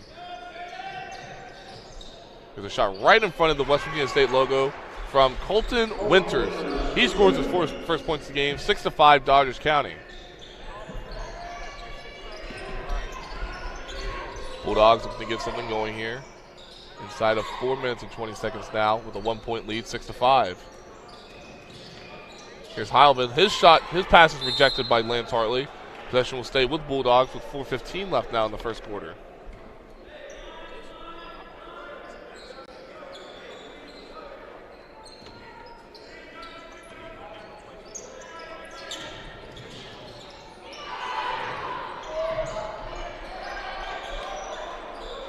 There's a turnover by Dodgers County. Here comes Cameron now.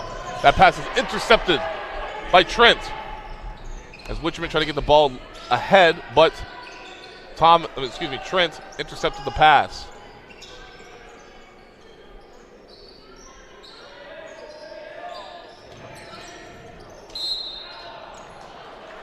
There's a foul called. A traveling call. That'll be turnover. Dodgers County.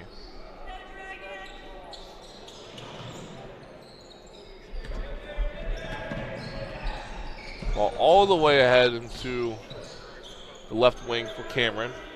Now Wicherman with the ball out front. That's the corner to Scott. Scott to McCauley. McCauley, good cut there by Culler McCauley.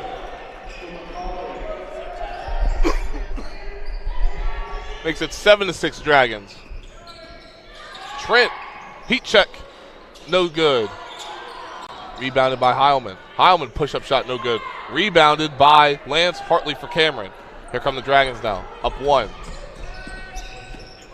Wicherman ends up into the corner, into the hands of Winters, but his shot no good. Loose ball rebounded, corralled by the Dragons. With McCauley with the ball.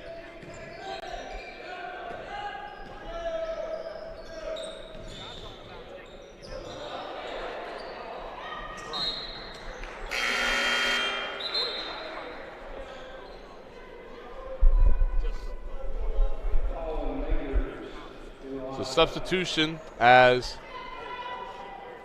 Winters heads to the bench and Colin Majors enters the game. Hartley down to Wicherman. Wicherman goes all the way up. Bucket and a foul for number 24. For number 12, Colston Wicherman. Terrific take there by the young man. Pushed up the scoop shot. Got the bucket and the whistle. And he has a chance for a three-point play. With 2:47 left, Cameron's up 9-6. Wicherman's and one opportunity is good to give him the old-fashioned three-point play. It's now 10-6, Cameron.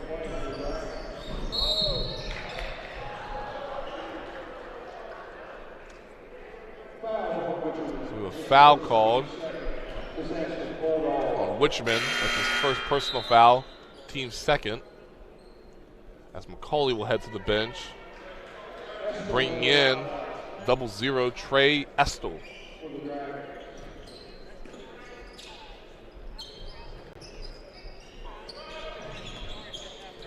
Cameron still leading 10-6 inside of 2:35 in the first quarter. Ball sent down low to Solomon. Solomon sends the ball back outside. There's a long three, no good. Ball batted around, corralled by Doddridge County. Here's Heilman with the three. His three is good from the right wing. 10-9, Cameron. Good ball movement there following the loose rebound. And here come the Dragons now. That hit off the foot of Estel following the pass from Witcherman. Turnover, Cameron. Cameron's third turnover of the game. Paul Burnside barks up the play call. Thomas drives all the way in swiftly. His shot's good, taking out a Dragons defender. Here we go back the other way now. Witcherman passes the timeline. He's going to go north-south all the way in. Shot no good. Blocked away by Sullivan. Sullivan corrals the rebound. Loose ball foul. And we have a foul called on Cameron. That foul will be called on number 33, Lance Hartley. His first personal foul, team's third, with 1:48 left in the opening quarter. Now we have a loose ball scramble, corralled by Doddridge County into the hands of Heilman.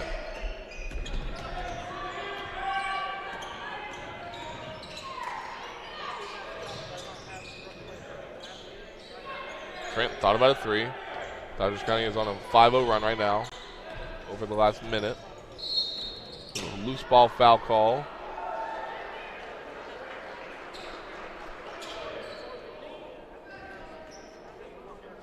This will be on Colson Witcherman. That'll be his second personal foul, team's fourth. That'll send McCauley to the scores table. Loose ball, corralled. Thomas, multiple opportunities, no good. Grabbed his offensive rebound. He still missed. Here comes Cameron now. Ball inside and thrown away from Lance Hartley. So good transition offense by Witcherman. Dumped the ball off to Lance Hartley, and Hartley threw the ball out of bounds for Cameron's fourth turnover of the game. Witcherman heads to the bench with one foul. We have a turnover by Doddridge County as it was stolen away by Estel. Then the shot was blocked, corralled by Estel, dumped it off to Scott. Scott laid it in for two. 12-11 Doddridge County. 12-11 Cameron. A shot from the left corner, mid-range from Heilman. It's 13-12 now.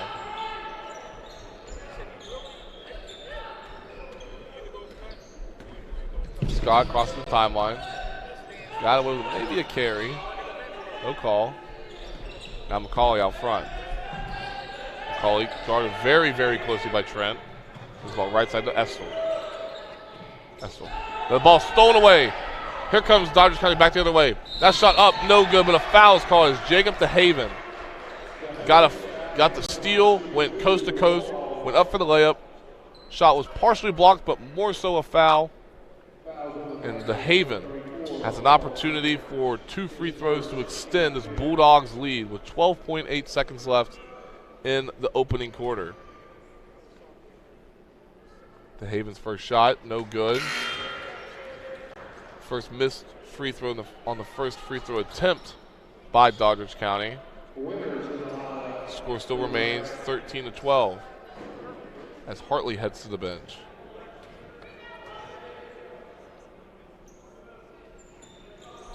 Second shot good by DeHaven. 14-12 now. And that ball is turned over by Winters. So it was a miscommunication between him and Scott. Scott wanted to do a cutback, but Scott wanted to go up, but Winters thought that he was going to cut back. So turnover, Cameron. That's 6 turnovers now. So there's a 3 from the left wing, no good, by Trent. Loose ball rebound, corralled by Estel, back on the Dragons. Down 2. And Estel did not realize that there was less than 10 seconds on the clock. Could have had a shot, but did not put it up in time. At the end of the first quarter, Doddridge County leads 14-12 as we head to the second quarter from the 2024 Parmar Shootout on the campus of West Virginia State University. We're back after this. Hi, I'm Ben Nickel. I'm from Charleston, West Virginia, and when I'm back home, you'll find me at my local Parmar store. We have that Bobcat pride at your local Parmar stores. From food and drinks to gas and more, we have everything you'll need at Parmar. Download the Parmar app and sign up for the rewards cards. We have stores throughout Ohio, and we're coming soon to your neighborhood. We are Bobcat proud, and we are Parmar stores. If there's not a Parmar store near you now, there will be soon. For years, you've trusted us to bring the news to you. Now you can bring it with you wherever you go. Our best digital subscription offer yet. For just pennies a day, access all our exclusive content, from late-breaking news to local live stream sports to stories you can't see anywhere else. Subscribe today. Doddridge County with the 14-12 advantage as we start the second quarter of play. Trent with 2 early threes as he has 6 of Doddridge County's 14 points, as he will start with the basketball as he crosses the timeline, guarded by Colton Winters.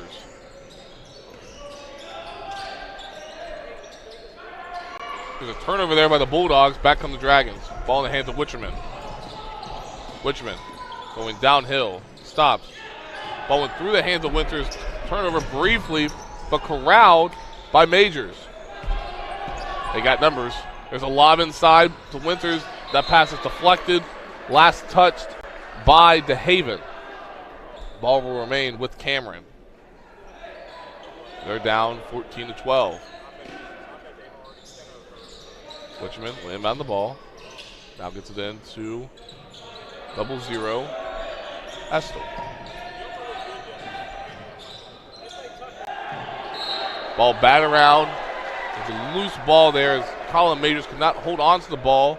Loses the ball and the ball sails out of bounds. Turnover Cameron. That's 7 turnovers now. Excuse me, 8 turnovers now.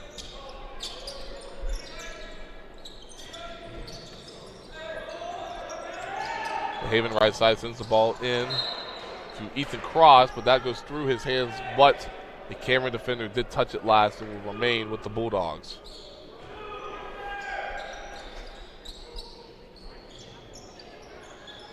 Long entry pass into Jacob DeHaven. DeHaven right side, Jared Trent. He had 6 points in the opening quarter. Now Heilman with the ball. He had 5 points in the opening quarter. He crosses over his defender. He pulls up from the free throw line. That bucket's good. Brandon Heilman, 7 points in the contest. Now 16-12. Witcherman goes all the way through. He skies in for the good twos. 16-14. Now there's a steal by Witcherman. He throws the ball into Winters. Back comes Estill. Heilman guarding him closely. Now into the hands of Witcherman as Witcherman barks out the play call.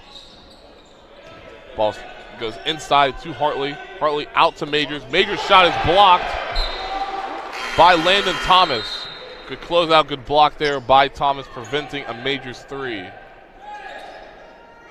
Ethan Cross heads to the bench. As number 30 for Doddridge County checks into the game. And that is Gunnar Kimball.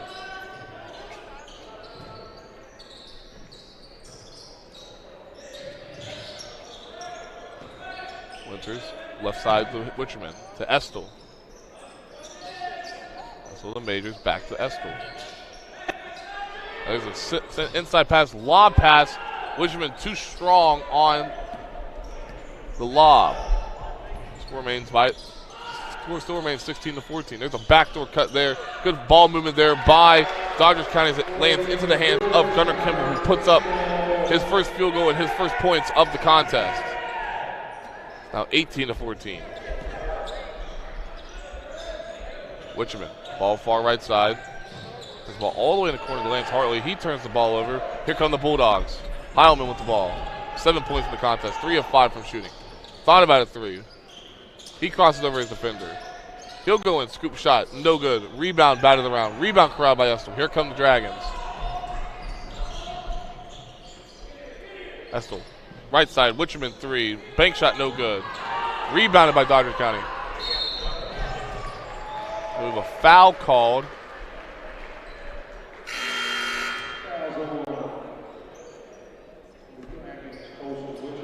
And it'll be given to Colston Witcherman. Colston Witcherman with the foul. His third personal foul, team's first of the quarter. Trent crosses the timeline.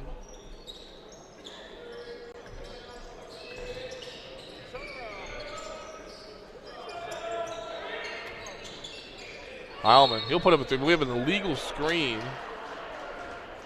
It'll be credited to Gunnar Kimball. So Kimball picks up the personal foul. That's his first personal foul. Team's first of the quarter. 4:35 left. Bulldogs lead 18-14. Here's a right wing three there by Majors, no good. And we have a holding call. And a foul by his body language, Lance Hartley, and it will be given to Lance Hartley. So Hartley, very physical down low, was called for the holding foul with 4:30 left in the half. It's his second personal foul. Trent up top. Trent to Heilman. Heilman goes all the way through, slices through, good pass down low, and the Gunnar Kimball lays it up for two. Kimball off the bench. 4 early points for Gunnar Kimball. It's 20-14 now. As Trent almost stole that ball. That Witcherman will pull up from inside the arc, and that's good for Colson Witcherman. Witcherman now has 7 points, now 20-16, Dodgers County. Dodgers County on a 14-6 run in the last about 7 minutes of action. We have a drive all the way in there by Trent. Trent's push-up floater is good. And Trent now has 8 points. So it's now Dodgers County 22, Cameron 16. We're back after this from the 2024 Par-Mar Shootout. Are you ready to unlock a future filled with remarkable pay, unbeatable benefits, and unparalleled satisfaction? Imagine embarking on a journey that offers you a college-level education without the weight of debt, all while earning a steady income. Look no further than the West Virginia Building and Construction Trades Apprenticeship Programs. Join us, and together, let's build a future that's brighter and stronger. Go to actwv.org to apply today. The West Virginia Building and Construction Trades, where the future is forged. I'm Doug Scaff, a conservative Republican running for Secretary of State. I have spent my life building businesses and creating jobs. I am a pro-life conservative. I am pro-Second Amendment. Just like you, I've had enough of the D.C. liberals who don't care about West Virginia. As your Secretary of State, I'll stand with Donald Trump and fight for fair and honest elections. I'm Doug Scaff, conservative Republican for Secretary of State, and I'd appreciate your support.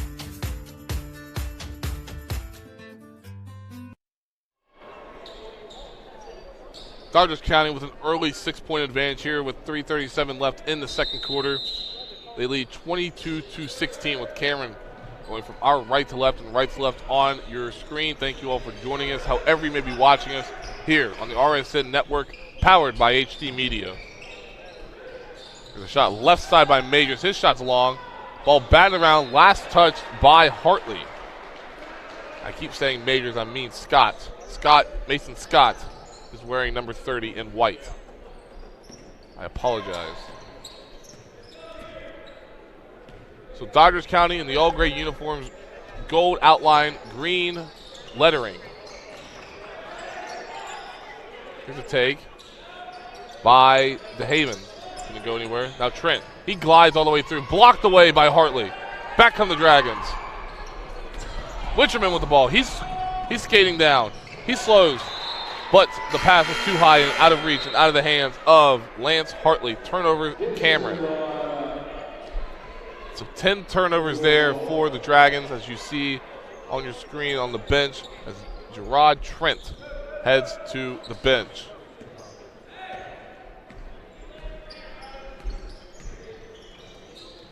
Bryson Dixon enters the game for him.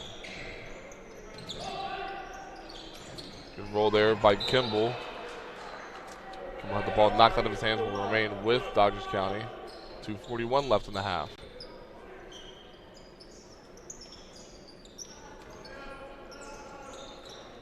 There's a shot by Heilman from the right side, no good. We have another foul called. Let's see who this is on. They're going to credit Lance Hartley with the personal foul. So Hartley, the 6'5" senior, picks up his third personal foul. That'll now send Majors to the scores table.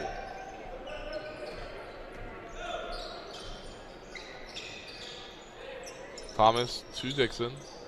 Dixon back to Thomas. Thomas no good on the shot. Rebounded by Winters. Here comes Cameron. Hartley all the way down. Throws it right into the hands of Thomas. Here come the Bulldogs. Heilman. Heilman glides all the way through. His shot is good. Brandon Heilman. 9 points in the contest for the Bulldogs. 8-point advantage. 24-16 as Tom Hart is infuriated with his team as he yells at the official for him wanting the timeout. So full timeout by Cameron with 1:55 left in the first half. 24-16 advantage for the Bulldogs here during game number 4 of the 2024 Par-Mar Shootout, day number 4. So Dodgers County on a 13-4 run over the last 6:48. Cameron struggling offensively. 1 for its last 6 field goals. Turnovers have been an Achilles heel for the Dragons. They've turned the ball over 11 times. The Bulldogs have converted 7 points off of those 11 turnovers. As you see the Cameron bench there, as Tom Hart is telling his team what to do during this full timeout here. Down 8. But as you see right behind there, Ashlyn Van Tassel, the standout forward for the Dragons, as she had a fantastic game. Over 28 points, 23 rebounds. 29 points, 23 rebounds in the victory over the Bulldogs. So Cameron, the #1 team in Class Single A on the girls' side, advances to 15-5, and the boys' team is looking to pick up another victory this afternoon. So here we go. Scott gets the ball up top to McCauley. McCauley. Now the ball's in the hands of Winters. Winters will push up a 3. That rattles out, no good. Ball last touched by Dodgers County with 1:34 left.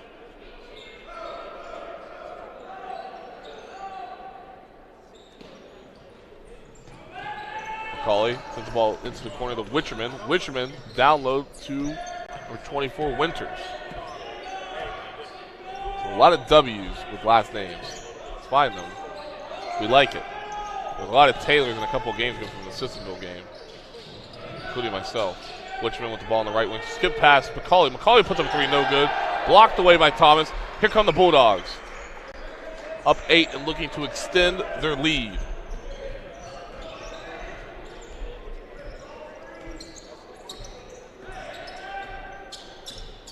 Paul Burnside barks at the play call for his team. On the right side to Jacob DeHaven. Again, Dodgers County on a 13-4 run over the last 7.5 minutes. Heilman thought about a 3. He'll go all the way. He'll glide in. Shot no good. Rebound, Dodgers County. Rebound put back up, no good by number 22, DeHaven. Here come the Dragons. Witcherman passes the timeline. Inside of 35 seconds now. Witcherman, cross court to Scott. Scott goes all the way in. Then we have a foul called on Dodgers County. And it looks like number 22, Jacob DeHaven, pick up his second personal foul, team's second. 29.2 seconds left. McCauley will put up a 3 from the far right wing, no good.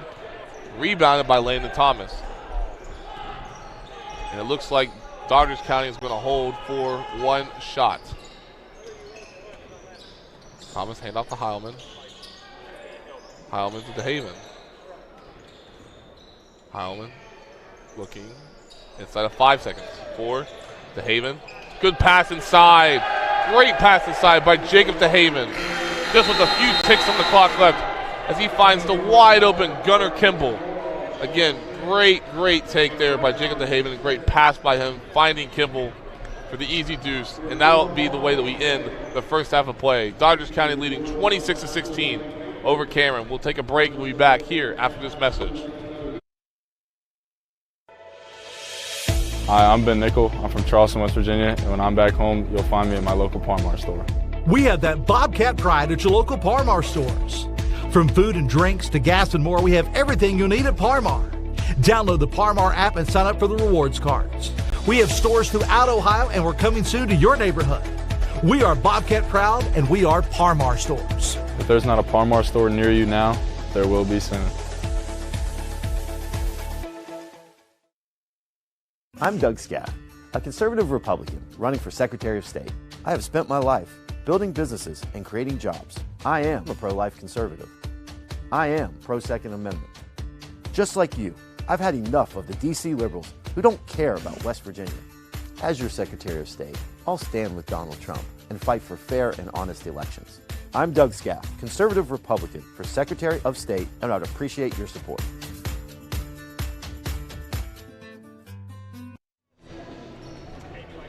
(26-16) Dodgers County over Cameron.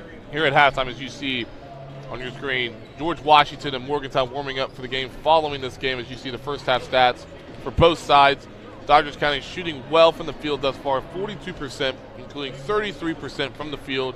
Cameron 30% and has not made a three to this point. Rebound-wise, advantage goes to the Dragons with a 16-15 advantage over the Bulldogs. Turnover-wise, Cameron 11-7, and off those 11 turnovers, Dodgers County has scored 7 points off those turnovers, and then 5 assists for Dodgers County. So 5 assists on 11 made field goals for the Bulldogs. Second chance points belong to Cameron, 10-3 advantage with bench points in favor of Dodgers County, 4-0, as you see there from our Lester Raines Acura scoreboard. So again, 26-16 is our score. Both teams, both girls teams, GW and Morgantown, preparing for a clash of two top 5 teams in Class Quad A girls basketball. That'll precede this game coming up here at the 2024 Par-Mar Shootout, the shootout in the big house on the campus of West Virginia State University. We're back after this.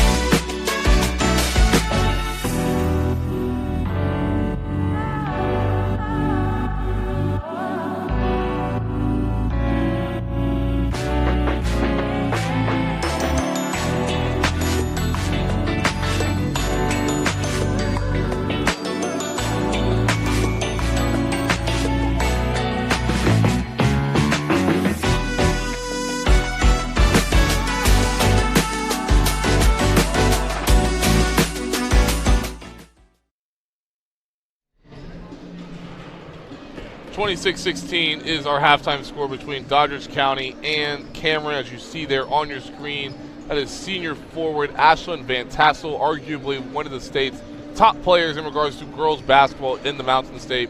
She had a fantastic game in the game that just finished before the boys' game between Cameron and Doddridge County. As the Dragons, the Lady Dragons, took on the Lady Bulldogs and won that game convincingly, 73-48, moving Cameron to 15-5 on the season. Van Tassel finished the game with 29 points, 23 rebounds, 13 of which came on the offensive glass. She shot 10 of 20 from the field, 9 of 15 from the free throw line. So a fantastic game for Van Tassel. She is heading to play collegiate basketball at Youngstown State following her time up in the Northern Panhandle. So we look forward to seeing what her career and how her career unfolds following her time as a Dragon. Again, 26-16 is our halftime score. We're less than about 45 seconds now from the start of the second half. Lots of good things happening so far for Doddridge County. You're looking at the stats. We looked at them briefly before we went into the break, but the Bulldogs are just doing a good job of just making sure that Cameron is playing at their own pace. Doddridge County shooting 11 of 26 from the floor, 42%, 3 of 9 from 3. On the flip side for Cameron, 7 of 23 from the floor, 0 of 10 from 3, as you now see the officials walking out onto the floor as they get ready to get the game ball and get things moving, as both GW and Morgantown have exited and entered Cameron and Doddridge County. Cameron finished that first half without a point. Yes, you heard that correctly. Without a point in the final 3:55. Doddridge County went on a 10-2 run in the final 5:36. They outscored Cameron 12-4 in the second half. So Tom Hart definitely gave his team a good pep talk leading into the second half to try and get his team and overcome this mountain that they've created, down 10, 26-16. As the Bulldogs have now exited and are now on the floor. Jersey-wise, good color combination for Cameron. All white uniforms, gold lining, and blue lettering. For Doddridge County, all gray uniforms, gold lining, green numbers, and letters. Cameron starts with the basketball down 10. Ball skipped over to Wisherman. Wisherman goes up for the shot. No. Pump fake, sends the ball out to McCauley. McCauley will push up a shot from the left wing. No good. Rebound, Solomon. Here come the Bulldogs. Up 10. Trent crosses half court now. Guarded closely by Winters. About 3 feet away from the two of them. They haven't thought about going all the way and kicked it back out to Thomas. Thomas is 3, no good. Rebound by Hartley. Cameron back the other way. Still trying to find that first basket of the half. Here's Scott on the right wing. Thought about a 3, no good. Inside pass to Scott. Down low to Hartley. Back out. Here's a 3 from Winters. That shot no good. Rebounded. Finally corralled by Doddridge County. And here come the Bulldogs now. Still up 10, 26-16. Right wing by Trent. Trent goes all the way through the lane. No good. Rebounded by Wisherman. Both teams struggling thus far. With McCauley down low. McCauley gets the ball back. Looking to Wisherman, to Scott. Top of the key to Winters. Hartley, short corner, double teams. Trying to find somebody open. He pushes Solomon, but he loses his step. Ball was last touched by Thomas. The ball will stay and possession will stay with Cameron with 6:19 left here in the third quarter.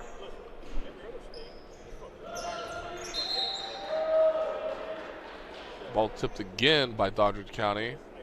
Now the Dragons will inbound the ball right in front of their bench. Scott back to Wisherman. Scott with 2 points in the game so far. The ball from McCauley. McCauley 1 of 5 from the floor so far. Wisherman scored a team high 7 points in the opening half.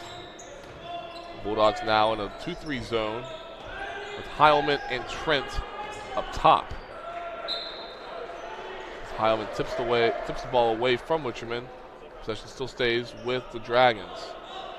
Dragons still have not scored a point in the last 5:36. Getting back to when they scored with 3:55 left in the second quarter. Scott tiptoe catch. Now Hartley. Hartley puts a shot up, no good. Rebounded by Thomas.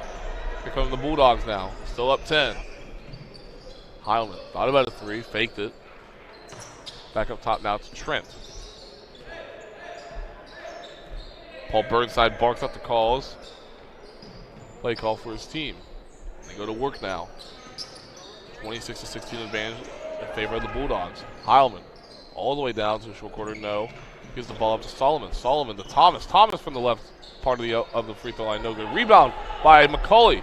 McCauley, 2-on-3 fast break. Sends the ball to Scott. Scott, Witcherman. Witcherman, pull up jump shot from the free throw line. That's good. Colston Witcherman, 9 points in the game for the young man. 26-18, 4:53 left now in the third quarter. Another turnover there by the Bulldogs. Back comes Witcherman, looking to get his team back more into this game. Witcherman all the way down, and he traveled. So Colston Witcherman with the turnover. That's the 12th team turnover by the Dragons. So Cameron ended their scoring drought a few moments ago. Doddridge County is now on a scoring drought. Have not scored in the last 3:28.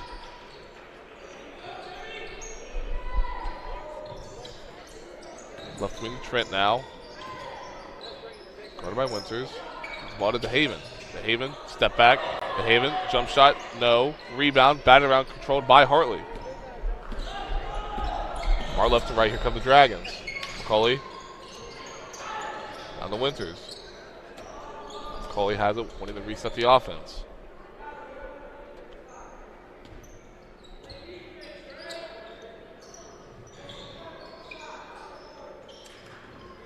Good high-low there. Hartley goes up for the shot, no good. So good high-low there from Colton Winters to Lance Hartley. Hartley was fouled on the way up. He'll head to the free throw line for a two-shot opportunity as Jaden Solomon picks up his second personal foul, team's first of the quarter. As you see there, Lance Hartley's stats, 4 points now, 5 rebounds, and straight ones now until they update the free throws made to 2. So 1 block, 1 steal, 1 assist. Now 2 free throws made. 4 of his 5 rebounds have come on the defensive end of the floor. Hartley connects on his second free throw, 2 of 2 on that trip to the free throw line. Now a 6-point deficit for the Dragons at 26-20. Trent up top, gets the ball back. Trent will push up a 3 from the left wing. That's good. So Gerard Trent, now 3 of 5 from 3. Makes it a 9-point game again, 29-20.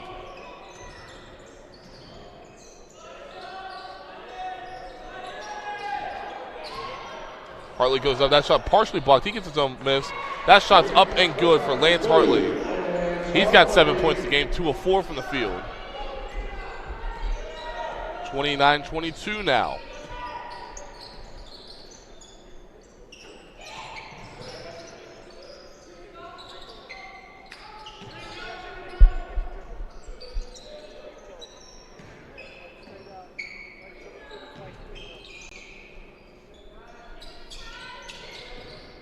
Heilman. Heilman goes all the way through. His shot is blocked by Hartley, but there's a foul called. Foul is on number 1, Kohler McCauley. That's his first personal foul, team's first of the quarter. That's Colin Majors. Checks in for the first time this half, sending 24 Colton Winters to the bench. The sophomore gives the junior a breather.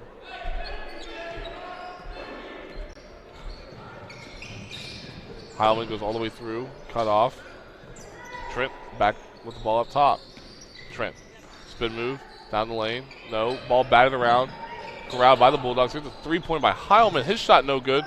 Rebound by Scott. We have a push foul That'll be given to number 30, Gunnar Kimball. So Kimball picks up his second personal foul. That'll be the second team foul this quarter. Cameron's still down 7, 29-22, inside of 2 minutes and 20 seconds in the third quarter.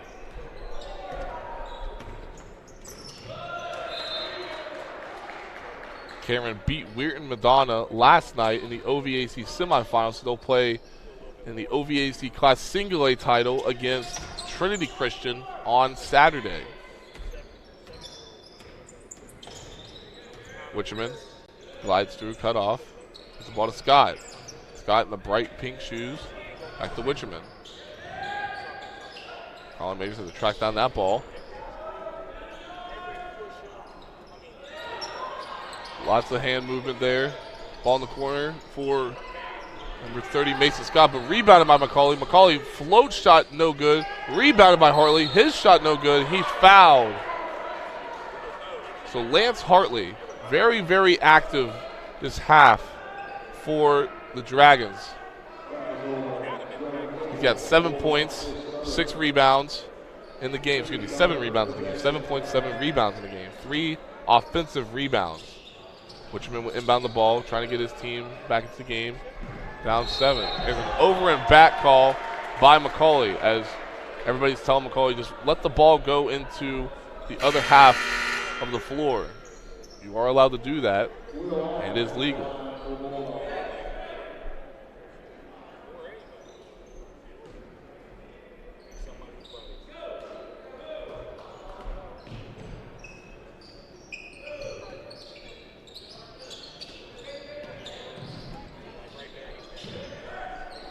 Dodgers County still up 7, 29-22. He's going to take by Heilman. His shot no good.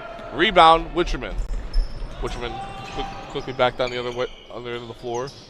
McCauley to Majors. McCauley to Witcherman now resets the offense.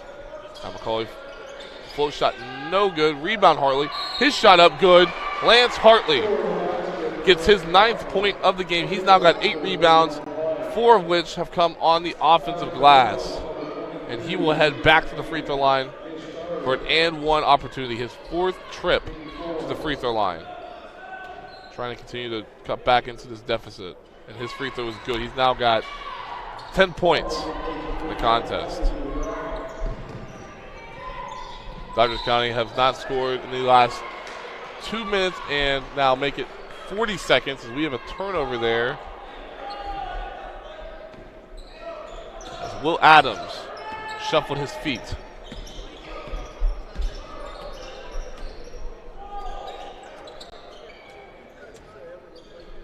Cameron on a 9-3 run over the last 3:55. Back inside the Hartley. Hartley's shot up is good. So Lance Hartley has scored the last 5 points in the contest to get his team back into the game. He's now in the double figures. He's got 10 points. 29-27 now. Gets a shot at the top of the key from Heilman. His three-pointer no good. Rebounded, corralled by Thomas. His float shot is up and good for Landon Thomas. He's got 4 points in the game. 31-27 now, inside of 15 seconds. McCauley, right wing. McCauley, he goes all the way. He's stripped from behind by Heilman. Here comes Thomas, quickly down the court. 1 second, he puts up a shot, no good. So Cameron goes into the break, down 4, 31-27. We'll bring you fourth quarter action right after this break here in the 2024 Parmar Shootout. Hi, I'm Ben Nickel. I'm from Charleston, West Virginia, and when I'm back home, you'll find me at my local Parmar store. We have that Bobcat pride at your local Parmar stores. From food and drinks to gas and more, we have everything you'll need at Parmar. Download the Parmar app and sign up for the rewards cards. We have stores throughout Ohio, and we're coming soon to your neighborhood. We are Bobcat proud, and we are Parmar stores. If there's not a Parmar store near you now, there will be soon.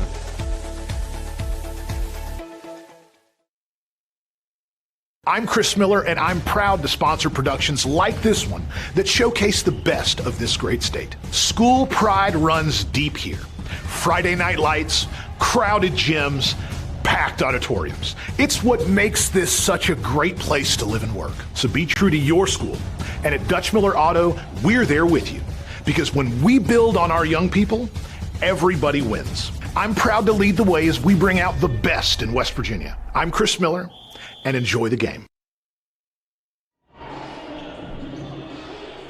Fourth quarter action here as Cameron has made this a 4-point Doddridge County lead, 31-27. As Cameron did a fantastic job that quarter, outscoring the Bulldogs 11-5, which now makes it a 4-point game, as I mentioned, 31-27. The Bulldogs will start with the ball. As Landon Thomas will pull up for a jump shot. That is no good. Rebound by Witcherman. Here come the Dragons.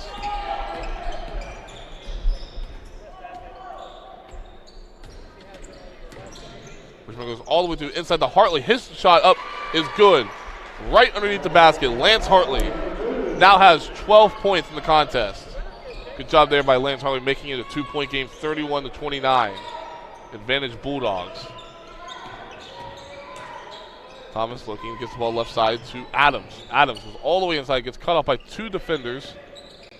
And now they'll reset the offense as that ball was tipped by number 34 in white. And it's Colin Majors. I was trying to inbound the ball right in front of the bench. As Trent inbound the lane to Thomas. Now back to Trent.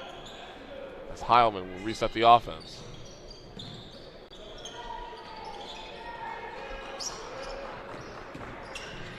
Heilman glides through. Here's a kick-out 3 for Will Adams. His three-pointer no good. Loose ball corralled by the Bulldogs. Heilman thought about a 3. Crossover dribble. Behind the back. Here he goes. His shot, push-up shot, no good. Rebound by Majors. Here come the Dragons. Down 2. Pass up ahead to Hartley. Hartley thought about it. He goes up. No good.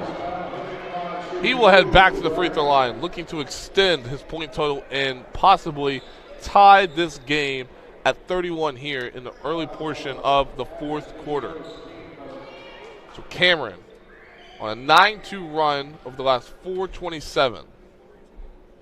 Hartley's first shot up, no good. Still remains a 2-point game as both Solomon and number 22 in gray, Jacob DeHaven, re-enters the game for the Bulldogs.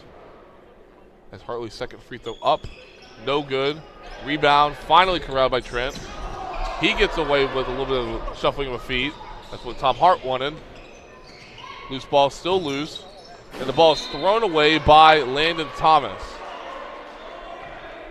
Paul Burnside just tells his team, just slow down. We have a 2-point lead with 6:35. We got to slow things down. We have 4 timeouts, so they need to be aware of that. Both teams still have 4 timeouts. Witcherman gets the play call from Coach Hart. Left side to Estel. Estel throws that ball too far ahead for Scott. Turnover, Cameron. That's now 15 turnovers in the contest for the Dragons.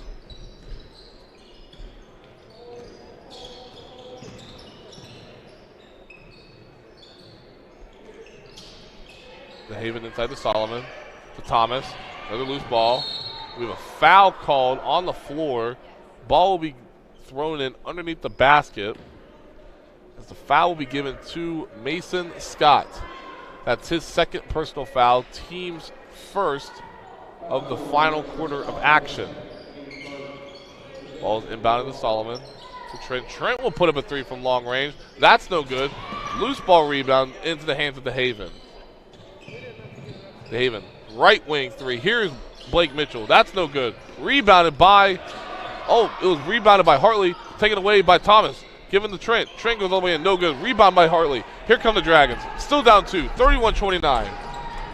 Witcherman thought about pulling up. He does pull up. That shot, no good. That rattles out. Rebound by Solomon. Into the hands of Trent now. 5:33 left now in the fourth quarter. Right side to DeHaven. DeHaven looking, gives the ball to Thomas.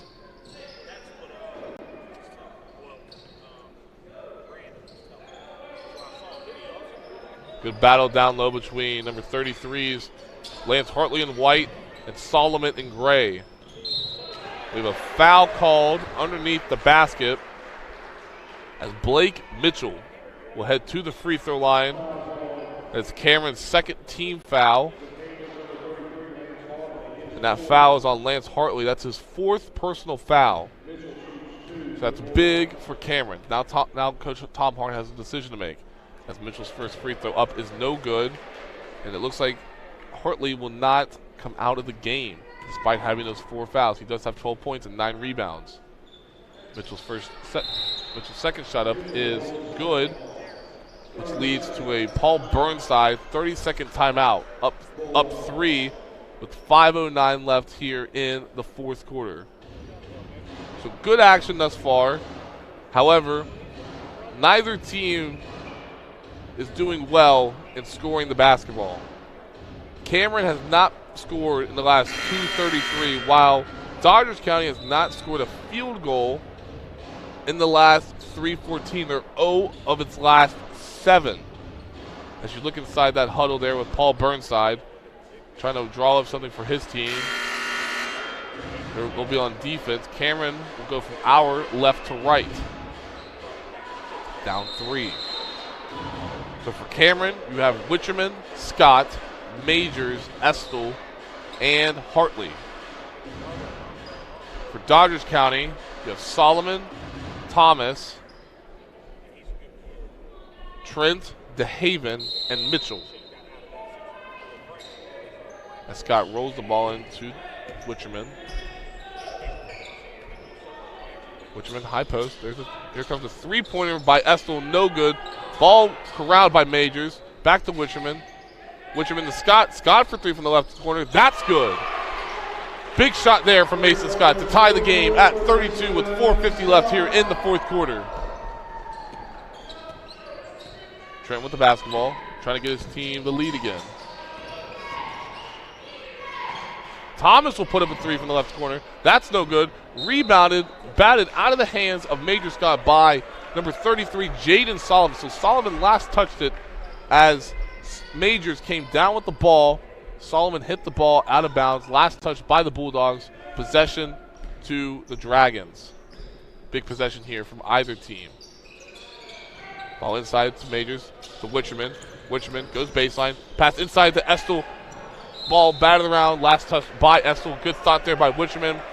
Estill saw it. There were multiple Bulldog defenders that had a hand in it. A turnover, Cameron. 17 turnovers now for Cameron. DeHaven. His pass is deflected by Hartley. Now we have a 3-on-2 fast break. Here's Witcherman.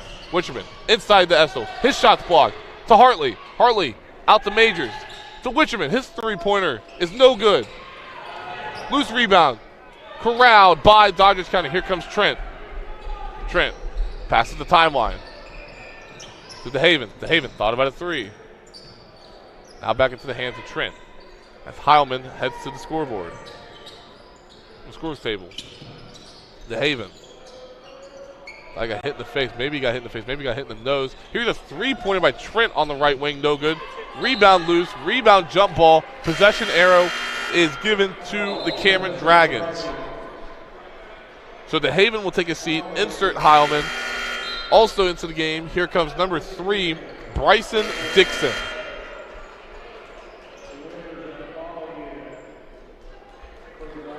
As Blake Mitchell will take a seat. So with 3:31 left, we are knotted up at 32 apiece. Cameron with the basketball going from left to right on your screen. The pass goes through the hands of Scott as Winters tried to get it from the high post to the right wing. Scott lost the ball. Turnover. Cameron. 18 turnovers now for the Dragons.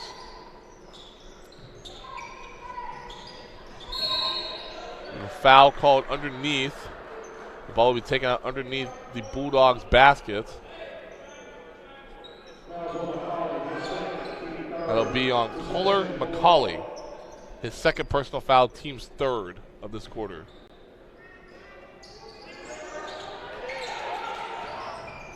Pass inside to Solomon. Solomon's shot, right-handed hook, no good. Rebound fought. Rebound corralled by Thomas. There's a loose ball scramble. Timeout, Doddridge County. So multiple bodies down low going for the rebound. Thomas came up with it. Quick timeout called by Paul Burnside. Leads to a full timeout by the Bulldogs with 3:04 left here. Again, still tied at 32.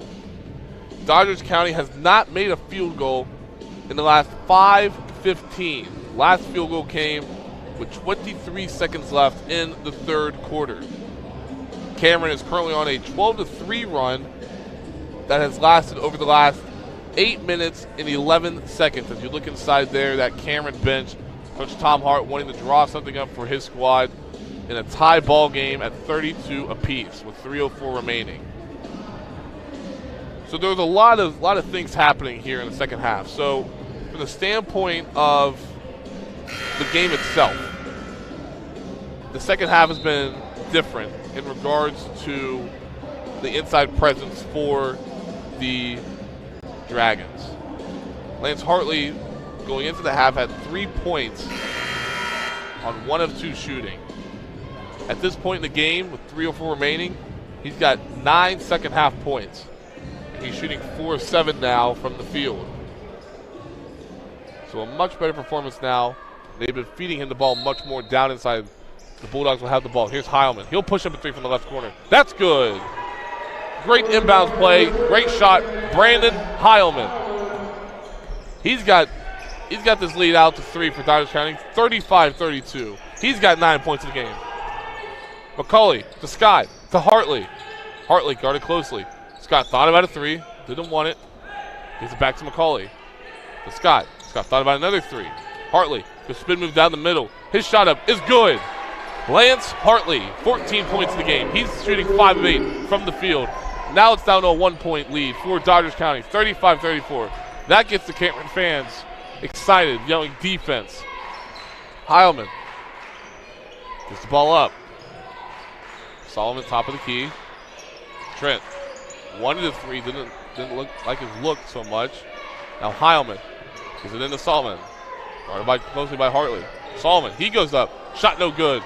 Rebound Hartley. Here come the Dragons. Down 1. Inside of 2 minutes remaining here in the contest. McCauley right wing to Witcherman. Witcherman to Winters. Short corner. Now to Witcherman again. Witcherman to Hartley. Hartley will put up a short range jump shot. That shot's no good. Rebound Winters. Out to Scott. Inside to Hartley. Hartley's shot up. Blocked away by Solomon.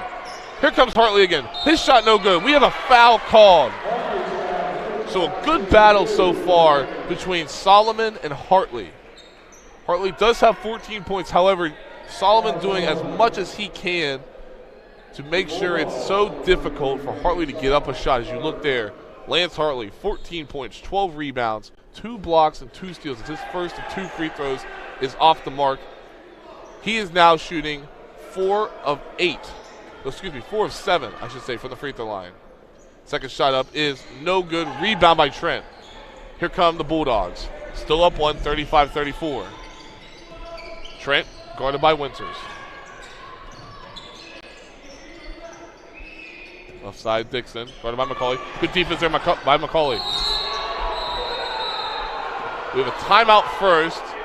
Tom Hart wants to travel. The coaching staff for Cameron wants to travel. The Dragon faithful want to travel, but a timeout is called by Coach Paul Burnside. So a timeout called, full timeout called. I guess the big thing is now, how will Cameron respond to that? They thought they had a travel call, but a timeout was granted to the Bulldogs.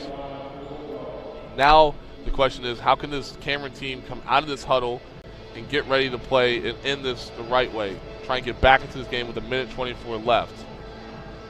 On the flip side, as you look there's the Doddridge County bench. Coach Paul Burnside telling his team, we need to get a good shot here, if at all. Take a bad shot, take a good shot. Again, up 1, 35-34. Both teams not shooting the best from the field. Both teams shooting below 35%. Cameron is shooting better, 14 of 42, which is 33%, compared to Doddridge County, who's shooting 14 of 47, 30%. 3-point-wise, it has not been the Dragons' day from long distance. 1 for 15. That's 7%. For the Bulldogs, 5 of 18, 28%. And neither team has shot well from the free throw line either. 2 of 4 for Dodgers County, 5 of 9 for Cameron. Here comes the last minute or so of action inside the Doris W. and Walter F. Johnson III Arena on the campus of West Virginia State University. Game 4 has been a great game thus far. We have a turnover here. McCauley ends up with the ball as he tries to find Witcherman. Witcherman with the ball. Passes the timeline. Left side. Here's Winters to Witcherman. Inside of a minute now. McCauley resets the offense. To McCauley. McCauley. Push-up shot, no. Rebound, Hartley. His shot's up, no good. He puts it up again. Shot, bucket, and the foul. Lance Hartley. How do you like Lance Hartley? Have yourself a day, young man. 16 points on the afternoon. 13 rebounds, 6 of them coming on the offensive glass.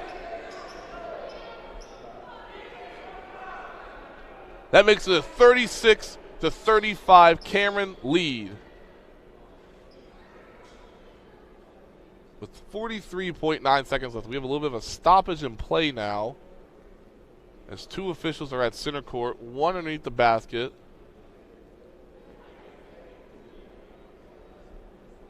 Trying to see who the foul is on. I think. Oh, no, they added more time, so 45.4 seconds left. Hartley had the chance to make this a 2-point game, and he does. He connects on his 5th made free throw. He's got 17 now. He had 3 at halftime, so 14 second half points for Lance Hartley. 37-35, Cameron. Here's Trent, who's been their go-to. To Dixon, to Heilman. Heilman, one-on-one with Witcherman. His shot's up. That shot is good. 27 seconds left. Heilman ties the game. Here comes Witcherman now for Cameron. Tie game at 37. Witcherman wants a timeout. He does. He gets a timeout. People, I said this the other day. If you don't like basketball, I'm sorry. This is what makes sports and basketball exciting. You get 2 teams very enthused, very energetic. It hasn't been the prettiest of a game, but for you defensive people out there, and you guys just like to yuck up basketball games, congratulations. You got a basketball game just like that. We have a tie ball game, 37 apiece, 20 seconds left. How did we get to this point? Well, I'll tell you. So, Dodgers County had the advantage at 35-32. Hartley got a layup in with 2:36, made it 35-34. Both teams went on a little bit of a scoring drought. However, a Hartley layup with 49 seconds left gave Cameron a 1-point lead at 36-35. Hartley got the bucket and the foul. He made his free throw, making it a 2-point game, 37-35. Then just a moment ago, about 7 seconds ago in game time, Heilman made a layup for his 14th point. And then Cameron called a timeout right beside, to the right, I should say, of our broadcast booth. So Scott will inbound the ball to to Witcherman with 16 seconds left. He gives the ball to McCauley as Dodgers County is in a man-to-man. Now to Hartley. To Winters. Winters with 7 seconds left. 6 seconds. 5, 4. McCauley, gotta get a shot off. Witcherman. Witcherman puts up a shot at the buzzer. No good off the front part of the rim. We'll head to overtime. An exciting end to this Class Single A contest between Cameron and Dodgers County. Witcherman had a shot. He thought about it at first. He took 2 dribbles to his left, pushed up a shot. It hit the front of the rim, and we'll head to overtime. Knotted up at 37 as the officials put 4 minutes up on the clock for overtime. Man, if that doesn't get you guys excited again, I'm excited. That's just because I'm a basketball guy in general. So Cameron outscores Dodgers County 10-6 in the 4th quarter. That's the 2nd straight quarter that Cameron has held the Bulldogs to less than 10 points in a quarter. Dodgers County outscored Cameron 14-12, 12-4 in the first half, taking a 26-16 advantage into the break. Since then, Cameron has outscored Dodgers County 21-11 in the second half, Cameron outscored Doddridge County 5-11 in the third, then 10-6 in the fourth. That makes it 37 apiece heading into overtime. Gotta love high school basketball. Gotta love it. You're talking about a team in Cameron right now that sits 8th in this week's Associated Press poll in Class Single A. As both teams walk out from their huddles.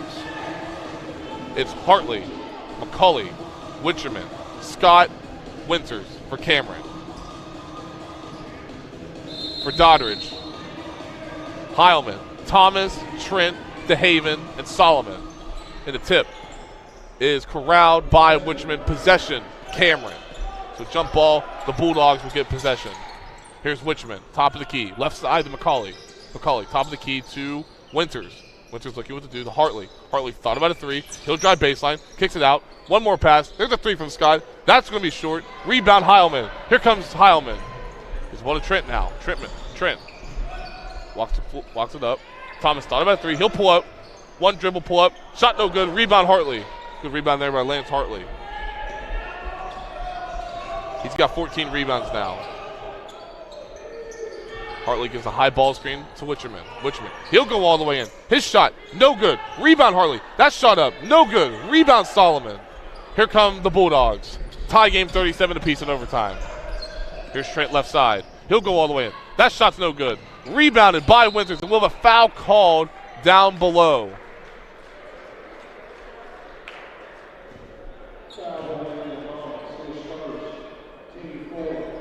So the foul will be given to Landon Thomas. That's only his first personal foul. That's good for him because he's been very physical all game, so you want him to continue to be physical, only having one foul. Witcherman close to the jump circle. Gives the ball right side to McCully. Down low to Hartley. Bad pass. Hit the feet of Scott. Heilman wanting to walk up the ball now, or jog as some would say. Still knotted up at 37. 2:35 now. Trent, right side. Heilman will put up a three from the left wing. Shot's no good. Rebound, McCully. Rebound, and he falls down. As Tom Hart does not like that call at all. McCully grabbed the rebound. Thomas was there. He was on the floor. McCully fell over Thomas, and the official called a walk. So possession will still stay with the Bulldogs in a tie game. Thomas has the ball. He'll go north and south. He stops. Gives the ball to Solomon. Back to Heilman now. He'll reset the offense. To 10 now in overtime. Heilman to Trent. Trent will go down. Ball batted away and corralled by Cameron. Here's a long pass now to Scott. Scott to McCully. McCully for three. No. Rebound to Haven. Here come the Bulldogs now. Heilman. We have a timeout on the floor. Timeout, Doddridge County. It'll be a full timeout for the Bulldogs. So no team has scored in overtime. Both teams are also suffering from a little bit of a scoring drought. Cameron has not scored in the last 3:01. Their last bucket coming with that layup. That was an and one layup for Hartley.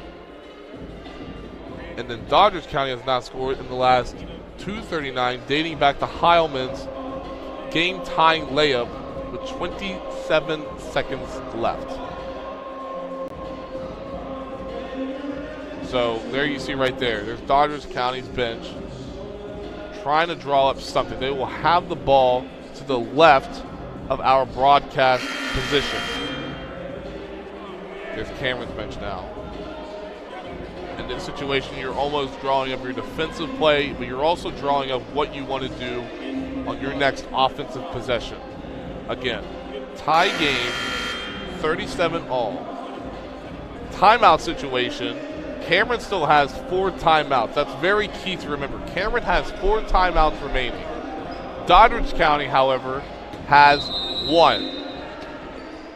So tie ball game, 37 apiece. Trent inbounds the ball to Heilman. Heilman guarded very closely by Witcherman. Trent guarded by McCauley. To DeHaven. Now Thomas with the ball up top. Talking about giving the ball down low to Heilman. Trent to Heilman. Heilman gleaming through traffic. No. DeHaven down low to Thomas. Out to Trent. Trent will put up a three from the right corner. That's good.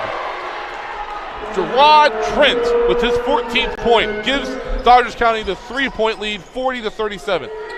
Inside of a minute 10 now. Here comes Witcherman. Witcherman's pull-up jump shot. That's no good. Rebound. Slapped around. Corralled by Solomon.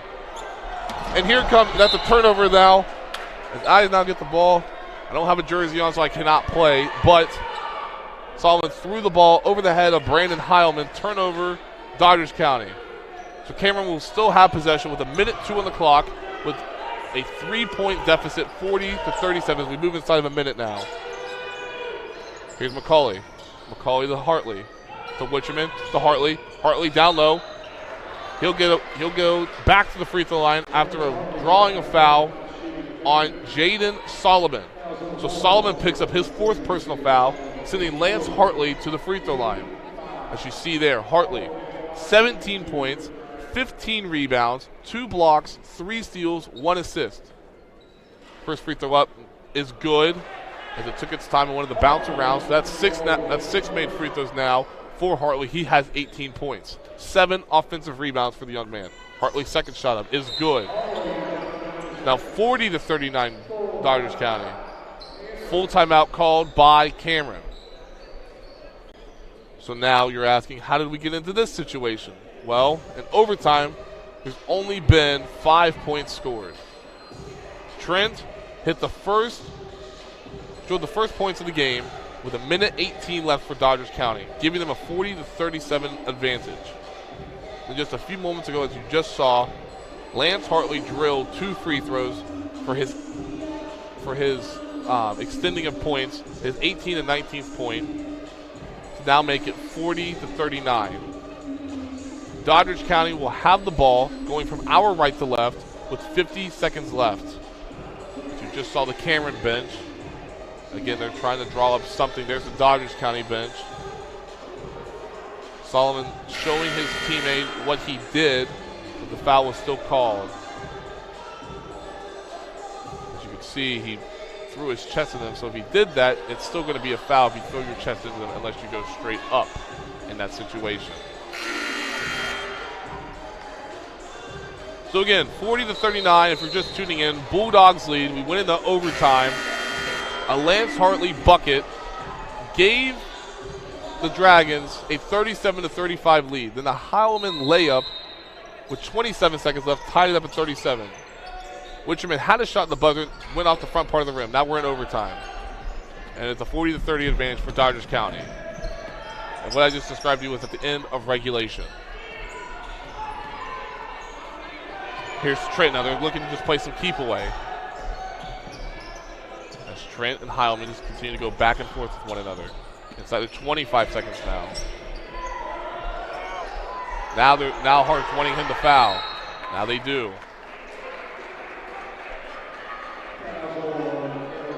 Foul is on Colton Winters now. That is only his first personal foul. So Dixon will inbound the ball right beside their bench. Heilman gets the ball near half court, and a foul is called on Colston Witcherman. That'll send Brandon Heilman to the free throw line. Heilman, 14 points, 6 of 16 shooting. This is his first trip to the free throw line. So Brandon Heilman heads to the free throw line for the Bulldogs. Looking to extend this lead back to 3. Heilman's first shot up is good. 41-39 now. As Solomon re-enters the game, Dixon heads to the bench.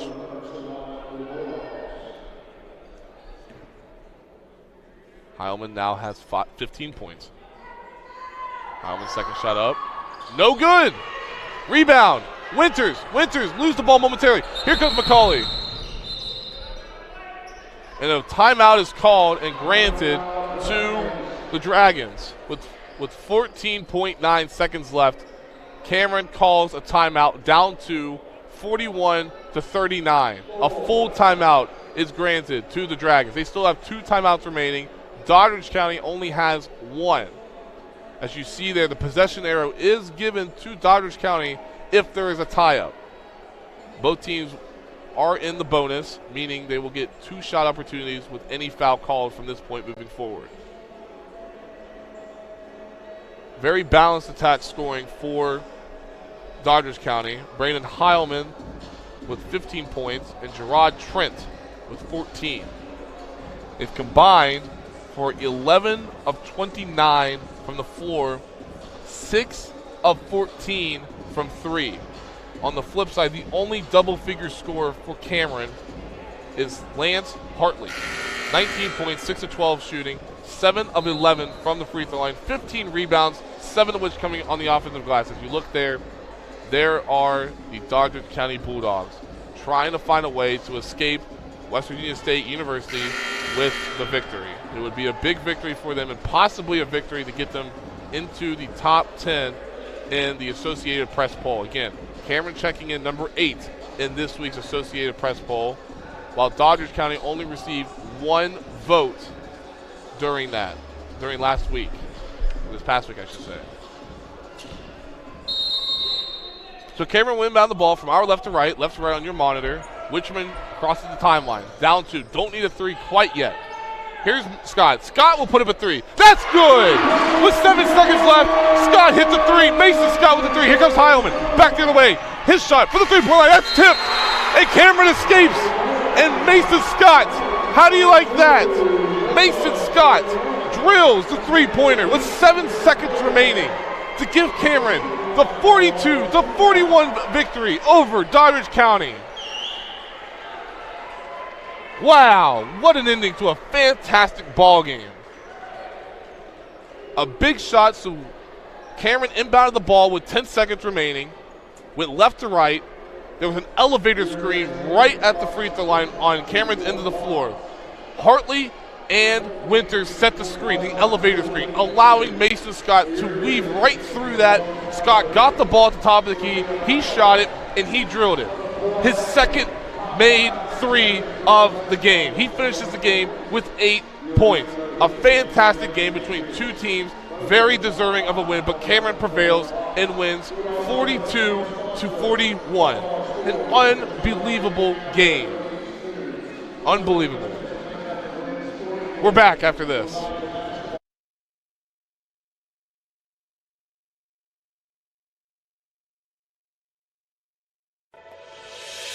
Hi, I'm Ben Nickel. I'm from Charleston, West Virginia, and when I'm back home, you'll find me in my local Par-Mar store.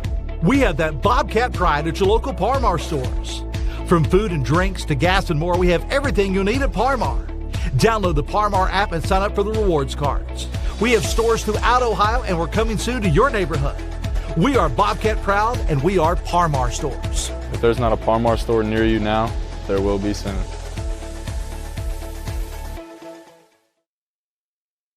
Fair warning, if you go after our kids and young people, I'm coming after you. As governor, I'll see to it that fentanyl dealers get a mandatory life sentence, and I'll put human traffickers behind bars for life. To help our communities hire and retain the best first responders, I'll increase pay and benefits, and we'll provide better training for our police and our firefighters and our EMS, the ones who put their lives on the line to protect ours. 42-41 is your final as the Cameron Dragons, with a shot by Mason Scott, his second 3-pointer of the game, goes in at the biggest moment of the game with less than 8 seconds remaining and gives the Dragons a 42-41 victory over Doddridge County. An unbelievable matchup between 2 great Class Single A teams. If you look there at the final stats from our Lester Raines Acura graphic, Cameron finishes the game shooting 31% from the floor compared to Doddridge County's 30%. Not a great 3-point day for Cameron. Only 2 made 3s, and guess who made both of them? Mason Scott. So Cameron as a team shoots 11% from 3 compared to Doddridge County shooting 29%. Cameron controlled the glass from the start, out-rebounding Doddridge County 42-30, with 15 of those coming from Lance Hartley. The turnover situation, Cameron turned the ball over 20 times but still wins compared to the 14 turnovers from Doddridge County. 11 points off turnovers for Cameron, 10 for the Bulldogs, and 9 assists for Doddridge County on 16 made field goals, 7 for Cameron on 16 made field goals. And finally, second chance points, great showing there for Cameron. 18-8 in regards to second chance points, but the one area that was a blank for Cameron, bench points. Doddridge County has the advantage, 7-0. Add all of that together, all these little pieces together, whether it be from the X's and O's to the late game scenarios, whatever it may be, Cameron prevails 42-41. Number 8 in Class Single A prevails here at West Virginia State University thanks to a big three by Mason Scott at the top of the key to give the Dragons the victory. Again, we appreciate you all joining us.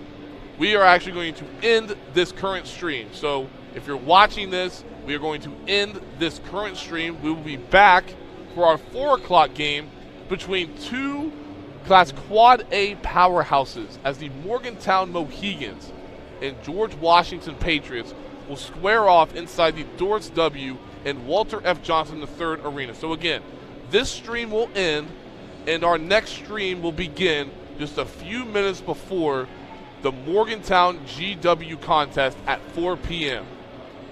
4 p.m. Remember that, 4 p.m. Okay? Well, again, thank you guys for watching, however you may be watching on the RSN Network, powered by HD Media. This is the 2024 Parmar Shootout, the shootout in the big house on the campus of West Virginia State University. This is Taylor Kennedy signing off as Cameron prevails 42-41 over Doddridge County.